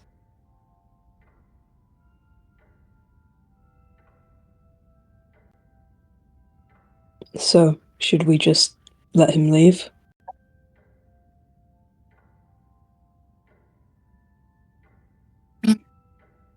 If that's what he wants to do, but I don't know how long it will take for him to just do whatever he's after. I asked Dee if she knew why would Nathaniel even keep working here if it seems like he doesn't even like this job. She was not able to tell me. She didn't remember, and I didn't want to keep pushing. Sounds like... I don't know if I should be saying this, but Caroline dragged him into it. And now... he can't leave. Not yet. So Caroline wasn't just dead? Because I guess I always assumed that Caroline just passed away. But Dee told me that the case in which he turned her in, they were trying to find out something about her. So it does seem like she was taken first by something paranormal. It wasn't just a regular death. I don't know. He doesn't tell me much. Of course he doesn't. Excuse me? Well, when I was talking to Dee, she mentioned that she feels that Nathaniel doesn't even care about you. And I told her that it was not fair to judge how he feels about you just based on what he did to her, even if it was horrible. And I said, it's not fair to just assume that Nathaniel doesn't care about Ryan, but she then started to say that he never says anything about himself. He keeps everything bottled up. He just doesn't go anywhere with anybody. He just doesn't ask anybody about anything. And I just couldn't help but feel like it was kind of true.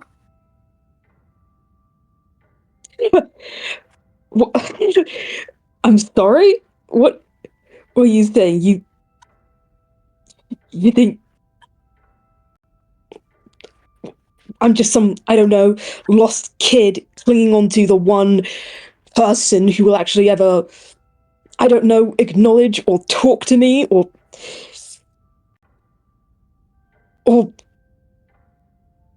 doesn't see what I did, just sees me.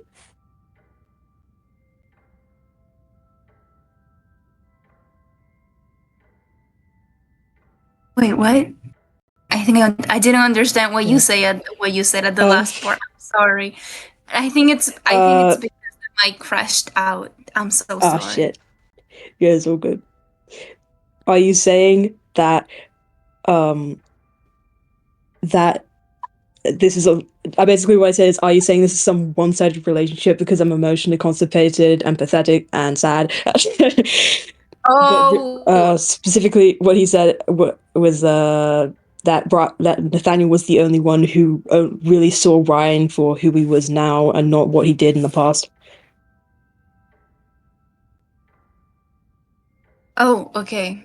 Like, are you saying like, oh, like, he's basically heard that I suggested that Nathaniel wasn't like, Yeah, that didn't doesn't actually care. Yeah, that he doesn't care. Yeah.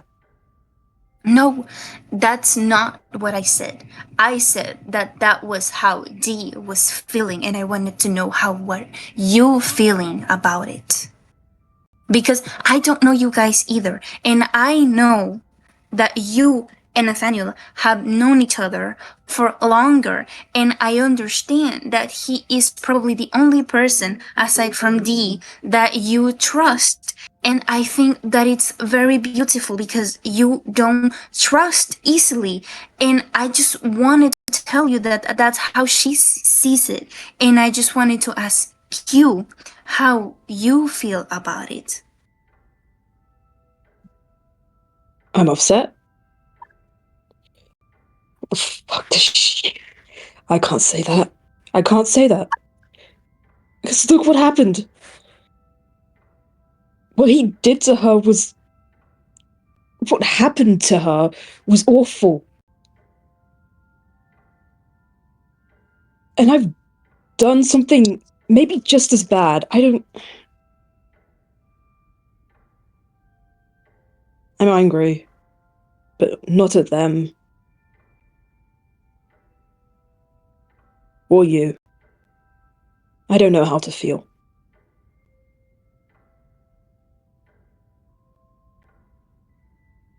Yes, I don't know how to feel either. I mean, I just wanted to punch him in the face as soon as she told me that, but I know that that's not the way to go about it. And I know that people make mistakes, but it's just so... It just feels so awkward now. Yeah, you actually didn't tell him about... I mean, it kind of feels awkward to put it, like you said, it feels awkward to put it in right now. Yeah. But yeah, I can still say it. Like, and I understand that people have biases when they grow up. I don't even know what Nathaniel's situation is. Like, maybe his parents were some ableist people. I don't know. And I don't know what kind of situation he grew up in, so I can't entirely judge why he would discriminate on that level against her as soon as she told him. And, that's what I mean. Like, I understand that people can get better, they can recognize their actions, but something like this, it had such an impact in her life.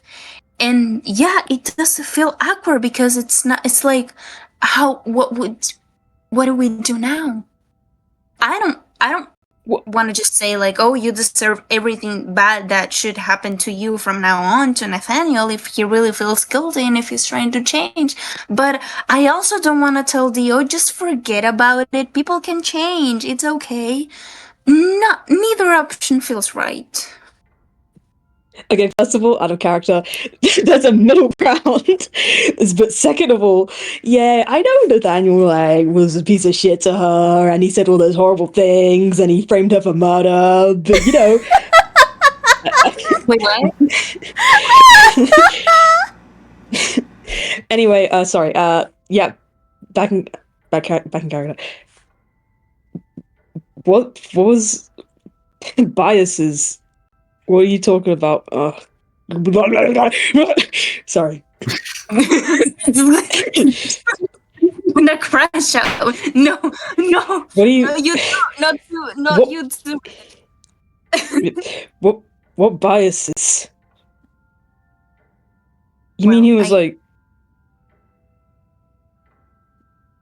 Well, you're this as Thank you, Well, Mushy, for the writing advice. Oh my god. yeah, thank you, thank you, thank you. Really having our back during this moment. She's good at. Well,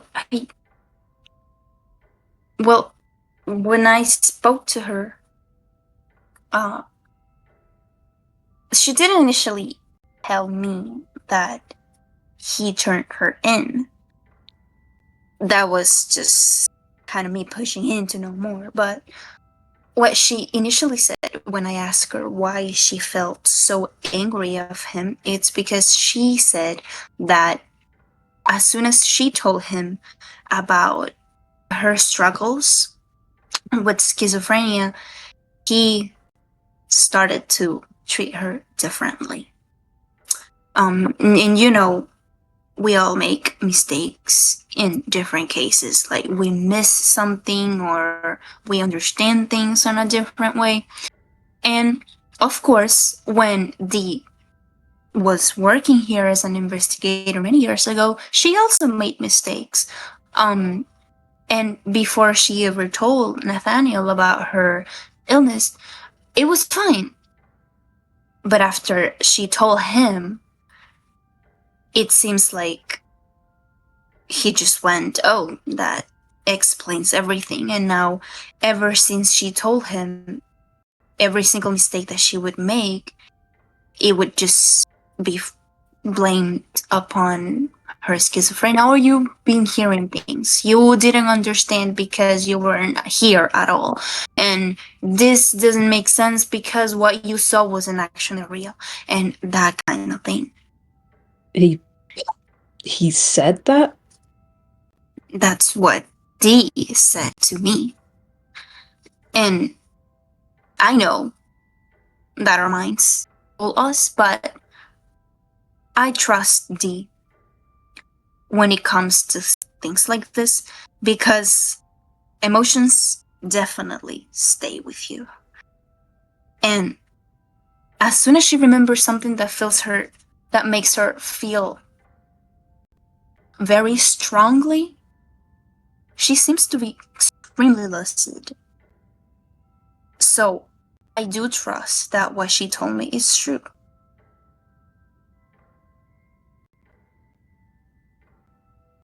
Ryan doesn't know how to approach this with tact because, to be very honest, he doesn't trust her.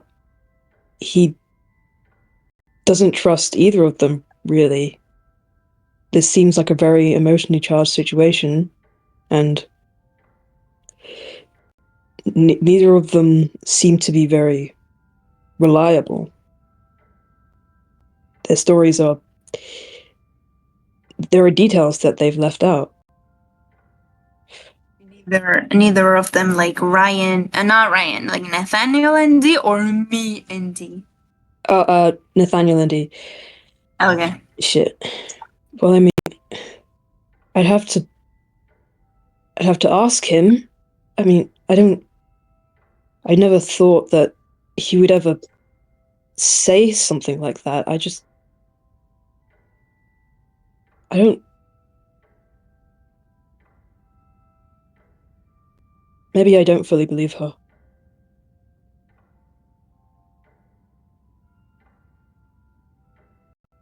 Well, that I can blame you.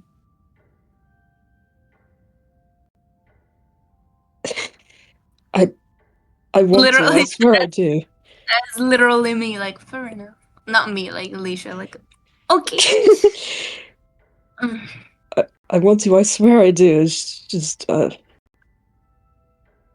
we weren't there. We don't know anything, and this feels like a bigger mess than we can clean up. I still say that it might be better for Nathaniel to leave.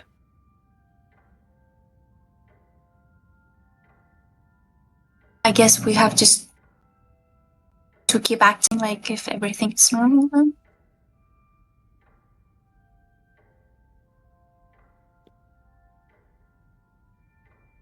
At least until he's gone. Yeah. Although who knows when that will be. For the looks of it, he's been here for years and it doesn't seem like he's been doing any progress. He just needs one thing. I can't tell you what, but I'm helping him. And hopefully, he'll get it soon. Jesus, if what you said was true, I definitely have to talk to him about that. Like I said, people change. But unfortunately, the consequences of what he did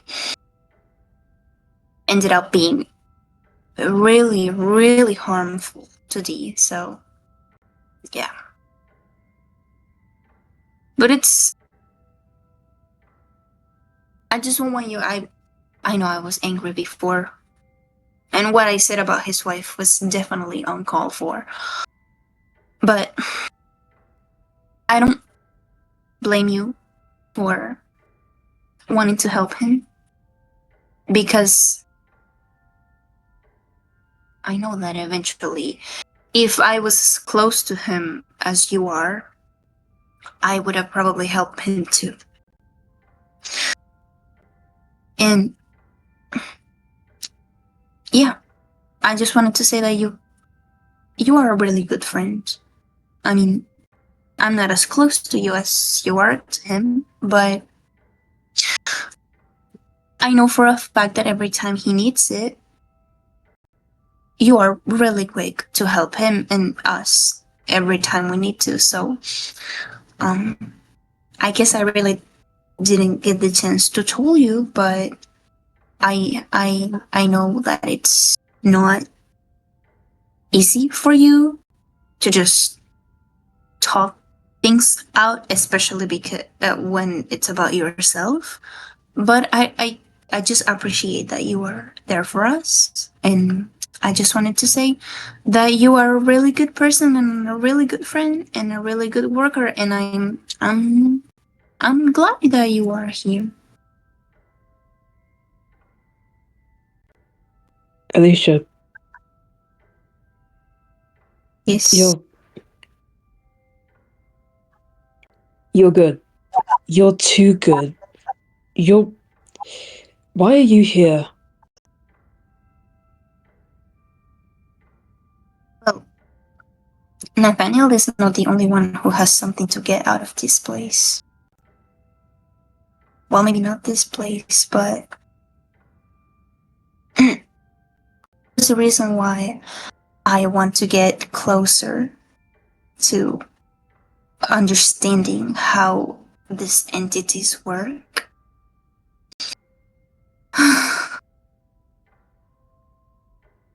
It doesn't. Don't you ever feel like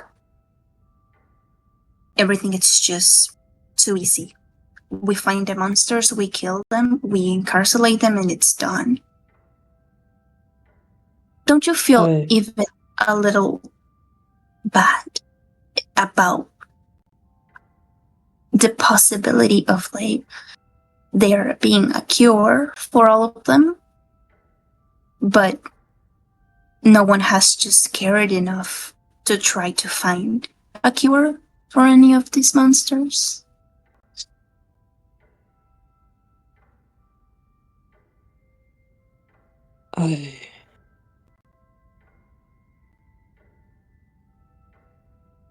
I can't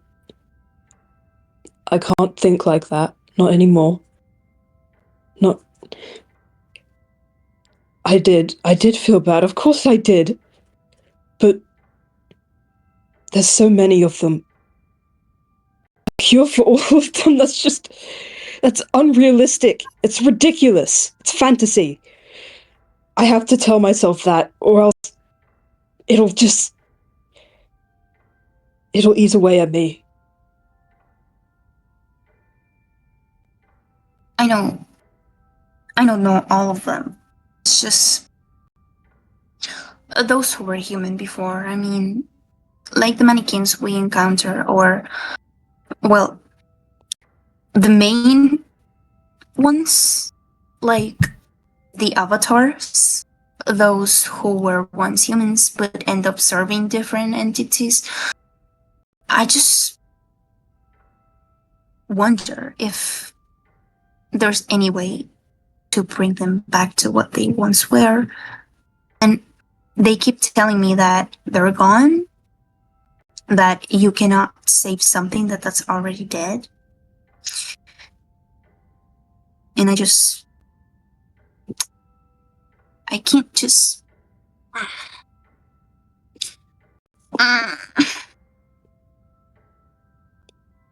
Brian thinks of Maya immediately. He doesn't know what will happen when they finally have to confront her, and he's scared of that too. He's terrified of the future, of looking forward.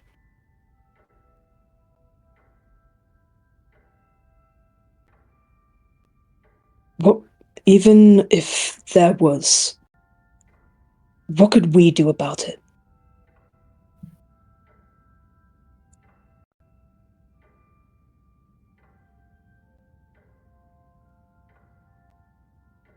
If there's nothing that I can do about it, then at least I wanted to be sure.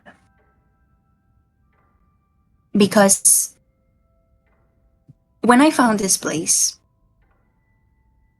I thought that maybe I could finally find the answers that I was looking for. That I don't know, that this institute had information that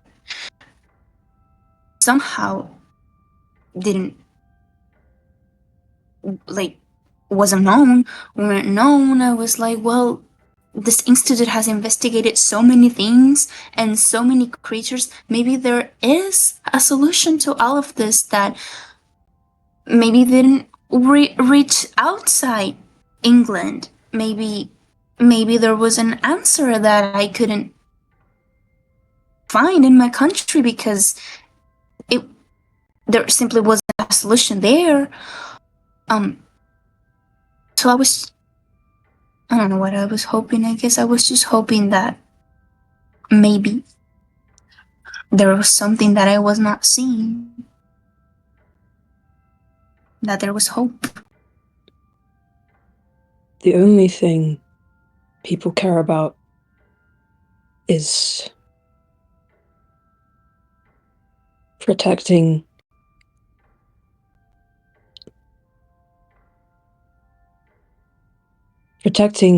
those contributing to society. They don't give a shit about who's out on the outskirts. And if they can, they'll dispose of them. It's convenient, it's clean. Nobody has to think about it. I'll be honest, Alicia. I don't think I can help you. If I knew the answer, I think it would kill me.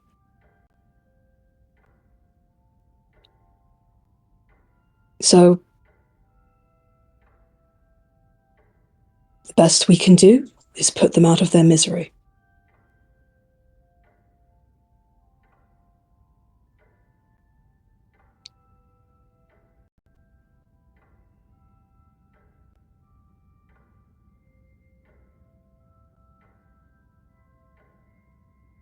And this... No. Let me say something else.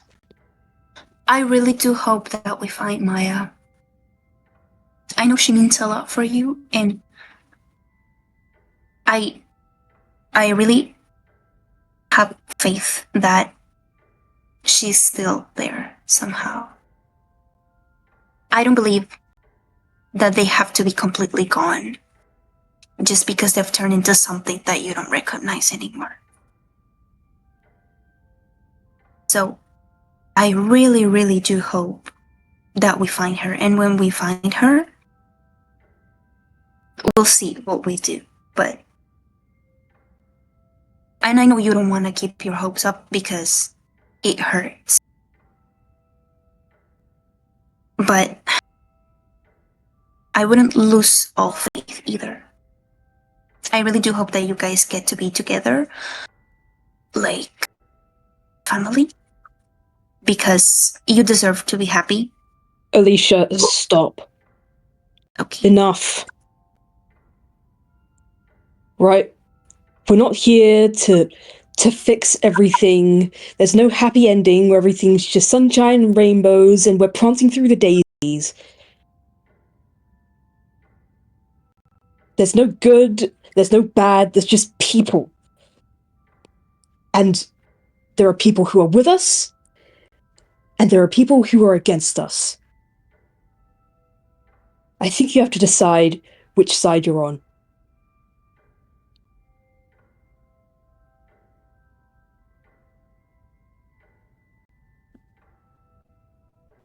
I mean, I'd end it there.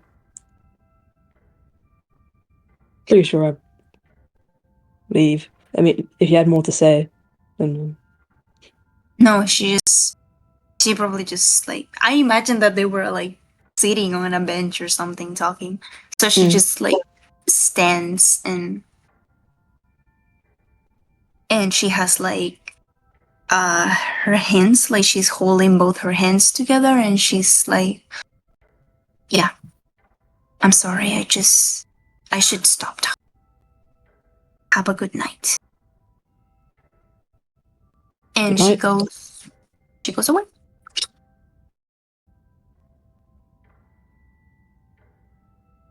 Now you can say the thing, Ender. As Alicia walks away, leaving the scene in a dreadful sense, we see out the window as we get a view of the two far from each other. And then we get a shot of the Institute. And then we hear the sound of a bell toll as another night at the Institute ends.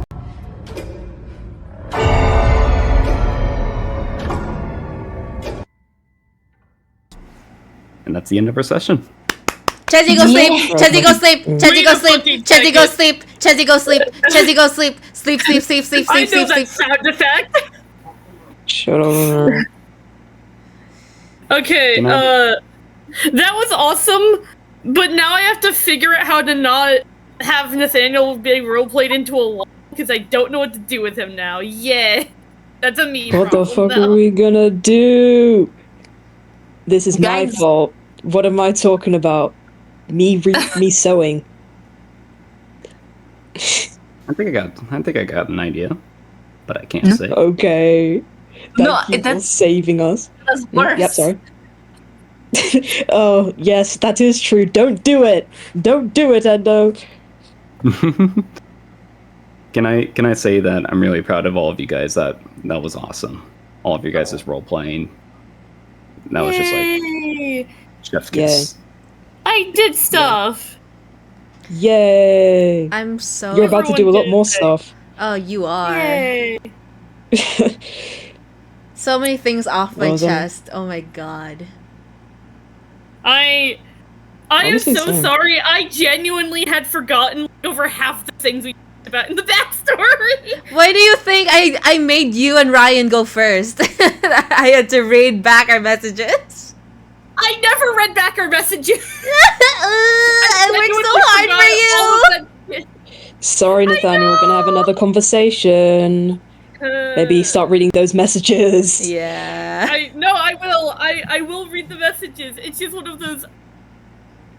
because I forgot about them, I never looked back to check, and then you started talking about it, and then I was sitting here like, fuck, that's what I forgot! That played with like the whole like, oh, Nathaniel doesn't care about you, he doesn't tell you anything. Like that does fit a No, little that was bit. just me genuinely forgetting. I know, but like that does fit like the narrative I have going on. But like it is fair that Ryan's like, oh, she's like emotionally charged right now. That's not true. That's more of her opinion than it is facts. It was also a tiny bit of ableism, but let's not go there. Really? Yeah. Yes. Fair. Yes. Fair. It is fucking 2009. It's everywhere. It's still everywhere, but like, oh god. I'm just glad that I got to do things. I guess my internal logic was that Nathaniel didn't treat Pritia any different when he found out what was up with her. So, I guess the idea that he changed wasn't in my mind. They didn't interact much anyway, so how should I know? Yeah.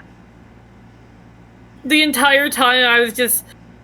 The reason I kept muting in between was because our dinner came here, we got Chinese food. And so I was literally like trying to be emotional but also be like, orange chicken? Yum chicken. I would say this session was pretty fun. It was pretty fun. Fuck the mannequins. Fun. It's a